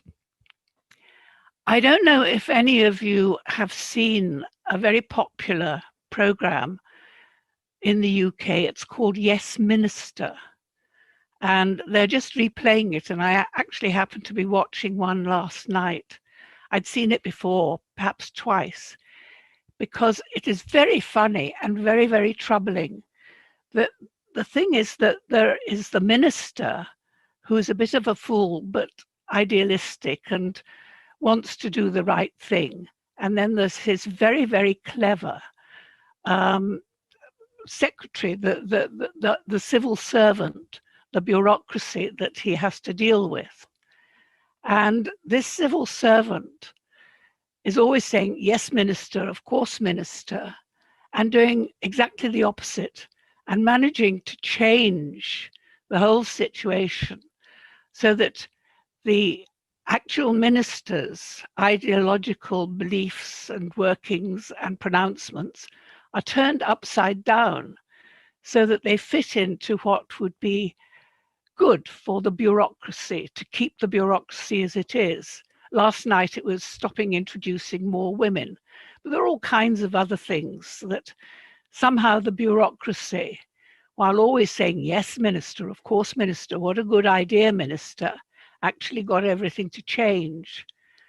And I happen to have, as a colleague at the London School of Economics, somebody who had been working with the government quite a lot and was one of the few people who would give information to the script writers for this program.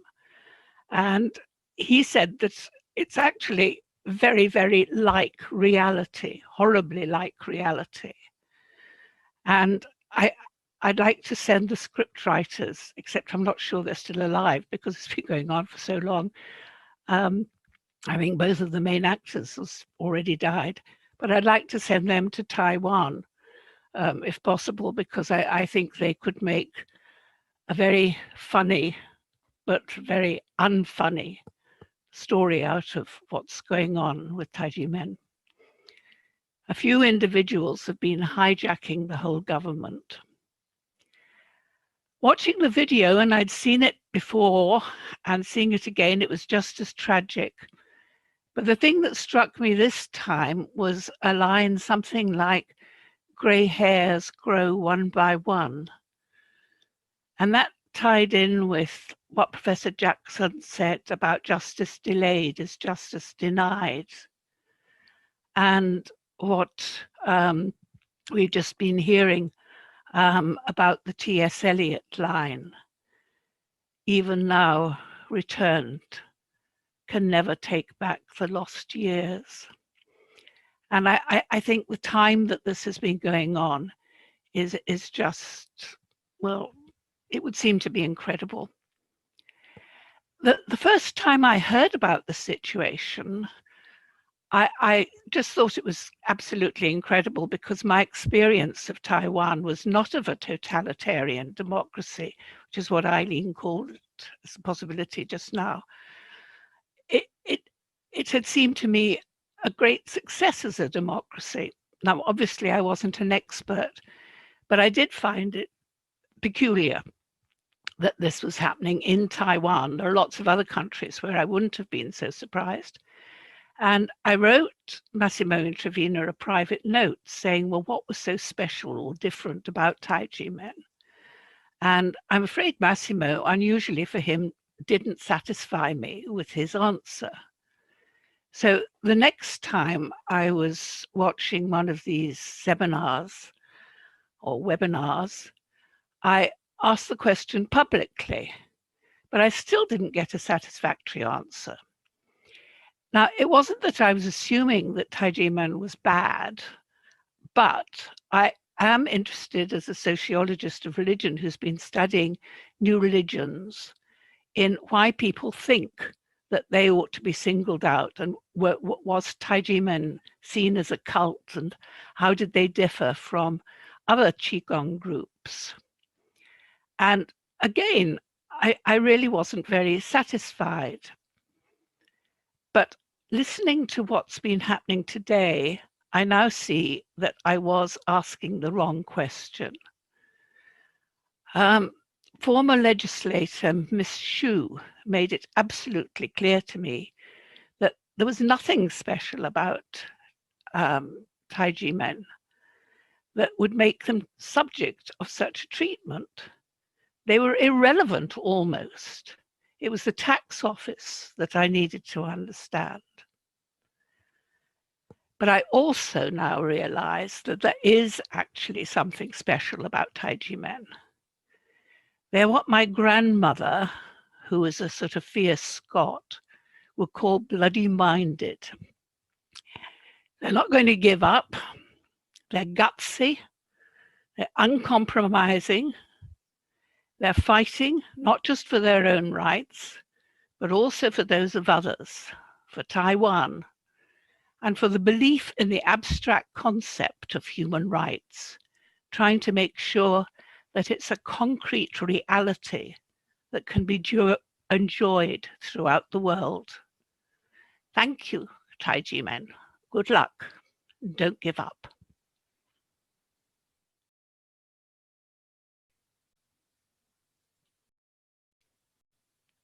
That's it. Thank you, Professor Barker. So, as you have observed in her earlier conversations, the totalitarian approach is shocking to her. This is a democratic country, so it shouldn't happen. So one of the things that I say in my own humble opinion is that I couldn't agree more with Professor Ellen Barker's views on this and how the bias mindset has permeated the governing bodies. Therefore, it is our utmost importance duty as citizens to push back on this inequality. On a completely separate note, we're now witnessing a lot of activities in the Katagalan Boulevard. And with us there is Mr. Tai Wei-jie, president of the new Taipei City Next Generation Rotary Club. He's both an advocate and a strong supporter of such issues. And we'd like to hear from how he felt and how he supported our cause in this Tai Ji Men case. So we're going to roll our cameras back to Catalan Boulevard right now.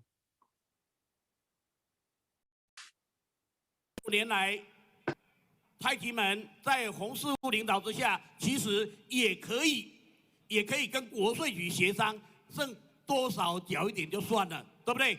但是洪师傅非常坚持公理正义、是非黑白，带领着弟子们25年来奋斗不懈。当然，我认识有好几位太极门的子弟们，他们会说。 其实，虽然在这25年的奋斗历程，心里很苦，但是跟着师父，同时虽然为了这个冤错假案在奋斗，但是同时也积极的自我修习，让自己能够更面向光明面。所以在此利用这个25周年的这个纪念的日子。 在此非常敬佩各位所有的在场的师兄姐们，我们齐心的奋斗，相信在不久的后面一定会平反冤错假案，好不好？好，我们一起努力，加油！加油！我是来自于彰化县埔盐乡代表会 的主席，我在此向各位来自于台湾省各。Thank you, Mr. Tai. We are continue to go back to the Catalan Boulevard, and we are going to listen to some of the voice out what's the voice inside our heart? I mean, we want to voice out, we don't want to be silenced anymore. So this is a deep from our heart, our fight, our crying out for justice.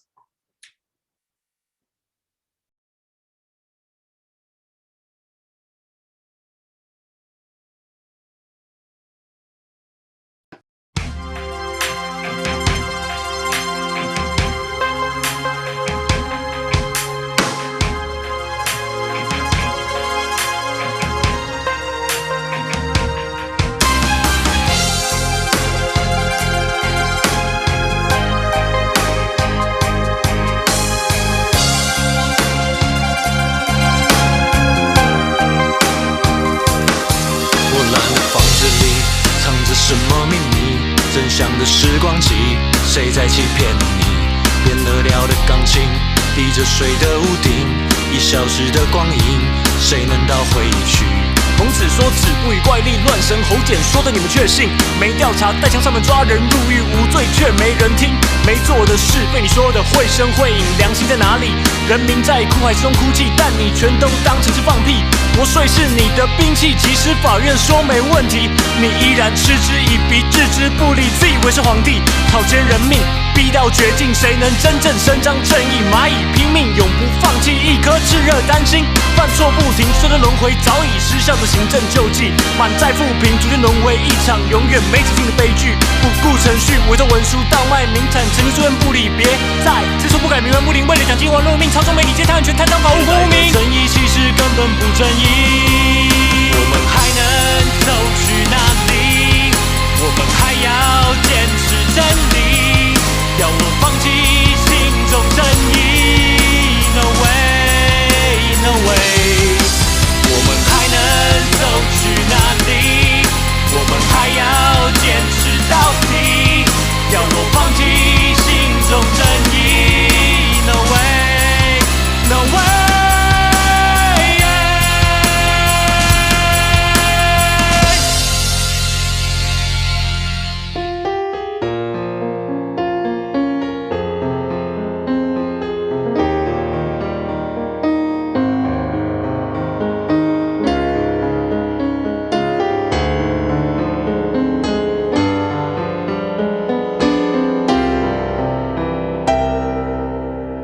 国税是你的兵器，即使法院说没问题，你依然嗤之以鼻，置之不理，自以为是皇帝，草菅人命，逼到绝境，谁能真正伸张正义？蚂蚁拼命，永不放弃一颗炽热丹心，犯错不停，随着轮回，早已失效的行政救济，满载负评，逐渐沦为一场永远没止境的悲剧。不顾程序，伪造文书，倒卖名产，曾经住院不理别，在知错不改，冥顽不灵，为了奖金玩弄命，操纵媒体，借贪权，贪赃法无无名。正义其实根本不正义。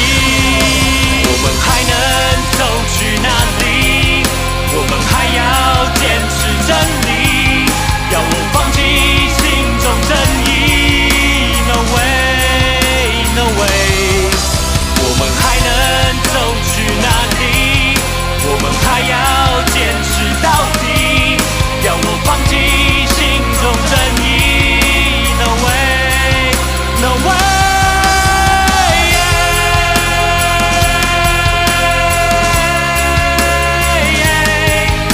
不管未来路上充满多少的困境，自始至终我们都不曾放弃，捍卫真理，守护家园，我不曾忘记，勇敢坚持到底是我的宿命，要我放弃心中坚持的正义 No way, no way, no way, no way。What a sight, you know. I mean, it's really, really important to just not to compromise, not to stop believing in what we do. I think there's more that we can see. And I would like Li Xuan to join us back again to talk about the more important things that is coming up. Yes, thank you, Casey and Yawen. More international scholars have stood out to speak for Tai Ji Men tax case. They cannot believe that such a government crime could happen in Taiwan. These scholars emphasize that if such a system cannot change, there's no way to implement human rights in Taiwan. In the next video, we're going to hear Dr. Patricia Duval's sharing. She's a member of European Federation for Freedom of Belief. Let's start the video. Thank you. But I'm still very, very surprised that the Taiwanese authorities would take the risk of internationally being pointed out as following the steps of China in their policy towards minorities of religion or belief. This was just my first comment out of the blue from an outsider. My second comment is that, of course, as everybody has said it or knows here, the anti-cult movement has been pushing in various countries in the world for decades. They have been pushing governments to repress minorities of religion or belief seen as undesirable, and in particular through financial harassment. This has been the case in particular in France, where I'm coming from, and it has given rise to decisions by the European Court of Human Rights, which I know have already been mentioned, but I would like to shed a light on certain points. First, I would like to say, well, of course, we have the European Convention for the members of the Council of Europe, which has its equivalent with the International Covenant on Civil and Political Rights, which has been, I understand, ratified unilaterally by Taiwan and incorporated into its national law. While both have articles protecting freedom of thought, conscience, and religion, Article 9 of the Convention has also, and Article 18 of the Covenant, they both have a second part of their articles stating what limitations are possible to bring to this freedom of religion and belief, and in particular to its manifestation. Under international human rights law, part of freedom of religion or belief includes the right to raise funds to maintain the group and to allow the practice of such religion or belief. So to conclude, in my view, as an outsider, I understand that the decision concerning 1992 might be final, and the facts time barred. But if the consequences of the implementation now of that decision are so severe for and infringe so severely the freedom of Tai Ji Men to practice their beliefs or spirituality, then it should not be under the international covenant. It should not be implemented. Thank you.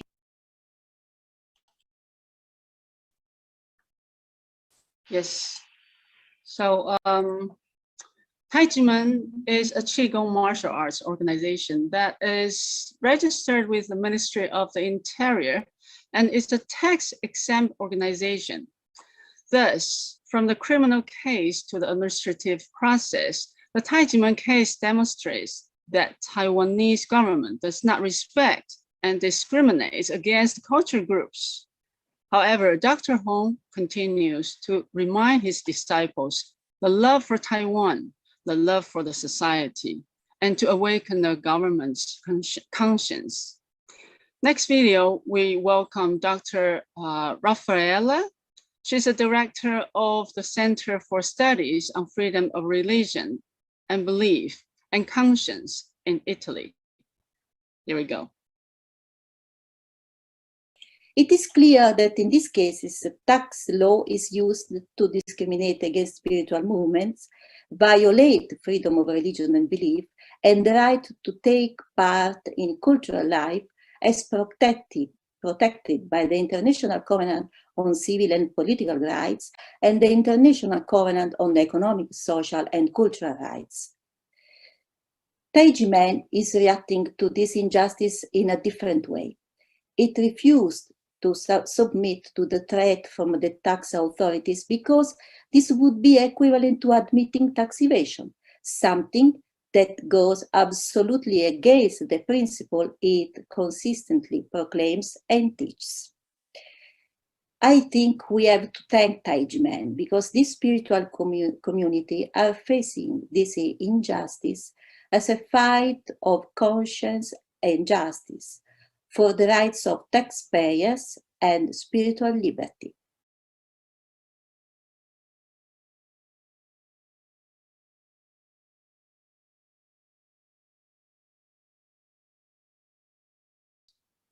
Thank you, Dr. Raffaelli. It's a really good insight, and thanks for voice out for us. Next, we are going to invite a famous political commentator, Mr. Hu Zhongxin, to join us. He is a long-term supporter of Tai Ji Men, and he voiced out the justice for the Tai Ji Men case. Let's have a look. Hello everyone, I'm Hu Zhongxin, TV broadcast host and commentator. First of all, I would like to emphasize the issue of justice. I believe you recall that 3 or 4 years ago in Katagalan Boulevard, I cited for the first time the greatest example of self-reform of a tax collector in human history. I'd like to say it again here. According to Luke chapter 19 of the New Testament, one day Jesus entered the city of Jericho, and crowds of people greeted him. Zacharias was the name of the local tax collector. He was curious about Jesus and wanted to see who he was, but he couldn't see over the crowd because he was so short. As a result, he dashed ahead and climbed the sycamore tree to catch a glimpse of Jesus, who was coming that way. Under the Roman Empire's taxation systems at the time, the tax collector was similar to the local tax bureau chief. He was looked down upon by everyone, so he was very lonely. Then, as Jesus approached the sycamore tree, he looked up and said a classic phrase, "You come down immediately." Zacharias was scared and came down quickly. Then Jesus said, "I'd like to spend the night at your house." According to the Bible, that night he had to invite Jesus to dinner. At the banquet where he abruptly stood up and said, "Lord," which means teacher, "I want to give half my property, and I want to give back to all those who had been wronged by me in the past because of the tax system and improper tax collection. I give it to them 4 times. What was Jesus' response? "Now this family has found salvation. I've only come to look for the lost." This story is very short, comparable to a short story, but it is beautiful, strong, and very powerful.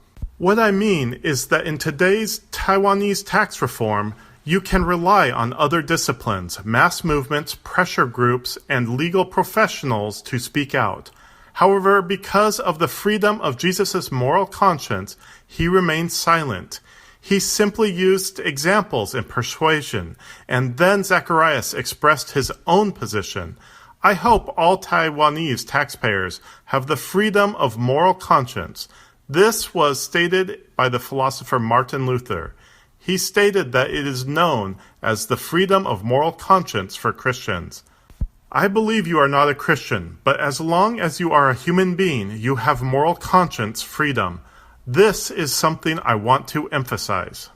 So what is transitional justice? What is redress? Its purpose is to straighten out wronged people or things. So transitional justice is a kind of creative transformation that completely corrects past mistakes and puts it back on track.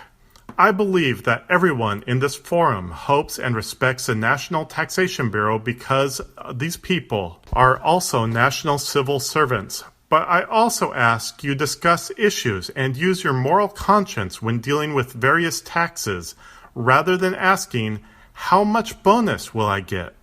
That, in my opinion, is unimportant. To me, being a national civil servant means pursuing national interests, fairness and justice, and the well-being of people. As a result, a theologian, a well-known theologian, also said this sentence. Robbers must also emphasize the principle of fairness in the distribution of spoils. What exactly can you mean when you say theological discourse? If the robbers must emphasize the principle of fairness, should citizens in a normal democratic society governed by the rule of law? Of course, if the robber distributes spoils, it must emphasize the principle of fairness. And I hope the state officials will do the same when dealing with the people's taxation. In fact, what we are fighting for today is the same thing that the Tai Ji Men brothers and sisters are fighting for. I met Professor Chen Zileng and these brothers and sisters 3 or 4 years ago as a participant. Why am I so adamant about speaking with Tai Ji Men brothers and sisters? It's because we want to put the universal values of liberty, democracy, and human rights into action. What exactly is freedom? Freedom is defined by what you choose to do, but you are responsible for your choices. What exactly is democracy? Democracy requires a high level of inner self-discipline and self-restraint.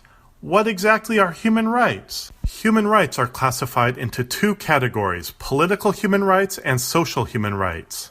Today we're going to talk about economic human rights. Should we implement freedom, democracy, and human rights if our citizens are exploited and treated unfairly as a result of an inefficient tax system? Democracy is self-discipline, a high degree of self-control, and economic human rights, freedom is responsibility. Whether it is Zacharias' model or many theological discourses, today's law-governed society should emphasize the principles of fairness. As a result, if fairness is practically implemented, Taiwan's democratic progress can continue. Today, Taiwan is fair in all aspects, but we can see the unfairness in this epidemic, can't we? It turns out no vaccine was available in poor countries after the epidemic broke out. This is the issue of the North-South divide between North and the South. The issue of rich and poor people exists all over the world. The same is true in Taiwan. We hope the tax system is founded on the principle of equity. Indeed, following Professor Chen Zileng's and the many scholars' enlightenment, we discovered that many of Taiwan's current tax systems are like sesame under the martial law system. As a result, if the sesame still exists, it will occur from time to time, necessitating cecil surgery. I have twice written to President Tsai Ing-wen through friends requesting that the Tai Ji Men case be resolved. It had been conveyed, according to the person who delivered it to me. President Tsai, while you must manage every situation on a daily basis, I hope you can reconsider the redress of the Tai Ji Men case in the midst of the serious epidemic. The President may state that the individual case will not be addressed, but Tai Ji Men is a significant and exemplary case. It is similar to this in the Superior can deal with the vaccine as quickly as possible. If President Tsai can quickly and efficiently resolve the tax system, I believe the Tai Ji Men case, the 1219 incident itself, is a very important model in and of itself. As a media person, political commentator, and host, I stood with the brothers and sisters from Tai Ji Men on the 14th anniversary of their rehabilitation. According to the story of Zacharias, righteousness exalts the nation and sin is the people's shame. Many of our tax collectors, I believe, have heard the story of Zacharias. We are not expecting you to say that you have donated half your property. We do not expect you to refund 4 times what you have done in the past, but we will live fairly, as is our sincere wish. What motivates us to do so? If it is done and the people see it, it is what Jesus means when he says, "Salvation has come to this family. I am here to find the lost." Jesus declares, "I believe that entering public institutions and tax institutions as public servants requires passing a very difficult national exam. Your moral conscience now that you've entered the system? The principles of liberty, democracy, and human rights are universal." I have continued to stand with the brothers and sisters of Tai Ji Men for 4 or 5 years, and I thank you all. I am willing to work hard with you until the day the rehabilitation arrives. Finally, before I conclude my review, I'd like to reintroduce one of my best friends. He brought me a gift from abroad. Because I'm a reviewer, he stated that the best way to inspire reviewers is to defend justice. This is a statue of justice, the goddess of justice. She holds a scale in her right hand, which represents fairness, and a sword in her left hand. Why? The sword represents power, public power, but the public power does not fly at will. It is fair and just for all. Look, her foot is still stepping on a snake. This foot is stepping on the power of evil. This Bible shows that it is worthy and faithful. You can also say that this book is the book of the 6th Dharma, or the Bible, that is. It is a statue of justice, built on value beliefs. I think this statue, including the sword, given to me by shifu behind us, is hanging here. Everyone can see it. Thank you. Thank you, Mr. Hu. Very interesting and very exciting, exploring that how a civil servant should act, how the civil servant should act in accordance with the moral democracy and fairness. Thank you the support all the way, Mr. Hu. Now we are going back to Catalan Boulevard. The night is slowly moving in, and the Catalan Boulevard is now full of activities, and we have Professor Su Tong Wei with us. He's also another proponent of Tai Ji Men, and he's there, and we would like to have a look at what he has to say. Let's have a look. 他如何欺骗、造假、压迫、抹黑，用尽所有的手段。刚才在媒体上大家有看到，警察也出动了，莫名其妙的人也出动了。你在路边举牌，他也要把他抓了。你没有言论自由，限制你的行动，用肚子可以去顶你，怎么可以这样子呢？开出的税单，复查跟诉愿是有法律规定的，他们一再的违反诉愿，违反这个复查的期限，再开出来的税单才一天，通通叫违法。违法！大法官事件677号解释讲得非常清楚，他们完全不甩。这个国家可以这样干吗？不行！诉愿委员会公正人士。Thank you, Professor Wei. And Professor Wei pointed out many violations of law in the government administrative process and the government official. And this is not supposed to happen in the democratic countries. Now we are going to have more activity. The symbolic action to say no for all the injustice. Over to you, Li Xue. Yes, thank you, Yawen. Yes, so We're going to have to show everyone the symbolic action, and also is an action in focus for today. 5 no's win Taiwanese human rights. According to contact professor of Osnabrück University in Germany, and one of the founders of Tax and Legal Reform League, Professor Lian Fulong, he stated, in the Tai Ji Men case, Tai Ji Men won all the administrative lawsuits, but Tai Ji Men's sacred land was eventually auctioned off last year. This means that the government's administrative relief is invalid. Local councils and legislators are responsible for the communication between the people and the government. They can monitor the government. The human rights education of the 2 international covenants should start from the local councils.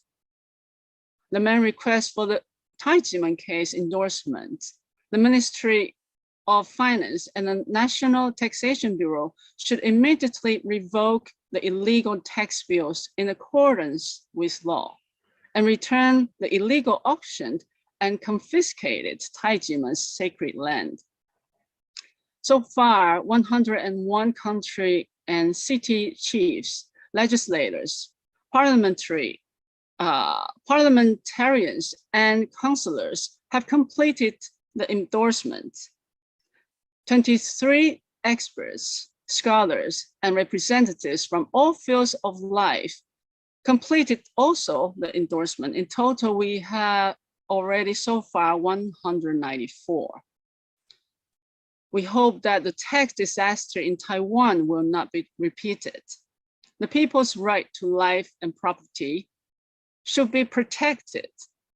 Therefore, today we invite all government and local representatives to support the 5 major rejections, the 5 no's, to protect and implement human rights, democracy, and the sound legal and tax system in Taiwan. We hope that the government and all people will work together to achieve the ideal of Taiwan's human rights statehood that President Tsai Ing-wen had hoped for when the Taiwanese government established the National Human Rights Commission. The 5 no's are: no unjust tax bills, no forced negotiation, no illegal bonus for tax collection, no enforcement bonus, no bonus for anonymous tax reporting. We have today scholars, human rights experts, legislators, and politicians, mayors, councillors, county and city chiefs. They are now holding a large sticker with a rejection symbol and together sticking them on a large poster. This action is symbolic for 5 no's win Taiwanese human rights. Thank you.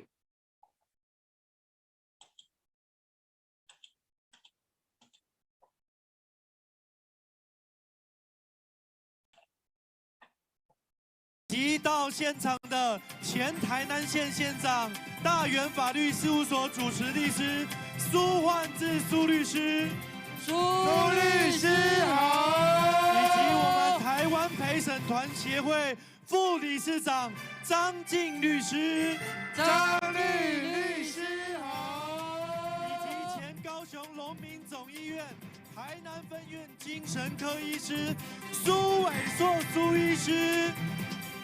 苏医师好，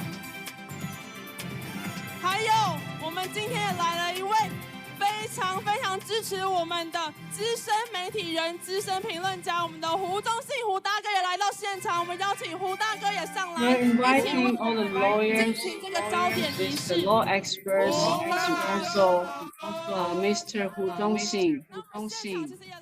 Is very famous speakers for human rights and the truth. 专家学者一起来声援我们。那我们很感谢中兴大学法律系主任李惠宗李教授。and also the professors from different universities in Taiwan to support this action and focus.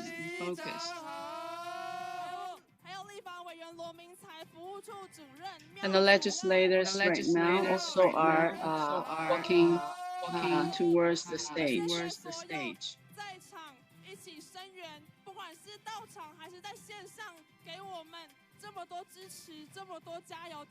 We thank all of you who are on the scene right now and also the online audience for your support for our action today.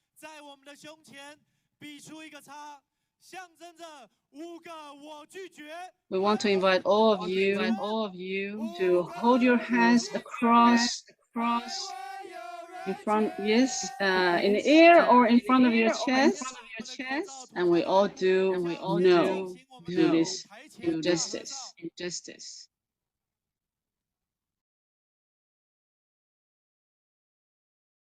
Five no's, win Taiwanese human rights. 那也请台下的好朋友们全部一起把叉叉打出来，象征所有假的东西，人民都不要。 So with this gesture of rejection, we want to say no to the government, to all the illegal things that we don't deserve. 拒绝违法税单，拒绝协商缴税，拒绝协商。 No unjust tax bills. No forced negotiation. No illegal bonus for tax collection. No enforcement bonus. No bonus for anonymous tax reporting.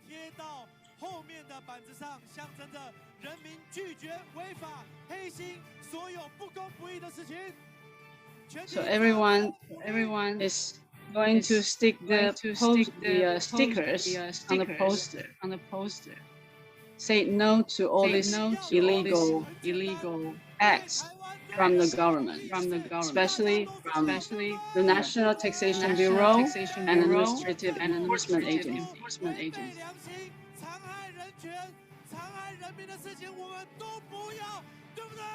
We want to awaken their conscience to do good things to Taiwanese people.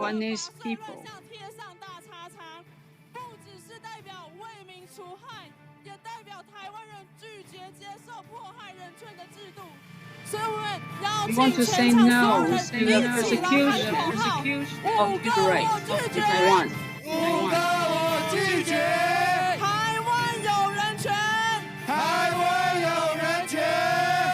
Five no's in Taiwanese human rights.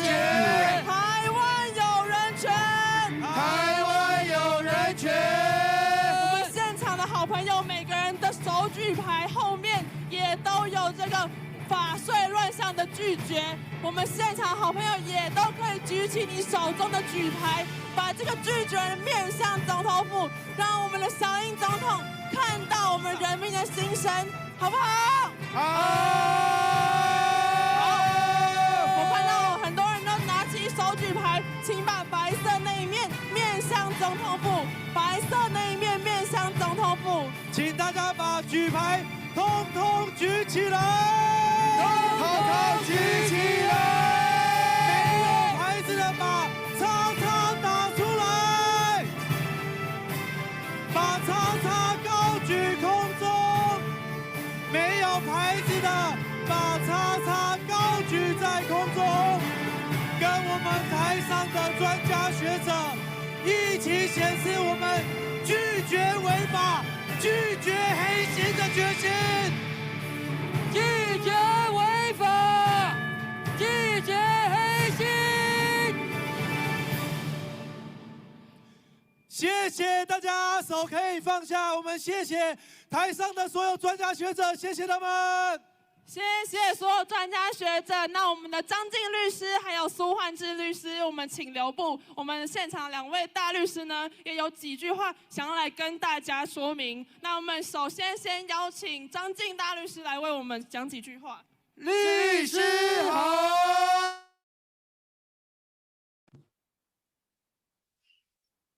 Thank you for the 5 no's. Yeah, very inspiring and encouraging acting. And thanks for the supporter of Zhang Jin 律师, Professor Chen Zhilong, and all the supporters. They come with us all the way in our journey. This is not a short journey. We come to a long way because we don't compromise. Now let's take a look of the documentary. Let's record our history, record our step, record our journey, all the way come to here. Let's see.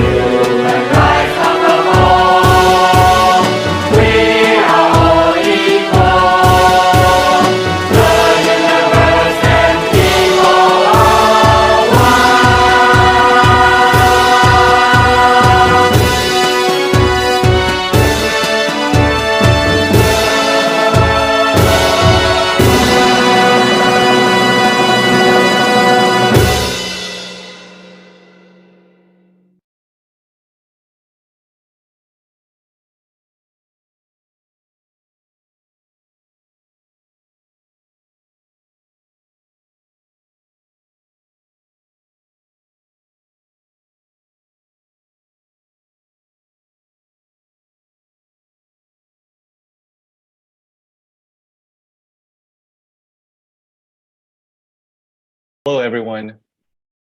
In one of the forums about the Tai Ji Men case, we see that Mr. Thierry Vellet shared with us the appeals made towards the United Nations about this case of human rights violation.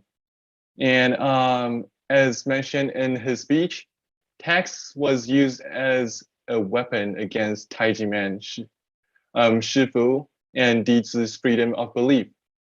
The confiscation of property was also against their right to practice their beliefs. Let's take a look at the videos.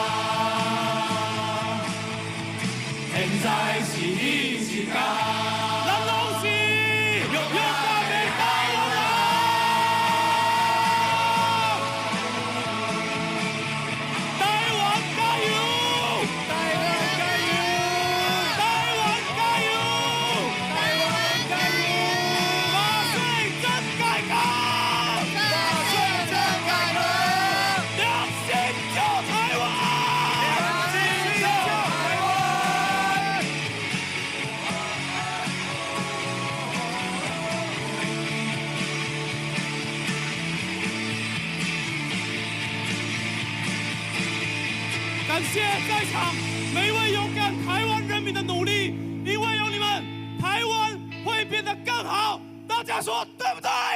对。我们谢谢税改青年阵线。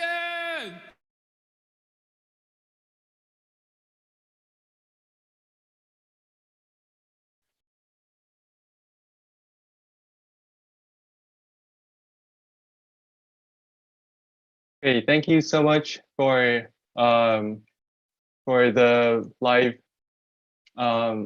situation that we see going on at the Kaidagalan Boulevard, and we would like to look at Mr. Thierry Vellet, who shared with us the appeals made towards the United Nations about this case of human rights violation of Tai Ji Men at the forum. And may we please play the video? During these years, we have been able to appreciate the international importance of the UN and what can be achieved with the UN bodies in the defense of human rights. Over the past 4 years at the UN, with the help of the organization present here, at this conference today, we have repeatedly denounced the discrimination against minorities around the world.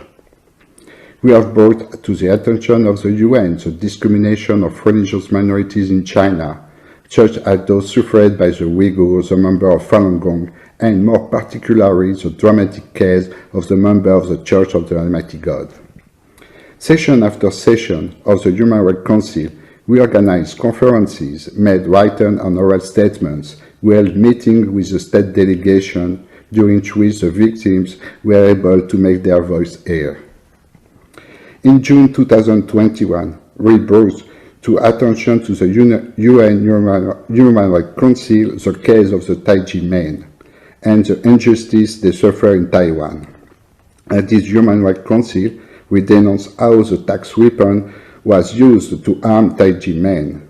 In this statement, we highlighted and denounced the unscrupulous means used by the Taiwanese government in its attempt to destroy the Tai Ji Men movement. The use of tax weapons against spiritual minorities is unfortunately common practices in many countries, including France, which finally, after a struggle to denounce this injustice practice, was condemned by the European Court of Human Rights. In September, at the 88th Human Rights Council session, we renewed our appeal for Tai Ji Men. This time, we highlighted the confiscation of this Tai Ji Men place of worship by the Taiwanese government. This is another form of discrimination, just as serious, because a spiritual community cannot exist without a place of worship. Today, the situation of the Tai Ji Men can no longer be ignored in the world, and the Taiwanese government must allow the Tai Ji Men to enjoy their property, their place of worship, and to make their contribution to world peace without worry. The UN mechanisms allow civil society to participate in the improvement of our society, and it is important to continue to speak out against the unfair treatment of Tai Ji Men by the Taiwanese government. In 2009, Taiwan ratified the International Covenant on Civil and Political Rights, ICCPR, and the International Covenant on Economic, Social and Cultural Rights. The ICCPR guarantees fundamental rights for every citizen, as well as freedom of religion or belief. The signing of the International Covenant is of paramount importance, but there is still a step to be taken to implement and respect the commitments made when the covenant was ratified.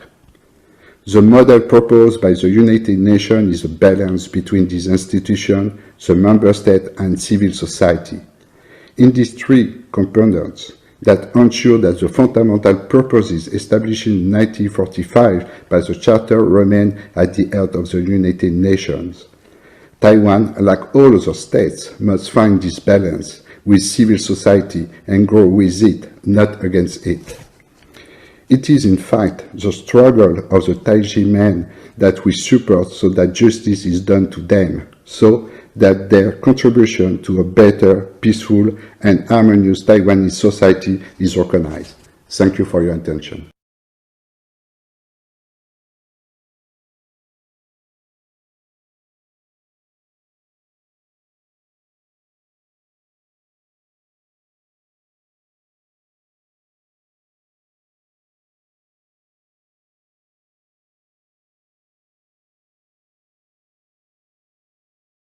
Right, so next we will be looking at Dr. Massimo Introvine, founder and managing director of the Center for the Studies of New Religions. He talks about this is not just about texts already. This is not about text. It's not about a text case already, but more of a human rights case. And he also mentions about its authoritarian past, international protest. And let's take a look at the video of Dr. Massimo Introvine. We asked you and those following us by Zoom or YouTube to be here today for a very important human rights case. It's now several years I have spoken in various fora, including international human rights events and academic conferences about the Tai Ji Men case.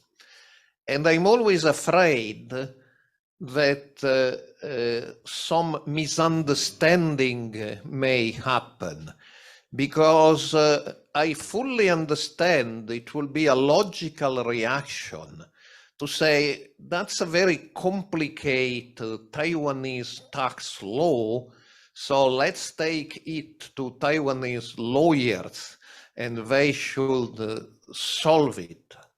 But that's a total misunderstanding. It is not, and it never was, a pure tax case. As we said, it's on two accounts a human rights case. First, it's a human rights case because the first human right is freedom of religion or belief. And this case started in 1996 when there was a massive denial of freedom of religion or belief in the post-authoritarian Taiwanese context. Whatever happened in subsequent years derives from this fundamental violation of freedom of religion and belief, and continues to be, to this very day, a violation of freedom of religion or belief. As Willy Fautré said, it is also a violation of human rights because it's a case of administrative corruption. As the United Nations have recognized, corruption is a violation of human rights. It prevents citizens from enjoying their human rights. And so it's a serious problem of corruption. Even the US State Department, in their yearly human rights report, they praise Taiwan in many accounts, and rightly so, but they say Taiwan has a problem of bureaucratic corruption it should solve. And the Tai Ji Men case is a case where human rights of the Tai Ji Men community were violated through corruption. Is it a tax case? Is it a human rights case? But it's not an academic question, it's a very practical question. Because if it was a pure tax case, that's something to be solved by Taiwanese lawyers. Why bother to come to Washington, D.C. and discuss this case? Well, the answer is precisely because it's not primarily, and certainly it's not exclusively a tax case. It's a case of human rights. It is an established, recognized principle that it is the right and the duty of the international community to protect human rights. And it's needed that the international community takes an interest, as it is doing, and takes a stand in the violation of the Tai Ji Men human rights in Taiwan. Let me conclude with a personal remarks.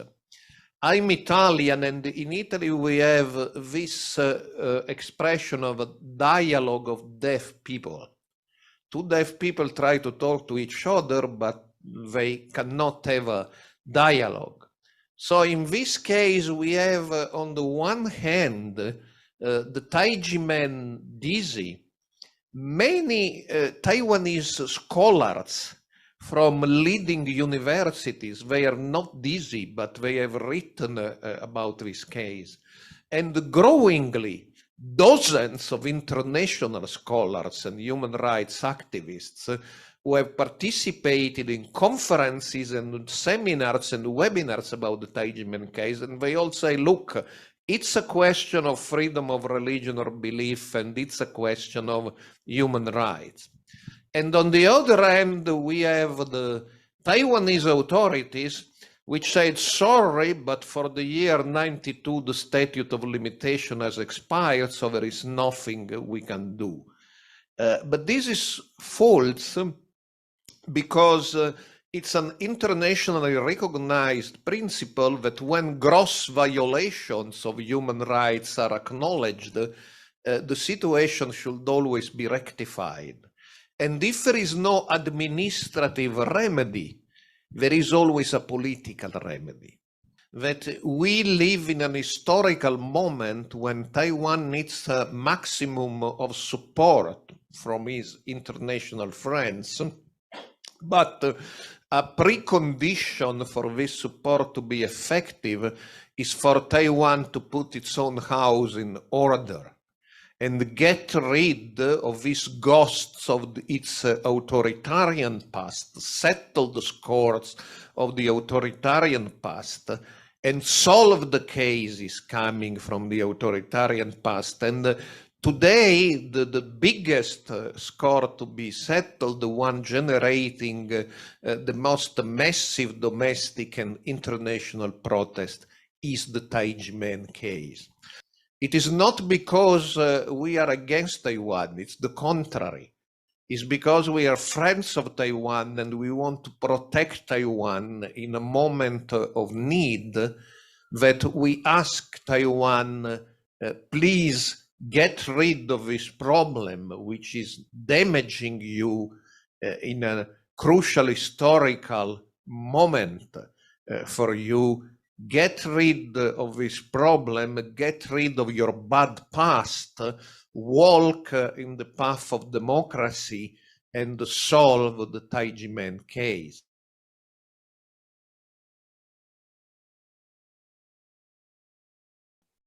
Yeah, so as we heard earlier, Professor Massimo talked about how it's important for Taiwan to fix the problem of their authoritarian past in order to have a better international image and become friends with more countries.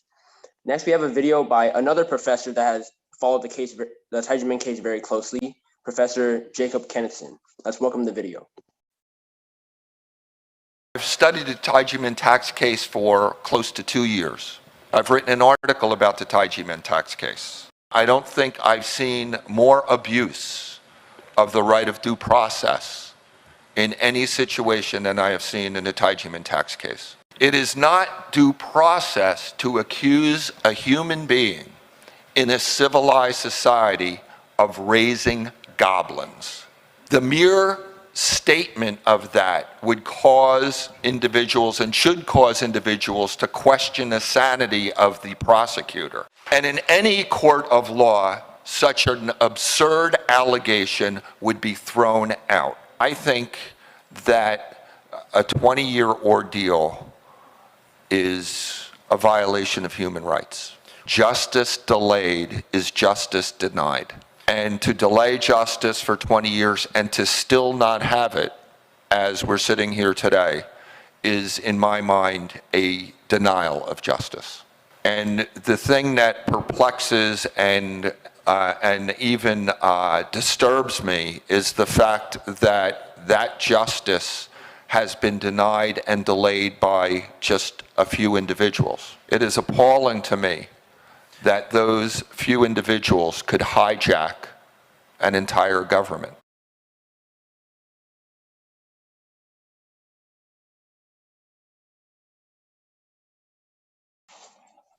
So as we can see from Professor Kenneth Jacobson's talk, he mentioned about how a few individuals can feel like a dictator who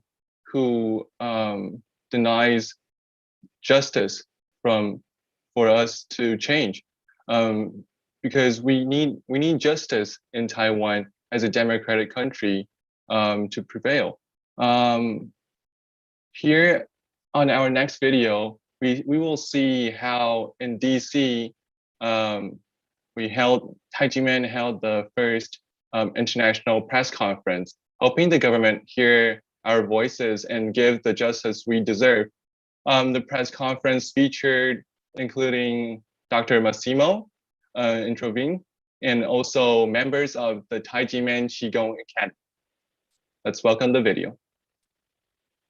As the year draws to a close, Tai Ji Men Qigong Academy and the Action Alliance to Redress 1219 returned to Washington, D.C. for the 4th time in 2021 to demand justice from the Taiwan government. Tai Ji Men is back in Washington, D.C. for the 4th time this year because our case has not been resolved yet. Today, Tai Ji Men dizi are coming from all over the world. Yesterday was the 4th time that Tai Ji Men had gone to TECRO in Washington, D.C., but we have yet to meet the Representative Shao. In addition to protesting at TECRO, Tai Ji Men presented its case at an international forum and also held a press conference on Capitol Hill. And today we held the first ever international press conference because we want the government to hear our voices and truly give us the justice that we deserve. The press conference featured Dr. Massimo Intravigne and members of Tai Ji Men Qigong Academy who presented its case to the global media. The Tai Ji Men case is a case where human rights of the Tai Ji Men community were violated through corruption. The Taiwan government is not understanding the Tai Ji Men case in its proper terms. It is not a domestic or technical tax case, but it's a human rights case based on freedom of religion or belief. So it's great time Tai Ji Men doesn't receive the repeated answer that because of a statute of limitation questions, the case should not be solved, because it's a political case, it's a case of human rights, it's a case of freedom of religion or belief, and it's a case impacting negatively on the international image of Taiwan. Members of Tai Ji Men and the Action Alliance to Redress 1219 provided background context for the case. Dr. Hong Daozi established the Tai Ji Men Qigong Academy in Taiwan in 1966.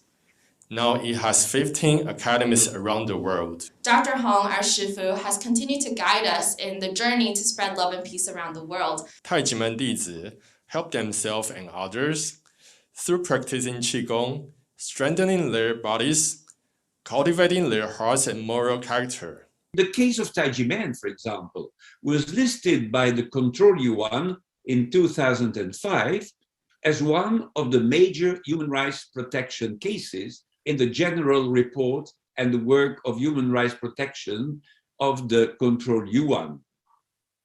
The text of Tai Ji Men shows that the system of tax bonuses granted to public servants can lead to undue fiscal and judicial harassment. Tai Ji Men and the Action Alliance to Redress 1219 are seeking support from the United States government to advocate for their case. For human rights! For justice! These protests are not good for the international image of Taiwan. To achieve a peaceful political solution, the only way is that Taiwan hears from his friends. And primarily his friends are United States. So Taiwan needs to hear from United States that we live in an historical moment when Taiwan needs a maximum of support from his international friends. But a precondition for this support to be effective is for Taiwan to put its own house in order. The year 2021 culminates a quarter century of Tai Ji Men fighting for justice from the Taiwan government. So far, there has been no response from the top representative at TECRO or the Taiwan government. We are going to continue to reach out through the international community to put pressure on the Taiwanese government to correct the mistakes that were made 25 years ago. If it's not resolved, we will come back. Fight for human rights! Fight for justice! As we can see, standing up. As you saw in the last video, we saw the restless spirit of the Tai Ji Men dizi and claiming that, declaring that if the problem is not solved, they will come back year after year and we will not give up. Next, we have a video by Professor Marco Respinti, director in charge of the Bitter Winter magazine, the same magazine that Professor Massimo Introvine is also a part of. So let's welcome the video. Tai Ji Men case is a tragedy because it is the story of the persecution of the innocent, a story that began and goes on since almost a quarter of a century. This means that Tai Ji Men dizi, especially the young, the rising generation, the promise of the future, have lived their spiritual belief under a circumstance of persecution for since they're coming to the world. I imagine I know nothing of Tai Ji Men and the Tai Ji Men case. Yet imagine I am still a journalist. I still work as a journalist. To an ignorant journalist like me in this play, the Tai Ji Men case would be staggering as well. I would be, in fact, confronted with the case of a spiritual group that became the target of the democratic state or some of its branches or some rogue bureaucrats out of that democratic state, which developed a totally false range of accusation against them, against their shifu and against all these. This fake accusation would go from tax evasion, chiefly, to unbelievable as it might seem, raising goblins. I would consider the Tai Ji Men case incredible and worth not an article, but tons of them. So why? Many journalists around the world still ignore this quarter-of-a-century-long exemplary tragedy.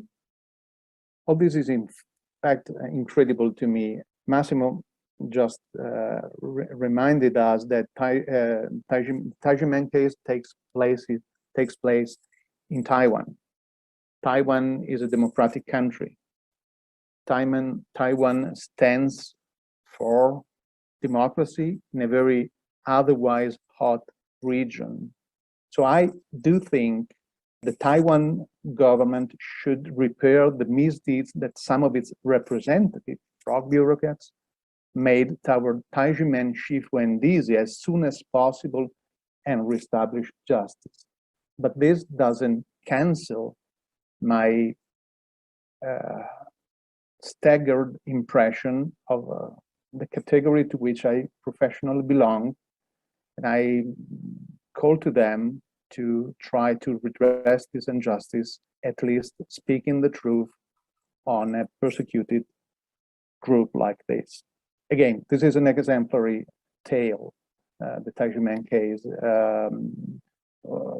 I do believe that also the media should play a role, a positive role in this story, and they haven't done. The media haven't done that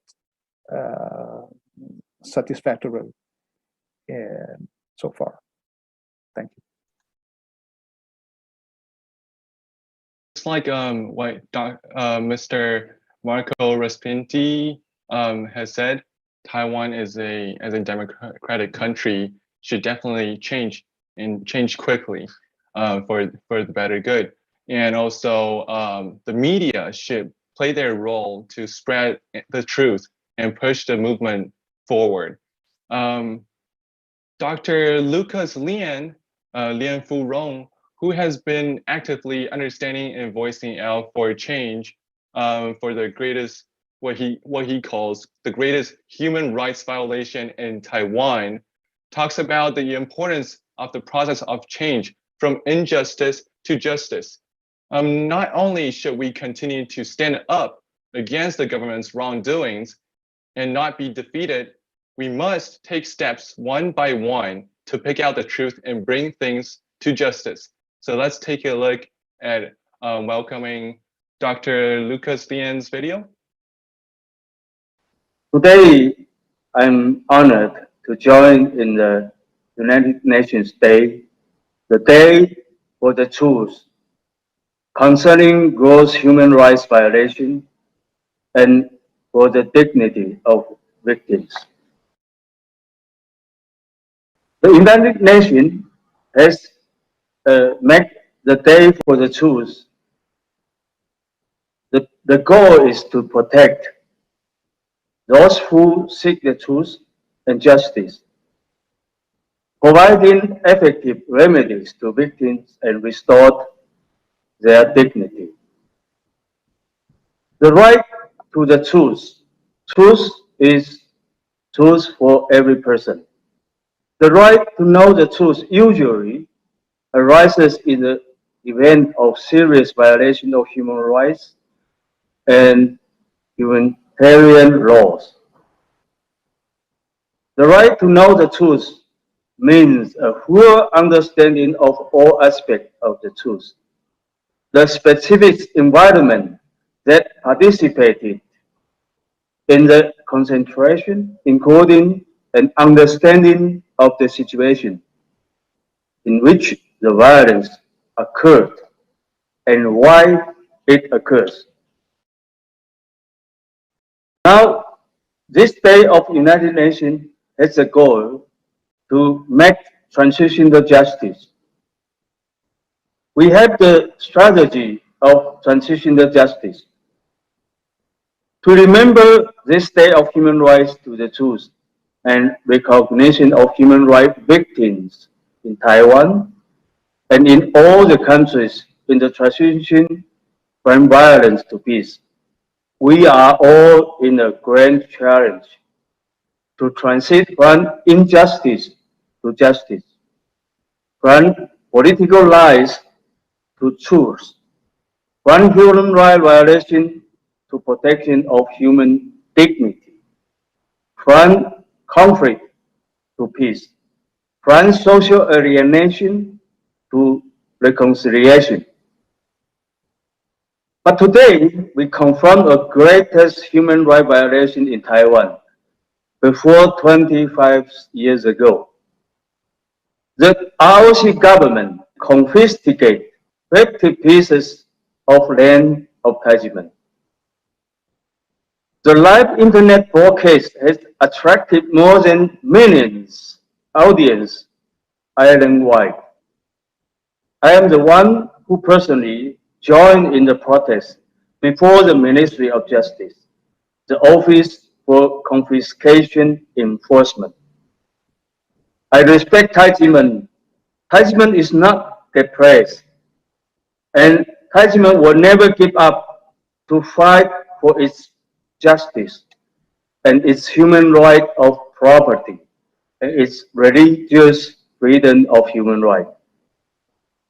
Now, what we must do, we must inquire and require the government to return the confiscated property. In this case, the justice means we have put criminal persecution to whole Guanren. We have required the Ministry of Justice and its prosecutor whole Guanren to apologize for its illegal persecution against Tai Ji Men.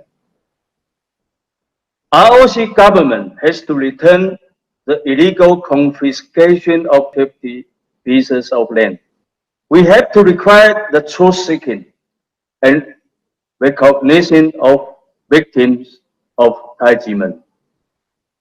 The government and its Human Rights Committee has to investigate and set up a truth-seeking institution. It means it is a long way of justice for people in Taiwan and the members of Tai Ji Men. We compare the 228 massacre and the tax persecution 228 against Tai Ji Men, because these two cases had the same structure. Both tragedies, only victims are persecuted. Perpetrators were never punished. And there is no official truth-seeking from the side of government. There is no recovery and no recognition of victims. There is no compensation to Tai Ji Men. Therefore, there is no reconciliation. It means it brings the consequences.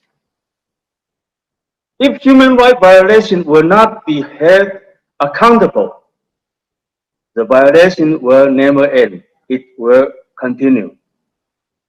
If the severe violation will not be enlightened with truth-seeking and the truth documentation, there will be no true and fair judiciary. If the control yuan will not investigate and give the victims, Tai Ji Men, the compensation and return their property, the ministry and the government of ROC will become robbers and will not be trusted and will not be respected by all the people in Taiwan. And Taiwan people will not tolerate the situation of lies and state crime from sides of the government. So in the case of Tai Ji Men, we must awake all the people in Taiwan to bring the enlightenment to our society. To know the whole truth, to seek the truth is very important for us. And I personally know Tai Ji Men, they are right now, they are not depressed. You know, Tai Ji Men is right now the biggest human rights movement in Taiwan. And they try to make the taxation and legal reform. The legal reform and institutional reform is very important for transitional justice. Transitional justice means in the core justice. Every person has look after justice. We have to make justice realized in Taiwan. So I think today, the day for the truth, the day to seek the truth, the day to bring the dignity to Tai Ji Men. We all wish that our government, they can hear the voice of our people. They can hear the voice who are looking for justice, looking for peace, and looking for the trust between the government and the people. I think the biggest, greatest human rights movement will be started by Tai Ji Men and our reform group. I encourage the government, I encourage also every person in Taiwan. We must be brave. We will not give up. We will look for the compensation. We will require the government to return the property of Tai Ji Men. And we will become the bravery fighter for human rights and justice in Taiwan. We have to start to seek the truth and the justice for every person in Taiwan. Thank you.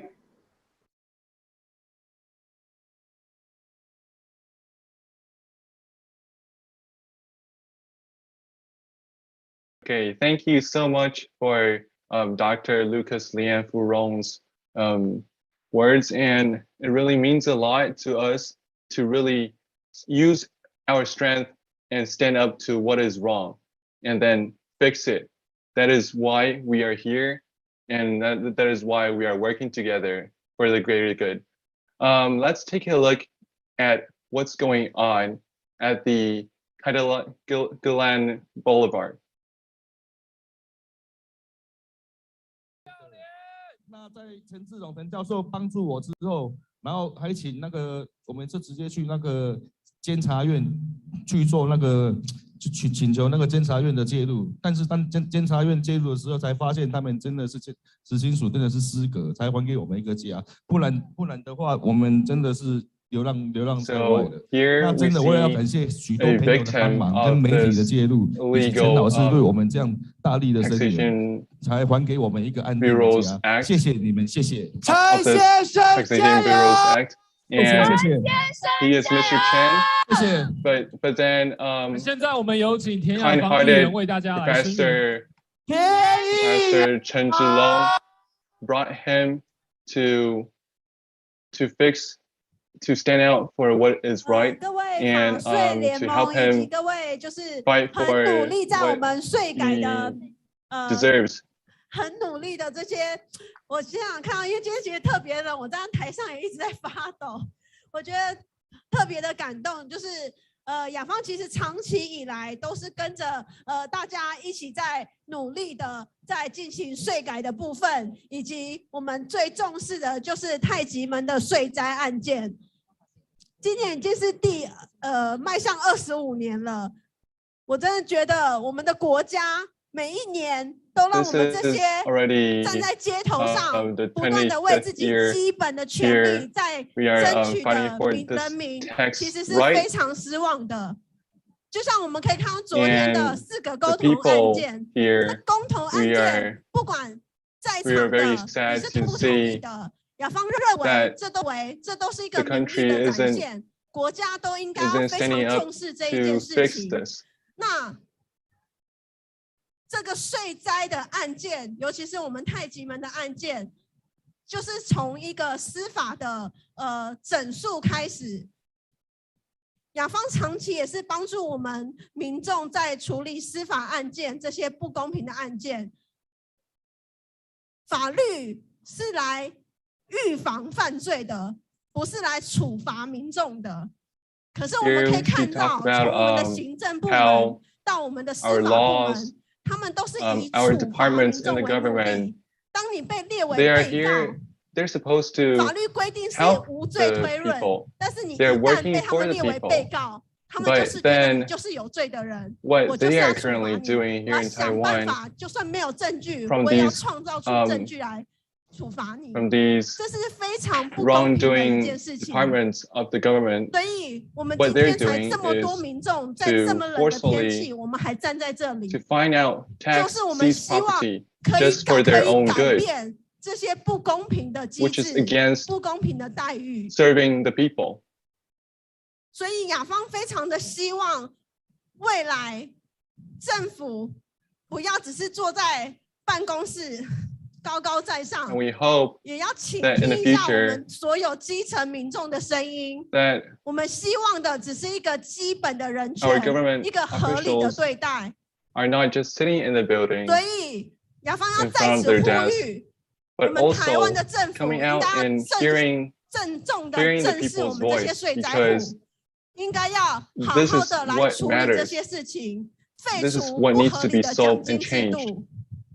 especially for the 在民 tax 众的诉愿 problem. 的程序上面，所有对于民众不公平的，也应该要废除 There 跟改 are 善 a。lot of unfair taxation 雅方要再次感谢， protocols 就 that 是今 that 天 is 还在这 bringing 边 a lot of 坚持到 trouble 底 to 的 the 你 to the 们在座 citizens, 的每一位 which 人， must be 因 changed. 为在改革的路上真的是非常不容易。就像雅方自己一个人在新竹市议会，很努力的想要改变什么，改变不一样的政治，想要监督市政， From 但 this 是这都是非常 process 困难的 of 事情。 bringing 雅方 injustice 看到你们， and 我就 changing 觉得 it 我更 to 可以坚 to 持下去 justice 了。 for 这 our 也要 government. 特别谢谢大 It's a 家。 long process and it's a long fight, but we have to thank everyone so much for standing here with us and keep on fighting. 雅方会带着大家的支持，跟你们一同坚持下去，努力的改变这个制度上的不公平、不合理，让我们一起争取到我们应该享有的人权。谢谢大家，谢谢。谢谢田议员。那现在我们也要请到成全国际法律事务所的主持律师陈祖祥律师来为大家说几句话。陈律师好。各位 now 法 we 税志工 hearing 们 lawyer Chen. 师兄师姐们，大家好。我来这边好多年了。事实上，今天来我真的不知道 He's been here for many years and followed us 能 through 说的、该说的 each year that we've 前几年 came 都说 to 过。 Kaidao 所以 Boulevard. 呢，我今天来的时候，我就跟大家一样，我就坐在后面，静静的聆听这个每一位上台的讲者。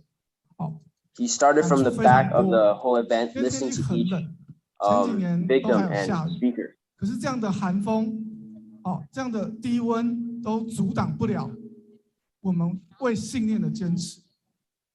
He talks about even though the weather is cold, 我刚刚听 the 到 wind 这 is 些 not 法 strong 税 enough to 青 break 年 our spirit 唱的 for 歌，我突然 justice 就 and 想起 change. 来，这就是我们坚持的理由。我相信太极门案件，它关系着台湾法税的制度的变革，是一个非常指标性的案件。 The 常 Tai 常 Ji 有人 Men 跟我 case is a 说， very 为什么 big, 太极门要常常在天桥下 very big 常常骑着机车 statement and 到处 case 去 in 宣讲， taxation 到处 of 去发传单？他 in 们为什么 Taiwan. 不把税缴一缴就好了？我相信这很多人都有这样的疑问，在过去。 He understands that many people looking from the outside may 我建议 wonder, why don't you 把他 just 们的 pay the 单张 bill? 收下来，好好的看一看发生了什么事情，你们再来做评断。 And he urges that people who 很高 think 兴 this should look at the case properly and see what really happened before making 陈律 assumptions like 师 that. 我现在在哪个路口，我又遇到法税的志工，然后我把他们的单张拿下来看，我觉得吓了一跳。我们国家怎么会有这样的事情发生？我说是 He 啊， talks about when people walk up to him, they will say that they see our volunteers, the 1219 rehabilitation volunteers, 在台湾各个角落， they would take a flyer and they would be very surprised and shocked at what really 然 happens 后不知该怎么 in Taiwan. 做。法税志工就是他们的明灯，指引了他们未来的方向。我手头上也接了 Rehabilitation Act 好几个 is acting as a lighthouse 法税志 or 工引进来 beacon 的 for 这个 victims 个案， that are unable to voice their opinions. 他们都几乎有非常类似的遭遇，就是国家说你这个要课税，你就要课税。无论他们怎么说，我没有收到这笔钱啊，这笔钱我根本没有赚到啊。可是国家就说，按照什么什么什么，所以我做了一个课 One 税 issue 处 with 分 the。government right now is that whenever they issue a bill, 这是一个多么荒 it's 谬的 final. 事情！ You have to pay it, 这么 and 荒谬 even 的 if 事 you 情 don't, if you 却 just 不断的 actually don't have the 重 money and 复 you 每天都在发生。 still have to pay it, and they will still 我真 pressure 的 you 也觉得非 until 常的沮丧， you pay 觉 it. 得做一个税务律师是一个非常辛苦的一个选项啊。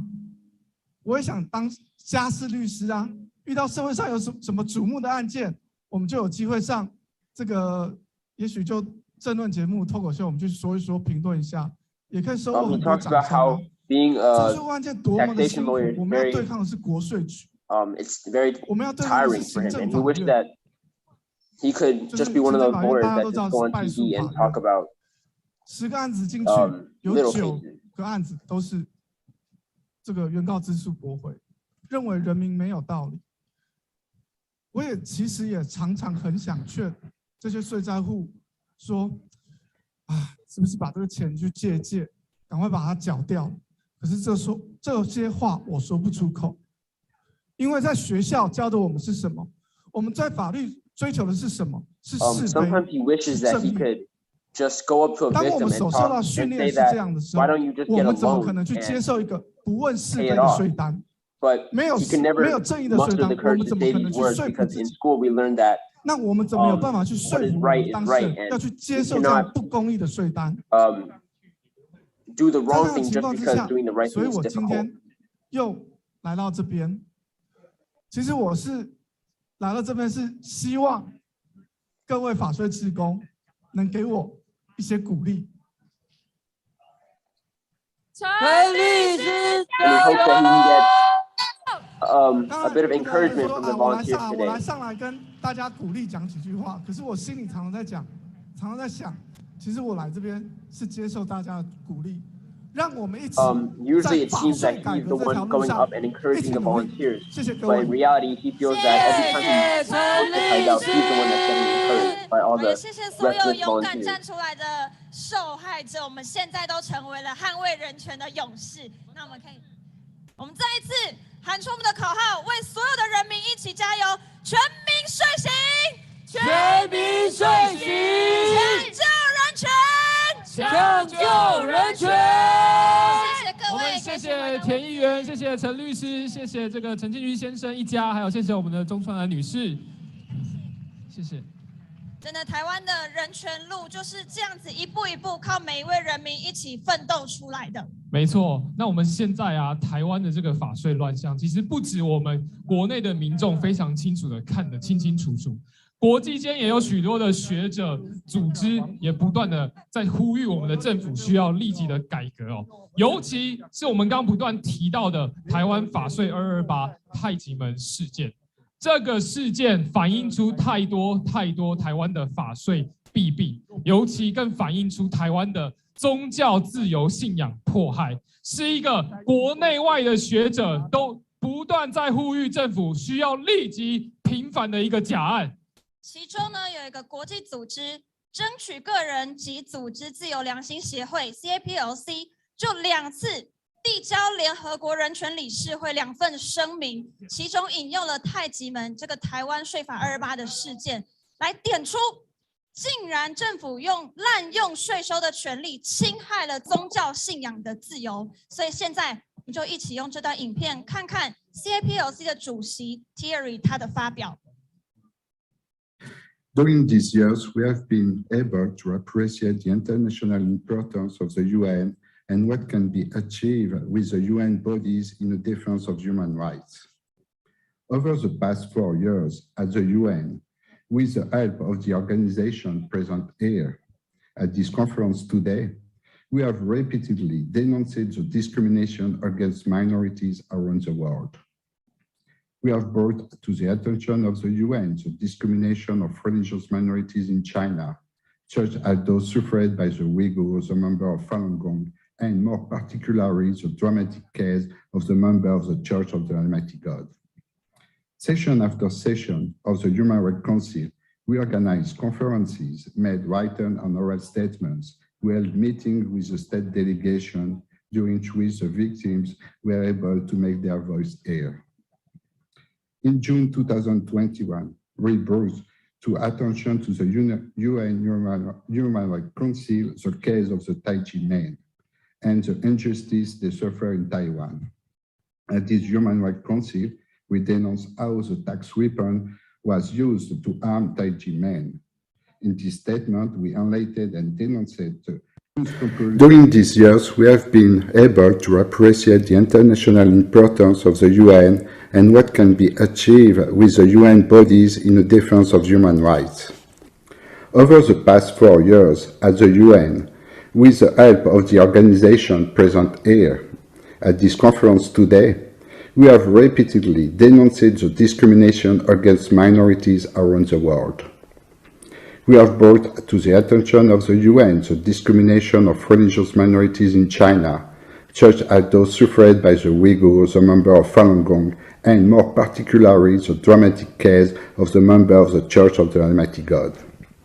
Session after session of the Human Rights Council, we organized conferences, made written and oral statements, we held meetings with the state delegation, during which the victims were able to make their voice heard. In June 2021, we brought to attention to the UN Human Rights Council the case of the Tai Ji Men and the injustice they suffer in Taiwan. At this Human Rights Council, we denounced how the tax weapon was used to harm Tai Ji Men. In this statement, we enlightened and denounced the unscrupulous means used by the Taiwanese government in its attempt to destroy the Tai Ji Men movement. The use of tax weapons against spiritual minorities is unfortunately common practices in many countries, including France, which finally, after a struggle to denounce this injustice practice, was condemned by the European Court of Human Rights. In September, at the 88th Human Rights Council session, we renewed our appeal for Tai Ji Men. This time, we enlightened the confiscation of this Tai Ji Men place of worship by the Taiwanese government. This is another form of discrimination, just as serious, because a spiritual community cannot exist without a place of worship. Today, the situation of the Tai Ji Men can no longer be ignored in the world, and the Taiwanese government must allow the Tai Ji Men to enjoy their property, their place of worship, and to make their contribution to world peace without worry. The UN mechanisms allow civil society to participate in the improvement of our society, and it is important to continue to speak out against the unfair treatment of Tai Ji Men by the Taiwanese government. In 2009, Taiwan ratified the International Covenant on Civil and Political Rights, ICCPR, and the International Covenant on Economic, Social and Cultural Rights. The ICCPR guarantees fundamental rights for every citizen, as well as freedom of religion or belief. The signing of the International Covenant is of paramount importance, but there is still a step to be taken to implement and respect the commitments made when the covenant was ratified. The model proposed by the United Nations is a balance between these institutions, the member state, and civil society. In these three components that ensure that the fundamental purposes established in 1945 by the Charter remain at the heart of the United Nations. Taiwan, like all other states, must find this balance with civil society and grow with it, not against it. It is in fact the struggle of the Tai Ji Men that we support so that justice is done to them, so that their contribution to a better, peaceful, and harmonious Taiwanese society is recognized. Thank you for your attention.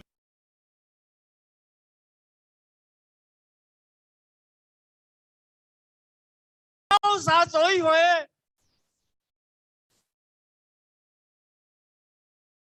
我看见太极门的人，没有人伤心，没有人沮丧，每一个人都充满了勇气。I see that everyone from Tai Ji Men is full of energy, full of spirit, and full of hope. 因为我们面对的是一个罪恶集团，骗子总统。Because we're facing a group of evil and untruthful 我在太极 government. 门这个 case 里面，我看到是什么？国家是犯罪集团。The country is a criminal organization. 我以为我站了31天，在行政执行总署面前，在财政部面前，他们会有一点点的。That all the time I spent standing in 感觉 front 他 of 们是错误的， the 结果 administration, 错误的是 they will 我。 realize that they are 告诉 in 你 the wrong and 去 will make 年我们 changes. 站了31天以后，8月21号就把我们所有财产全部没 After 收 the 了。 31 days that we stood in front of the administration, on August 23rd, 转型正义委员会没收党产是合宪的。 the judge said 立法把人民十 the 几 judge 兆的 said 财产 that 全部没 our 收， property is 全部是 confiscated 合法的。 and 这个 everything 政府是强 is 盗。 according to law and legal means. 拒绝迫害人民。假如你有把人民的财产当作是财产的话，行政体系不能摸 As 人 if they 民的财 weren't 产。 considering 这就是两公约。 personal and human property 两公约 as 里 their own 面 property. 无罪推进，无税推进。结果这个政府设计出来的租税法叫做不准人民诉愿。诉愿是不可能的，为什么？因为你 Suing 要 the 诉 government 愿 is impossible 交一半，11月30号。 because when you sue the government, you have to pay half of the 可是你 taxes. 假如交不起诉愿，他那一天就可以去抄家灭族了，丢脸了！丢脸！一个 So 国家 disgraceful. 把法律弄成强盗法，这是什么国家？丢脸了！丢脸！我没有办法去忍受一个国家天天仁义道德。 I cannot endure 可是设计出来 when 的 a 租税 country 法是说，你们不 speaks 准 about 诉 freedom 愿 every day and 因为 speaks 你们 about 说要 democracy. 交1/3，假如你 But 不 these 交 kind of 1/3， actions 我就 are different 抄 from 家 what 灭族 the 了， government 丢 speaks. 脸了！ What a disgrace.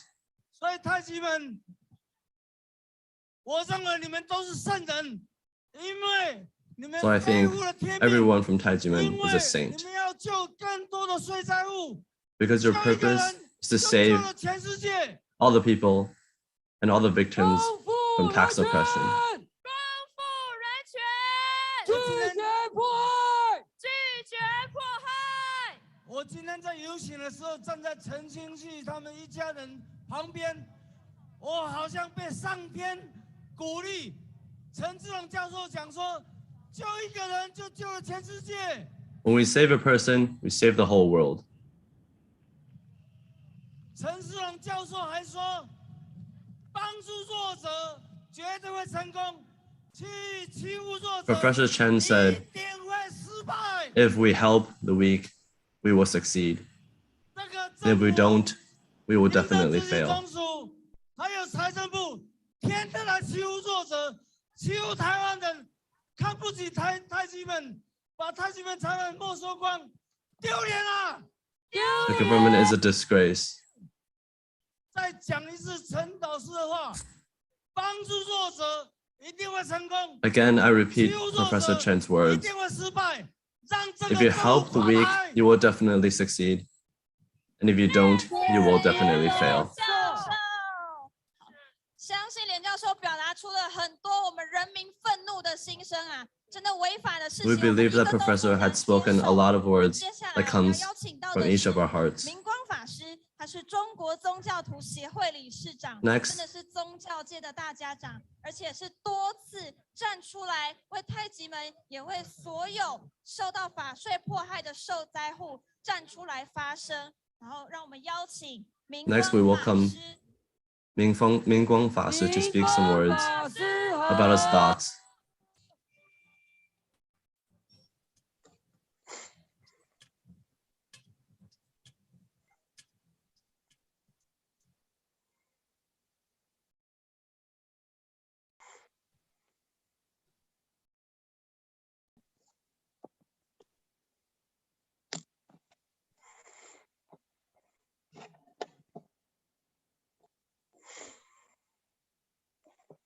我们大家最敬爱的太极门的掌门人洪道子博士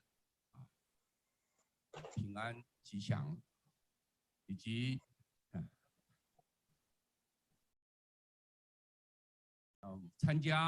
再一次来参加今天1219的全民睡醒抢救人权，已经25年了。This injustice has been going on for 25 years. 跟大家一样，我也来参加。去年呢，我们是希望能够在去年能够有个很好的结果，但是我们今年呢，还是依然。在这么寒冷的天气呢，大家聚集在一起。Last year we hoped that our efforts had some sort of result, but here we are again this year in the cold. 今天呢是农历的11月17日，就是阿弥陀佛的圣诞，所以我们从11到17有7天的一个佛期。今天又是礼拜天。那刚刚我有。大概5、6点的时候接到我们洪清忠先生的来电，我赶紧就从树林搭火车。At about 5 or 6 p.m. he received a call that he was invited to the event, and he immediately left and got to the events. 搭了普悠玛的自强号，树林板桥就到台北了。万华没有停。He went from Shuling 台北之后，赶快搭计程车过来。without stop. 洪先生到万华去接我，扑空了。所以今天来到这边呢，看到大家呢，非常的欢喜。He's very happy to see everyone here today. 谢谢法师。1个月前，有一位。在我们医院当院长的，他。The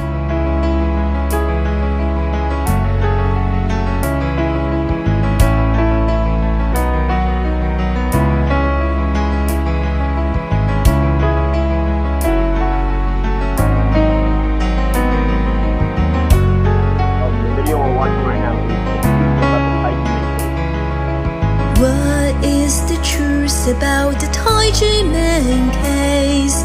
Taiwan Supreme Court found Tai Ji Men not guilty of tax evasion or any other charges. The National Tax Bureau and the Ministry of Finance reneged on their promise to revoke the tax bill. The National Tax Bureau illegally auctioned off the sacred land of Tai Ji Men. The land was illegally taken into state ownership.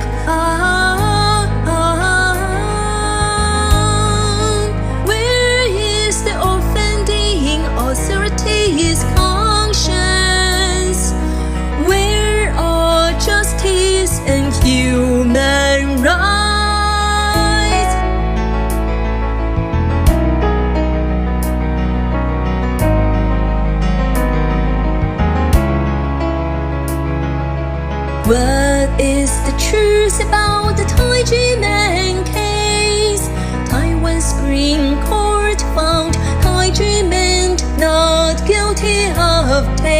evasion or any other charges. The National Tax Bureau and the Ministry of Finance reneged on their promise to revoke the tax bill.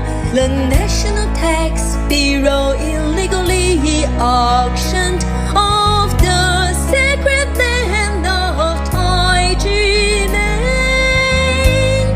The land was illegally taken into state ownership.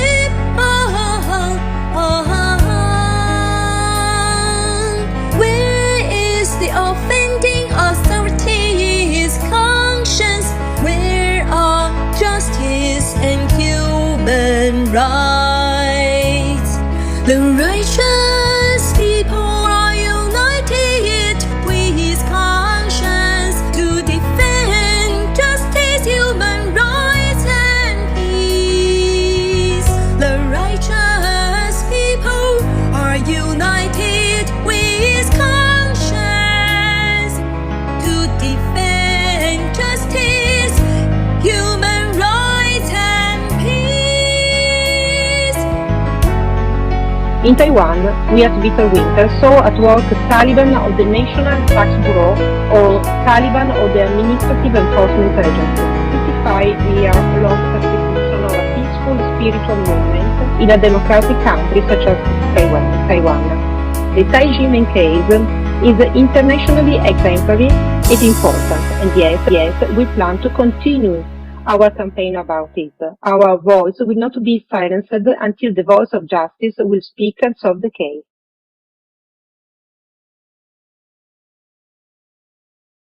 这个体制里面，把国税局需要改进的地方看得非常透彻。今天他也要站出来跟全民说明，也要让我们的政府听清楚，在我们的法税体制里面，到底还有哪些问题需要急迫的改革？体制的改革刻不容缓，我们台湾的人权也需要急救。让我们有请黄坤光黄老师的正义之声。Now we have Professor Huang and his speech. 相信大家也会非常记忆深刻哦。黄老师多次也是站出来为太极门1219案件说话，他就直接指出，太极门这个案件很明显，国税局就是非法课税啊。Professor Huang has spoken up about the Tai Ji Men case many times, and she explains that this is a blatant mistake and wrongdoing of the government. 首先呢，我要以我真正是税务查核人、税务门中人，去年上台到现在1年，而你们的问题还没有解决，又仍然是只有我一个真正税务门中人在这里发话，先说声抱歉。那紧接下来呢？She wants to apologize because even after a whole year of his speech from last year, the case is still not resolved. 所以我今天就是再度对太极门被非法课税迫害，做点拨乱反正之根本论述。记得根本，民主法治政体，政权行使必须依法治理。不能法外治理，军人不得干预民政，而依法治理及常任文官须依职务权限做合法行政处分，若无权限人员越权处分，或虽有权限，但处分之法律主体、客体、适用法条有一错误。该等处分都属法外治理，致使无效。如果有效，就无需立法院了。第二点，去年我以税务门中人依法行政32年经历，指出太极门是被检察官、调查官以及国税局查审人员串联违背职务。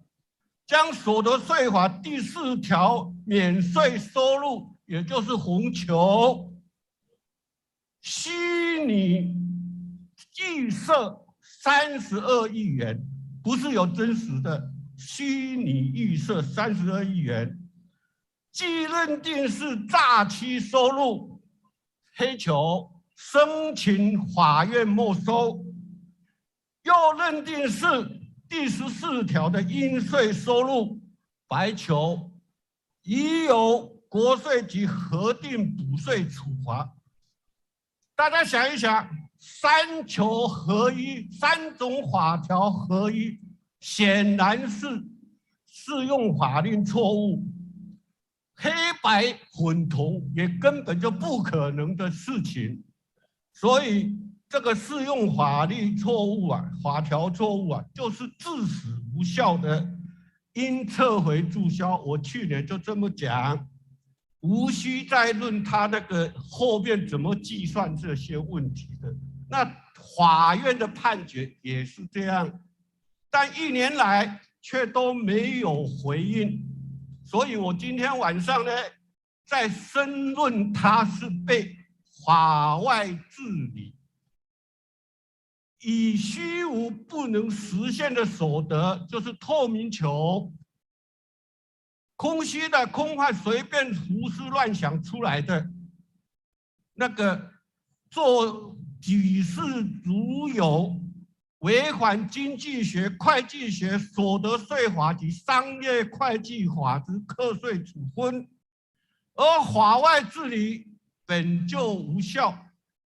其实体处分就是课税的那个金额这些啊，这个实体处分和行政程序法第111条第3至7款亦是完全相符的无效处分。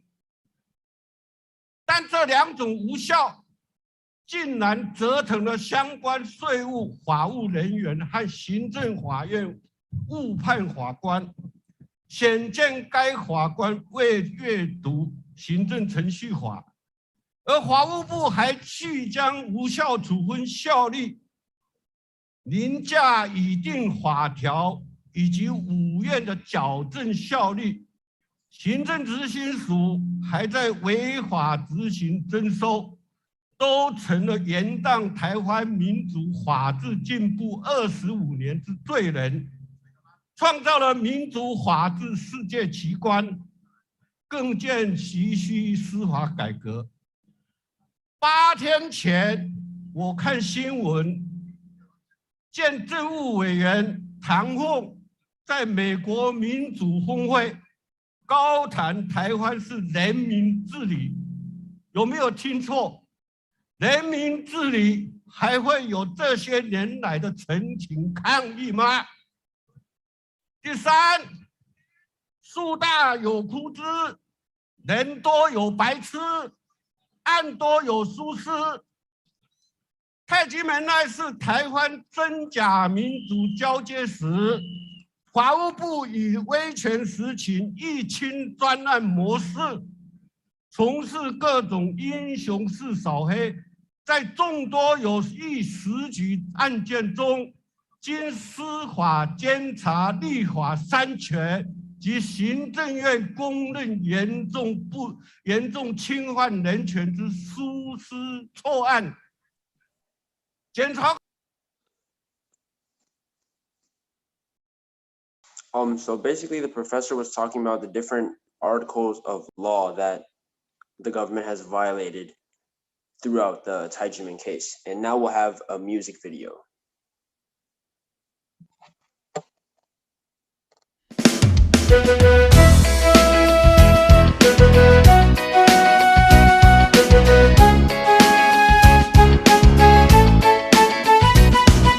Stop lying, stop fraud, stop plunder, stop persecution, stop, stop, stop.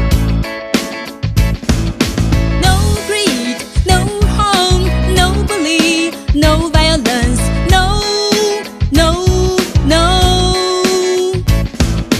Adhere to the truth, adhere to justice.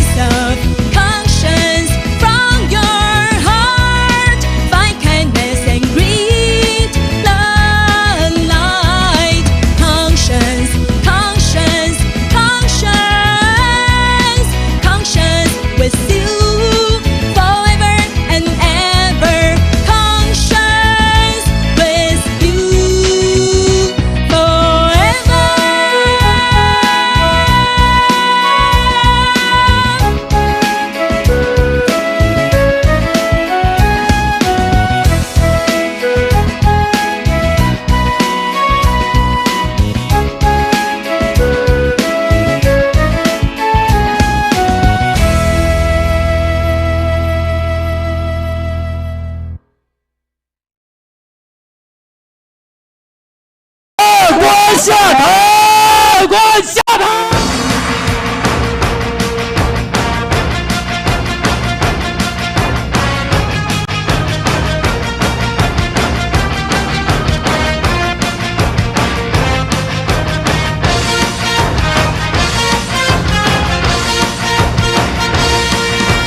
What is the truth about the Tai Ji Men case? Taiwan Supreme Court found Tai Ji Men not guilty of tax evasion or any other charges. The National Tax Bureau and the Ministry of Finance reneged on the promise to reform the tax bill. The National Tax Bureau illegally auctioned off the sacred land of Tai Ji Men. The land was illegally taken into state ownership. Where is the royal government officials' conscience? Where are justice and human rights? What is the truth about the Tai Ji Men case? Taiwan Supreme Court found Tai Ji Men guilty of tax evasion or any other charges. The National Tax Bureau and the Ministry of Finance reneged on their promise to reform the tax bill. The National Tax Bureau illegally auctioned off the sacred land of Tai Ji Men. The land was illegally taken into state ownership.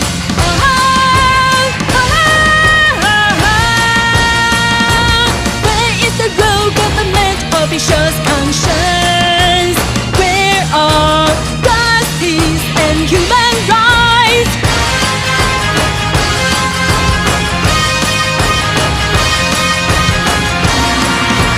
What is the truth about the Tai Ji Men case? Taiwan Supreme Court found Tai Ji Men guilty of tax evasion or any other charges. The National Tax Bureau and the Ministry of Finance reneged on their promise to reform the tax bill. The National Tax Bureau illegally auctioned off the sacred land of Tai Ji Men. The land was illegally taken into state ownership.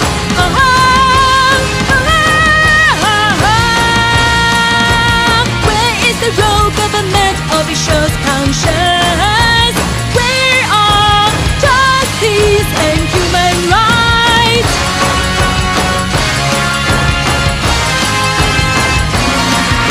The righteous people are united with conscience to defend justice, human rights and peace. The righteous people are united with conscience to defend justice, human rights and peace.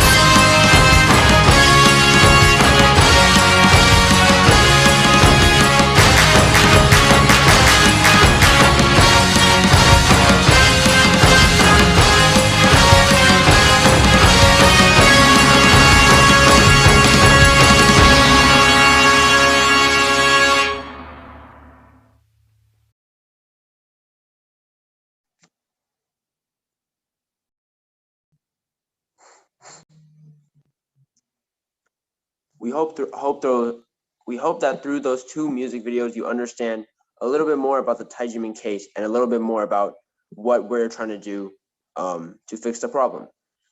Next, we'll look at the broadcast of the event at Kaidao Boulevard.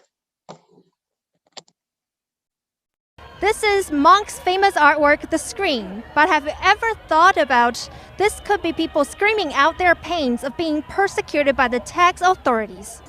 Wearing masks with a screaming face on it, tens of thousands of people in Taiwan take to the street to shout out loud their sufferings and dissatisfaction of the broken tax system. Today, the Tax and Legal Reform League and 10+ organizations gather in front of Taiwan's presidential office to call on all Taiwanese citizens to fight for taxpayers' rights. We want to request the government to face the problem that we are facing with right now in Taiwan. So especially today, we keep mentioning about the bonus. So what is the bonus? So many experts to mention that the bonus is the resource or the loopholes from the chaos about the tax bureau, and also a lot of the bullying behavior in Taiwan. So what we learned is that if you have the bonus, some people, everyone like the money, but the government, what they are doing, the major responsibility for land is to protect the people. But if that's the bonus, if they want to get money, maybe they will issue the wrong tax bill. The organizers emphasized the 5 no's: no illegal tax bills, no threatening taxpayers to pay unreasonable tax, no illegal tax bonuses, no illegal execution bonuses, and no bonuses for malicious reporting tax evasion. They also accused the government of imposing 400 billion NT dollars excessive tax revenue, which hit a new high in history. Overdue taxes and other charges in 2020 have increased to 1,431 cases, which is 7.5 times more than that of in 2001. Many experts suspect that the soaring number is caused by the tax bonuses. Tai Ji Men case is one of the fabricated tax cases in Taiwan, which has drawn international attention. Some human rights activists brought this case to the United Nations Commission on Human Rights and condemned the Taiwan government for tax persecution. Dr. Massimo Intravina urged the Taiwan government to correct mistakes at a press conference in Washington, D.C. Well, the answer is precisely because it's not primarily, and certainly it's not exclusively a tax case. It's a case of human rights. It is an established, recognized principle that it is the right and the duty of the international community to protect human rights.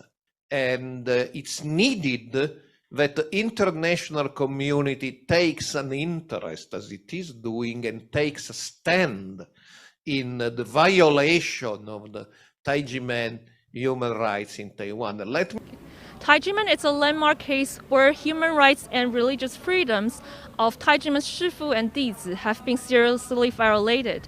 It is also a violation of Universal Declaration of Human Rights and the 2 international covenants. And they also have undermined and lowered the standards of human rights protection in democratic countries. As many scholars point out, Tai Ji Men case is not the tax issue, it's not the domestic issue, it's actually a human rights violations case based on religious freedom. That's why we bring this case to Washington, D.C. We seek the international community's help because we hope that the governments will rectify this case and to return the justice and to return Tai Ji Men's sacred lands. And we have persisted for 25 years. We will continue to fight for justice until the hope and justice are restored.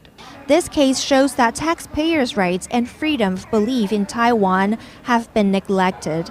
The protesters call on the government to abolish tax incentives and injustice and protect human rights so that the positive image of Taiwan as a democracy can be maintained.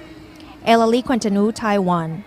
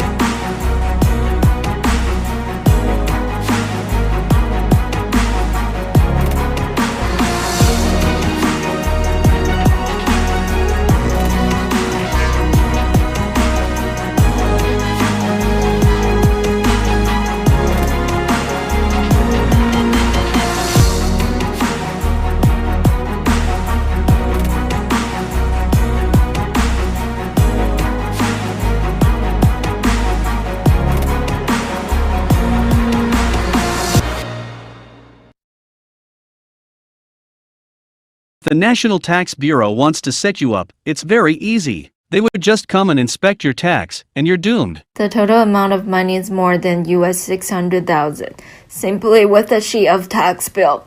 Tax bureaus inform you how much you owe. The government just kept adding tax.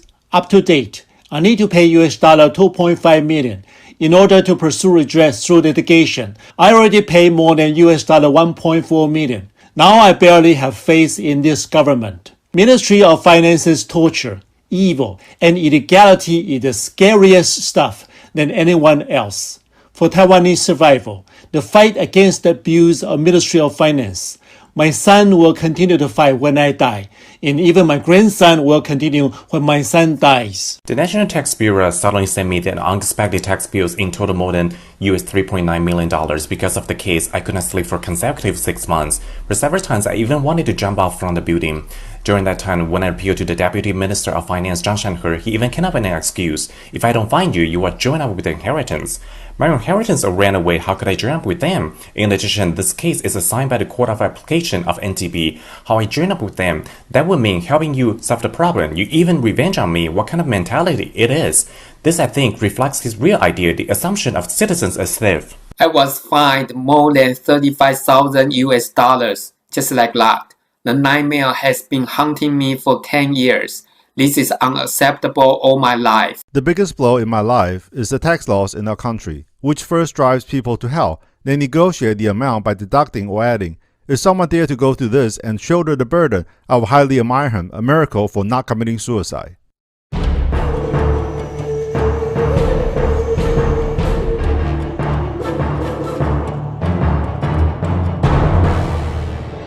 My deal purchase fell apart, but the National Taxation Bureau added all the unpaid tax of seller onto me. My life is gone. I got nowhere to seek help.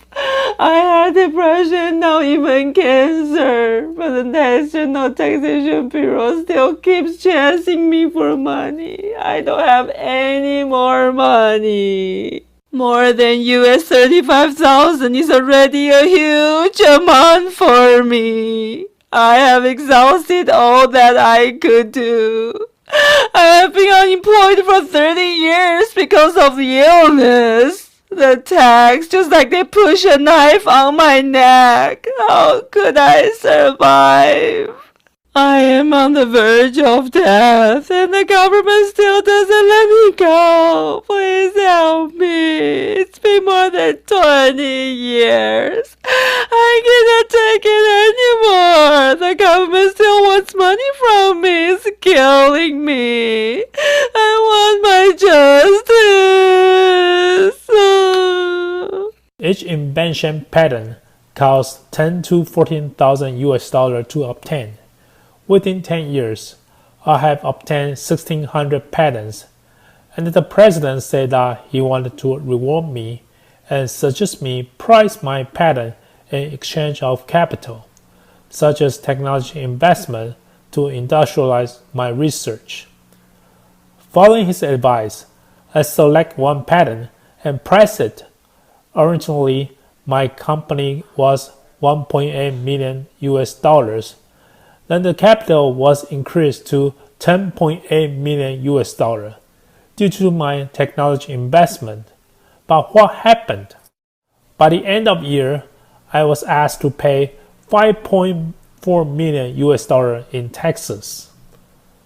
I protest. I didn't even sell my shares. Why tax me? That was very unfair. I suggest, how about use my shares as collateral? The National Tax Bureau refused as they thought my stocks were worthless. They seized all my property, real estate, all my bank deposits, and auctioned them all off. So I now have nothing. You tax officials should fix it when you know something's wrong, rather than threaten citizens to hire a lawyer to sue me. It's like saying, yes, I bite you, I bully you. What can you do? I asked the director of the NTB immediately, within 1 week, to refund me the incorrect tax money of 35,000 US dollars. They said the fine is 20 times the amount you owe. Who decides that? The National Tax Bureau does. Who decides how much back taxes you owe? The NTB does. And if you don't accept, they will audit your tax records for 10 years.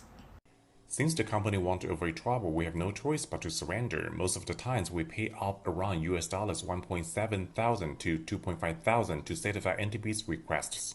The tax agency came to my office to inspect tax and asked me to make it up with more than $71,000. During the process, the amount was negotiated down to $10,000. Because we don't dare to go against government authority, we can only obey and pay up the $10,000 tax money. The district officer told me, "You have the highest profit in my district, so you can pay a little bit more. I've never evaded taxes. Why do I have to pay a little bit more for less tax?" A tax official came to me unexpectedly and asked me to pay the additional amount of $7,000. 1 week later, he visited me again and said, "I submitted your case to my superior." He said it was unacceptable because this amount is way too little. He said my boss said that there should be one more zero at the end of the number. That is, the amount went from $7,000 to $72,000. We did have transactions with them. The NTB only informed me 5 years later that the entity we traded was a paper company and came to fine us instead of that paper company for VAT tax. It's very unfair. After paying the additional VAT tax, my boss closed down the company. It had been hard to maintain the business. He didn't want to live under such taxation threat. The NTB issued me a 5-year tax bill on the reasons that my store's signboard does not match the registered company name. He insisting on imposing the tax. I then went to litigation. I was plagued by multiple mental and physical illnesses during the 5-year proceeding. The NTB discretionarily carry out inspection on all my previous tax returns. If there's an error, I'll be fined. I've already been fined twice. My mother-in-law's name was Lin Wang Yue. When she saw this tax bill, she was shocked. My parents-in-law were honest and law-abiding people. They always paid their taxes, so she just returned the bill. But 1 year later, the same tax bill came back. Obviously, my mother-in-law was a lady, but the Lin Wang Yue on the previous tax bill was a guy. This time, the gender, address, and ID number were all changed to my mother-in-law's information, so the tax bureau could force her to pay. Every year, my mother-in-law was haunted by the same tax bill. She passed away in 1996, and I received a court enforcement notice in 2001. It was really scary. We have suffered so many years as a family, yet those corrupt bureaucrats walked away without consequences. They don't admit their wrongdoings and keep repeating their mistakes. They should be rightfully punished. The company accepted my technology investment because they wanted my technical skills, and this was approved by the Ministry of Economic Affairs. A year and a half later, the National Taxation Bureau replied me saying, "Sorry, this is not a technology investment, this is salary income." They asked me to pay more than $144,000 in taxes. I went to file a review and went through the administrative litigation. I also filed a litigation to the administrative court then. Of course, they turned down my request and I lost the case. They took all my money from my bank account first and sent me a notice, and then also restrict me from leaving the country. I cannot go abroad. My ex-wife was unable to comprehend the situation, so we divorced. Of course, the children have been in the United States since. My house was auctioned off because of 2 unpaid traffic tickets of $648. On March 30th of this year, I was informed to hand over my house by the clerk. It was then that I learned my house was being auctioned off. I have no idea from the beginning, and suddenly I received the bad news. In 2016, I received a notice from the NTB that informed me to pay the luxury tax. My husband and I have only one house registered under our name, and we move into it within the required period. Why do we need to pay the luxury tax? Every time we try to check with the NTB, they simply use various regulations to convince us to pay the tax of more than $180,000. If we refuse, we will be asked to pay nearly $360,000 with fines included. Because he couldn't make money. He went to work in China. It was then the NTB said that we earn more than $40 million and imposed a tax bill of over $1.8 million. As a result, my husband couldn't come back because he would be restricted from leaving Taiwan. One of my kids was 1 year old then and the other 3. My older kid is now 10 years old. 7 years! My husband has missed the family time of 7 years to be with my kids and me in Taiwan just because of a single wrong tax bill. They definitely knew it was a wrong bill, and yet they are unwilling to correct it. The Taxation Bureau adopts a very simple approach when imposing taxes. They are the boss. After taxpayers receive a tax bill and declares, it's not my tax and there is something wrong with the bill, then how does NTB respond? NTB simply just asks people to prove it. Prove it if you can, otherwise you have to pay. My land has been expropriated by you, and you still ask me to pay taxes? It doesn't make sense. I will pay the tax if you return the land back to me. We were not informed that we owe taxes, but our house was sealed. Even the final ruling of criminal court could not stop NTB from pursuing the taxation. So my salary is extra. They took away all my money from my bank account. Now there's barely a penny left.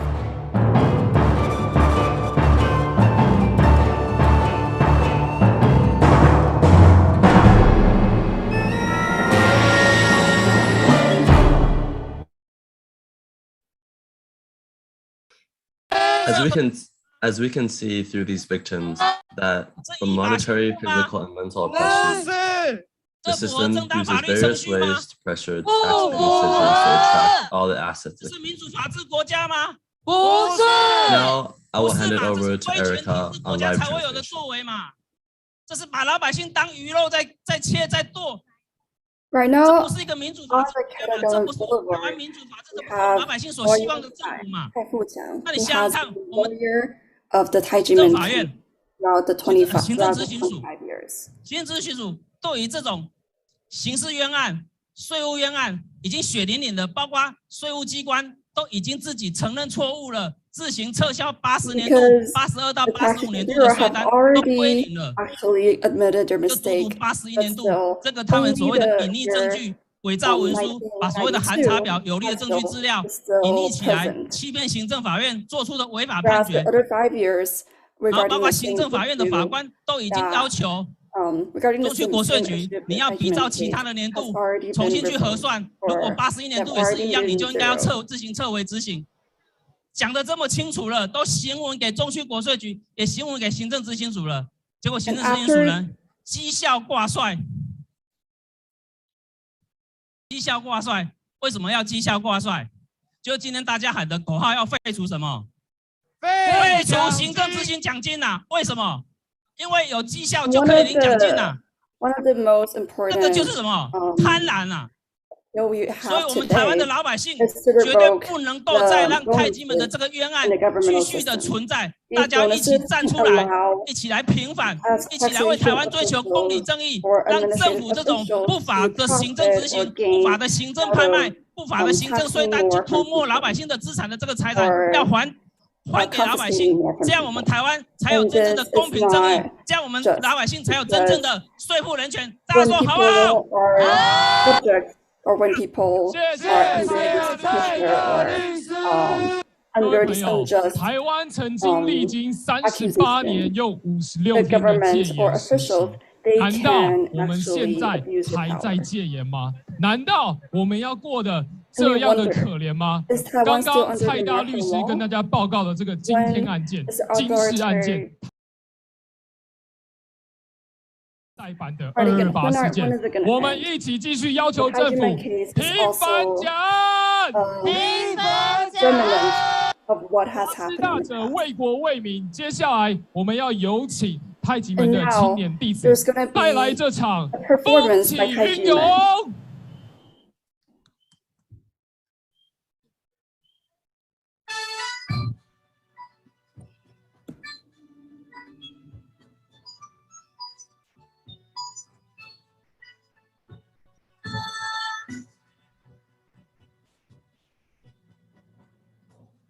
运动为无名，四不一好，七不一好，下一好，齐心的当海正气正言义，真快成功，无中人，真气流露美与坚，世豪江山和平存，崛起黎明，心无私，不由你们代承传，师徒同心扬眉山，只个为何一德祥，让忠肝义胆保家亡，乐运众生。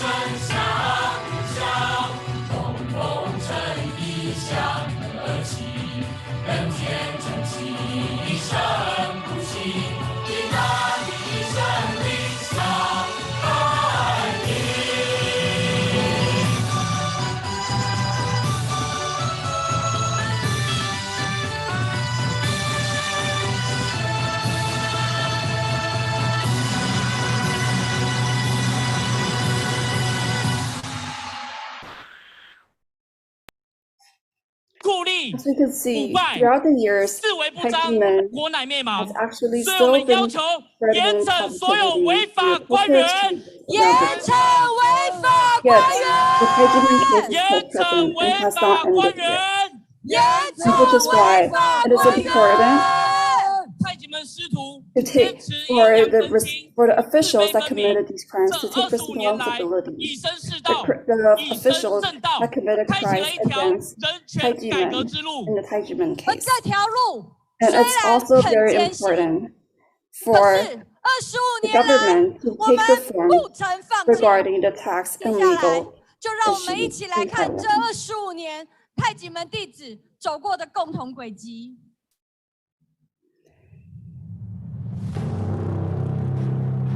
Throughout the 25 years, the Tai Ji Men, dizi, and shifu has walked a long way. And here we can see what the Tai Ji Men, shifu, and dizi have walked past already.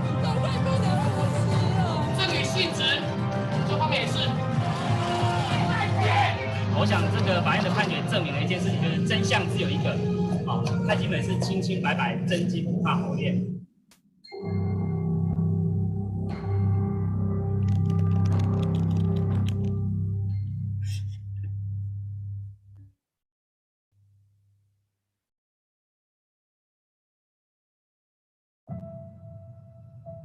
那一天，那个电影里才会出现的画面映入眼帘，看着荷枪实弹的剪掉冲入，没有人反应得过来。在一片大声斥喝中，时间突然流动的缓慢，没有。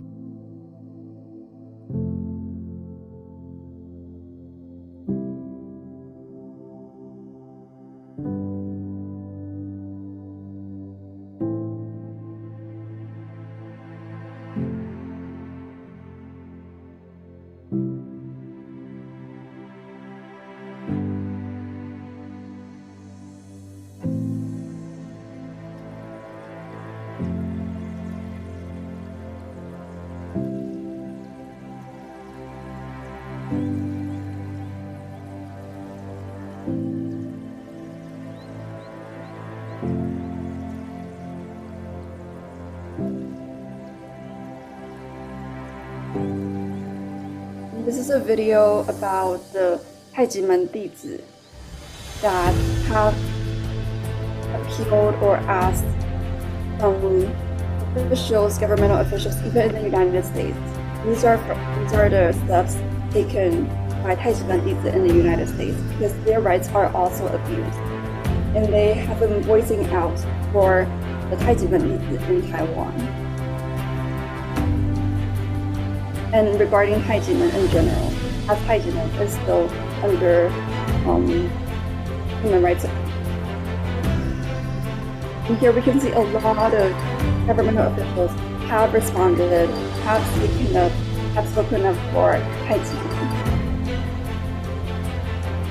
including congressmen, senators from the United States. And there was even a press conference held in Washington, D.C.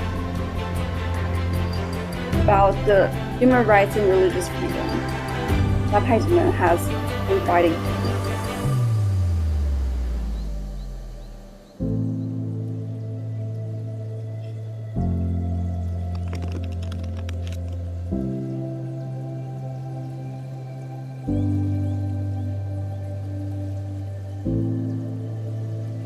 In order to truly respect human rights in Taiwan and anywhere else in the world, it is very important that the international community also voice up for Tai Ji Men.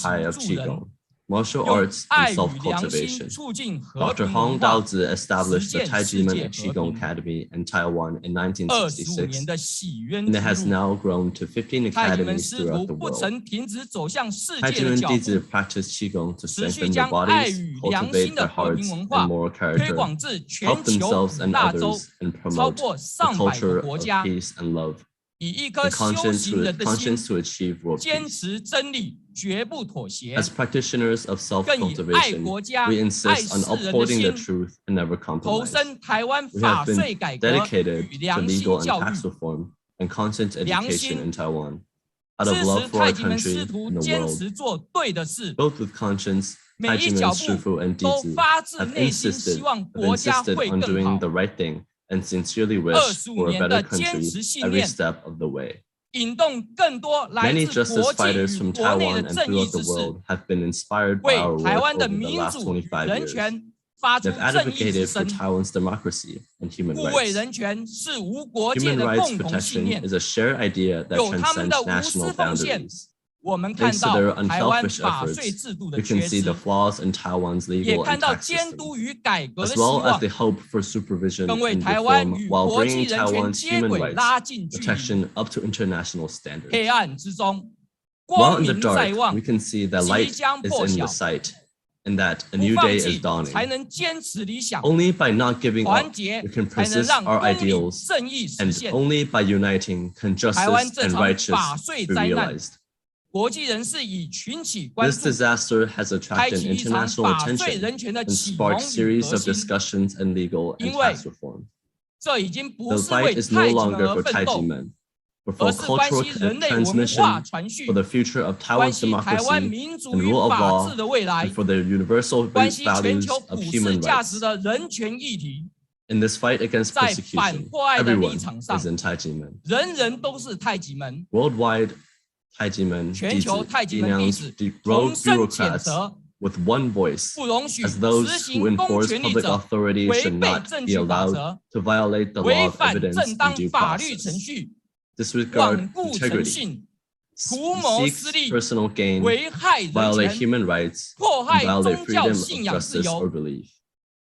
We solemnly demand that the Taiwanese government truly implement transitional justice, remove the legacy of authoritarian era, immediately stop human rights abuses, immediately stop violating the people's religious freedom, return Tai Ji Men's sacred land, clear Tai Ji Men's name, and return justice to Tai Ji Men.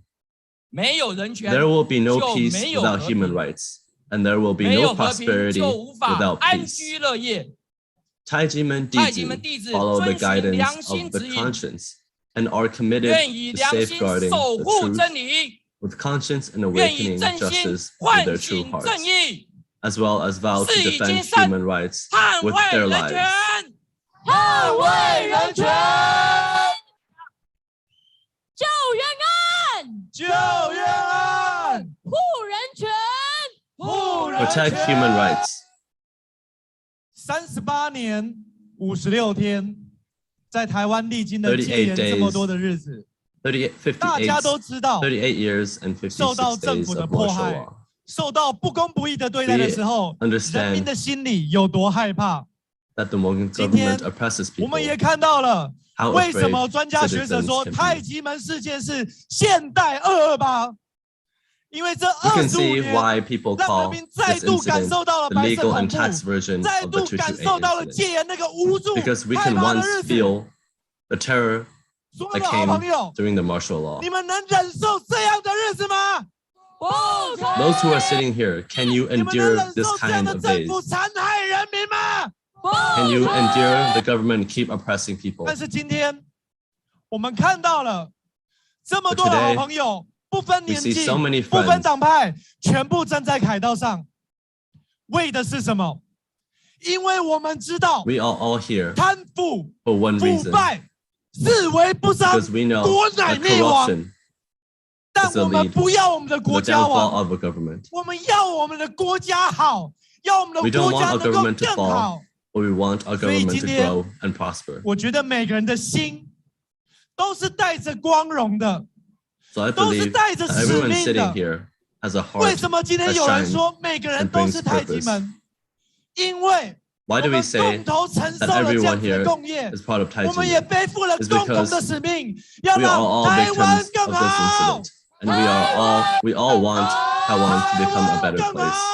台湾更好。从今天的行动，我们可以看到，现在 From today's actions, 1219案件已经登上了国际的舞台。 we can see 我们看 that 到 the 了 1219来自美洲、亚洲、 has been 欧 spread 洲 around the 等 world. 等的专家学者，他们都勇敢 Experts 的 from 站出 Europe, 来为1219 Asia, 案件声援。 America 为什么？ are all 因为他们 standing 知 up 道，他们声 for the 援的 incident of Tai 不 Ji 只 Men 是1219这个案件， because 他们 they 声 know 援的 that what 是 they're 台 standing 湾 up is 真 not 正的 only 民主、真 for 正 the 的法治， 1219 incident, 对不对？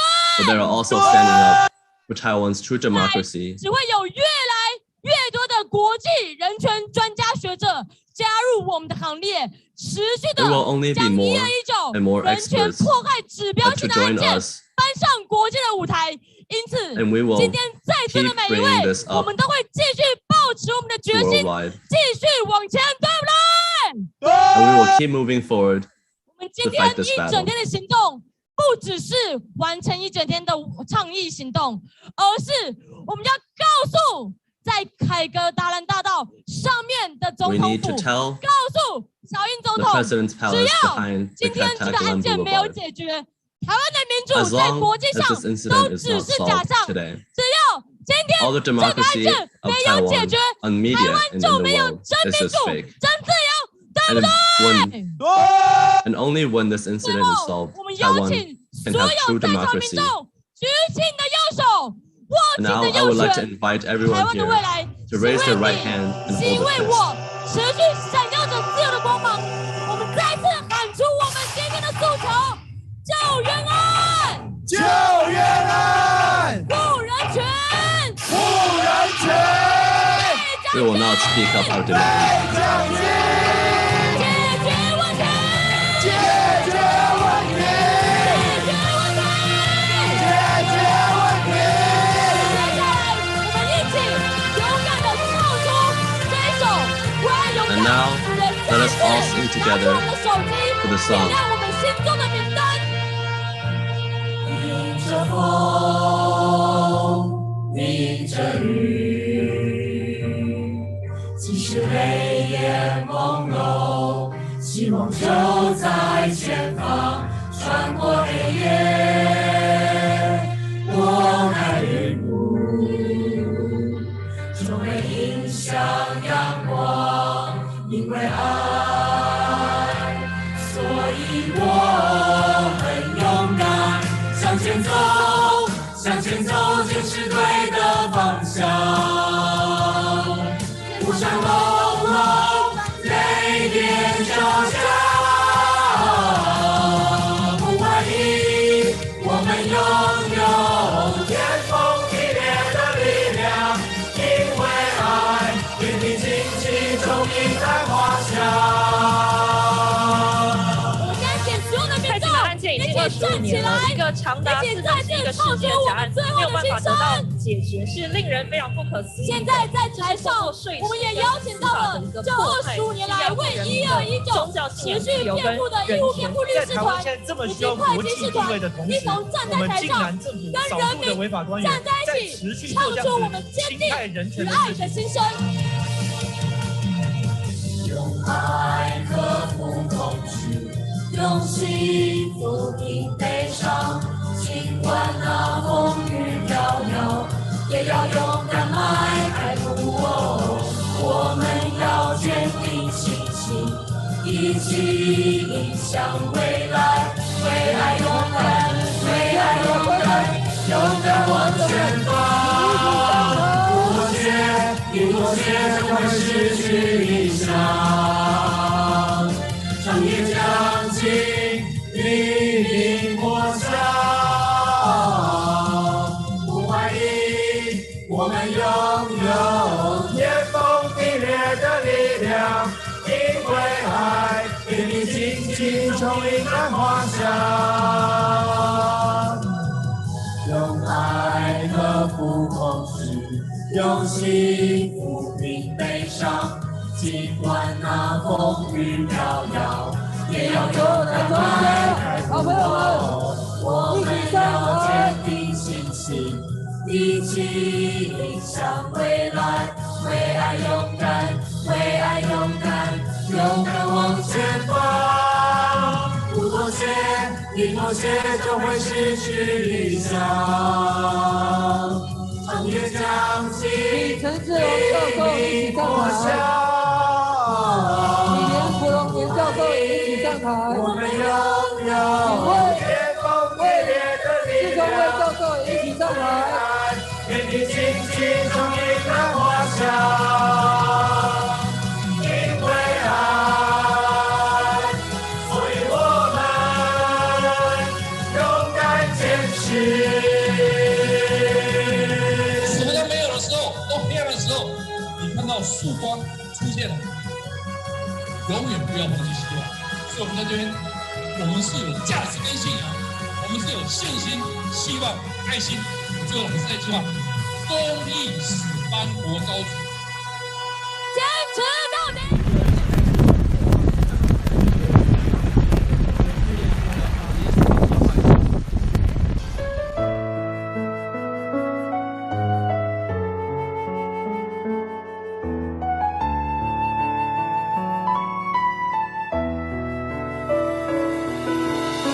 For human rights.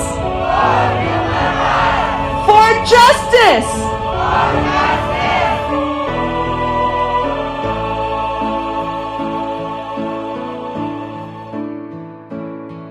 Have you ever seen an angel of love looking at you with a shining smile of kindness?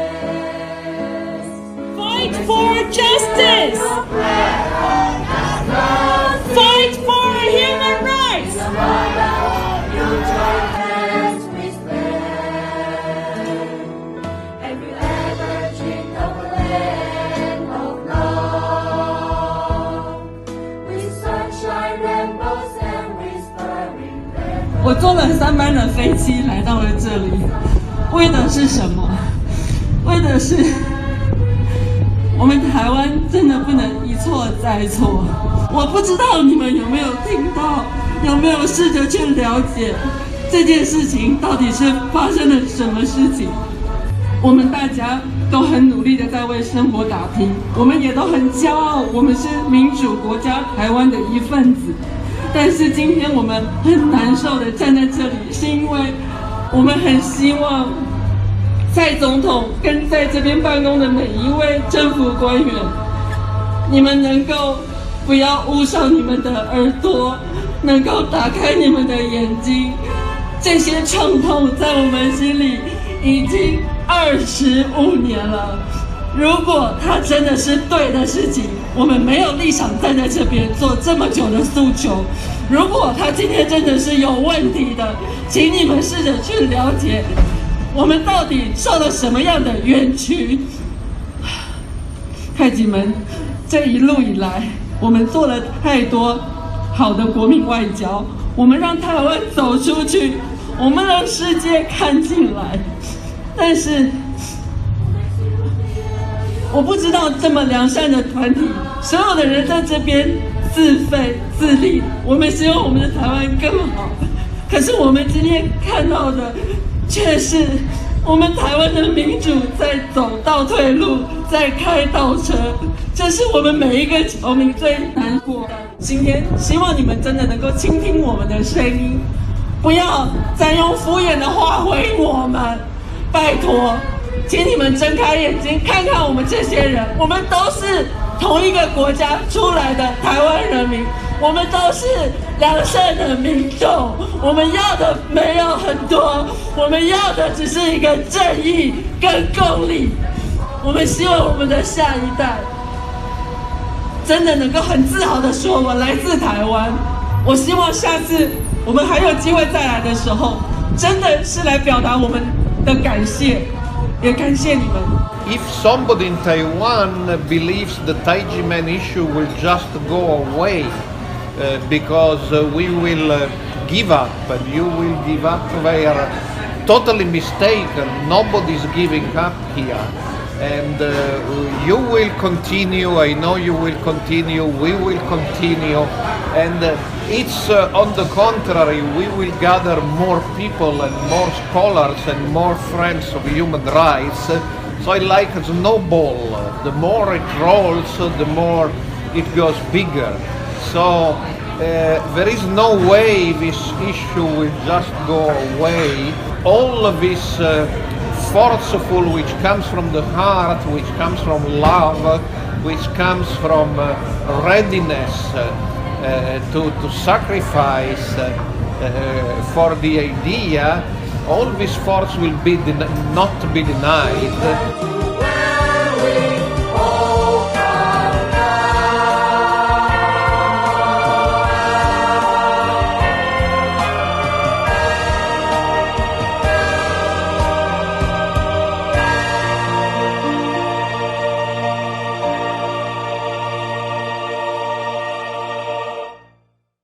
Idea that over 300 legislators have said that the situation should be changed is just incredible. Why didn't it happen? And one answer that's come up is bureaucracy. A few individuals have been hijacking the whole government. Watching the video, and I'd seen it before, and seeing it again, it was just as tragic. But the thing that struck me this time was a line something like, "Grey hairs grow one by one." And that tied in with what Professor Jackson said about justice delayed is justice denied. They're not going to give up. They're gutsy. They're uncompromising. They're fighting not just for their own rights, but also for those of others, for Taiwan, and for the belief in the abstract concept of human rights, trying to make sure that it's a concrete reality that can be enjoyed throughout the world. Thank you, Tai Ji Men. Good luck. Don't give up. Without observance and adherence to the rule of law, then we have lawlessness. And that is what happened, in my opinion, in the Tai Ji Men tax case. I have studied the Tai Ji Men tax case for many years. I've read many documents related to the Tai Ji Men tax case. And I believe that I have not seen more abuse of power than I have in the Tai Ji Men tax case. And when government officials abuse power, it affects not only the victims of that abuse, but it affects all of us, because that means that the rule of law is not being followed. And that falls on all of us, whether the direct targets of that abuse or not. They have been taught never to compromise, whatever the price to pay. Integrity, dignity, respect, compassion, love, and peace are at the heart of their values and of their lives. But some people and institutions have shamelessly violated their human rights to justice. The dizi are the best ambassadors of Tai Ji Men's teachings to the outside world, because they are the living testimonies that their spiritual values can regenerate individuals and society. This is a major contribution of Tai Ji Men to the spread of human rights in Taiwan. This is also a precious asset for the Taiwanese society and the image of the country abroad. Taiwan is nowadays one of the great democracies in the world, and persecutes a peaceful and honest movement that has proven its good faith in court for the last 25 years. Tai Ji Men saw their land and properties auctioned and confiscated by the state. Well, no country is perfect, but the problem is that when it's a so-called democratic country which starts erring on the wrong side of the tracks, when injustice occurs in a place that is supposed to be one of the good places of the world, the effects may be worse than when it occurs in an already totalitarian country. Why? Because it lowers the very standards of democracy for the entire world. It sends the message that injustice would not matter, that wherever you are, bad guys can win over good guys, and that there is no accountability in this world. I make the wish that the Tai Ji Men finally see the end of the persecution and recover its properties and land. And I make the wish that justice prevails once for all in the Tai Ji Men case, so that all of the dizi can now concentrate on their spiritual mission and practice without interference for the greatest good. In Taiwan, we at Bitter Winter saw at work Taliban of the National Tax Bureau or Taliban of the Administrative Enforcement Agency. They also expressed their intolerance by attacking a visual symbol of freedom and diversity, land they confiscated that was intended for a Tai Ji Men self-cultivation center. Our extensive coverage of a tax incident may seem unprecedented, but in fact it is a 25-year-long persecution of a peaceful spiritual movement and the massive discriminatory use of taxes as a tool of discrimination that is unprecedented in a democratic country such as Taiwan. The Tai Ji Men case is internationally exemplary and important, and yes, we plan to continue our campaign about it. Our voice will not be silenced until the voice of justice will speak and solve the case.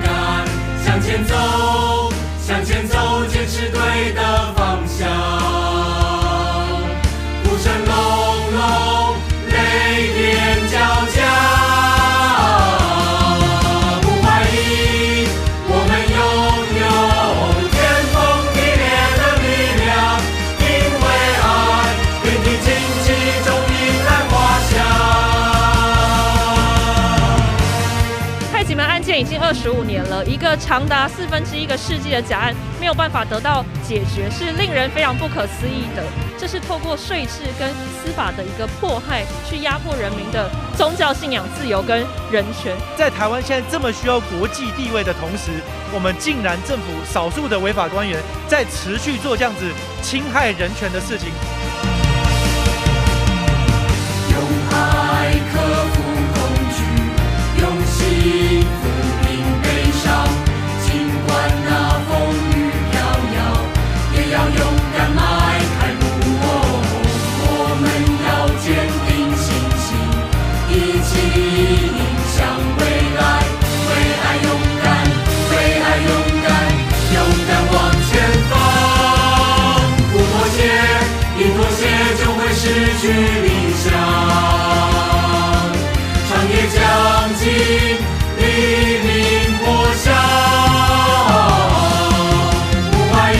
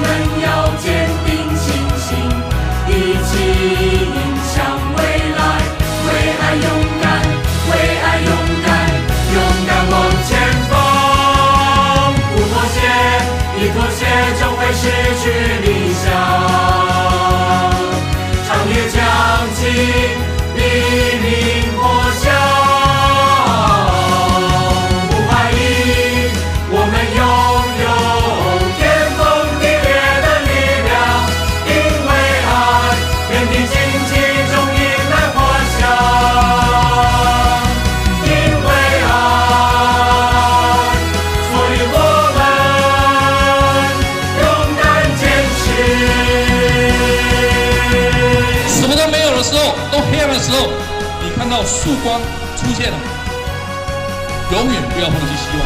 所以我们在这边，我们是有价值跟信仰，我们是有信心、希望、爱心。我最后还是那句话：公义使邦国高举。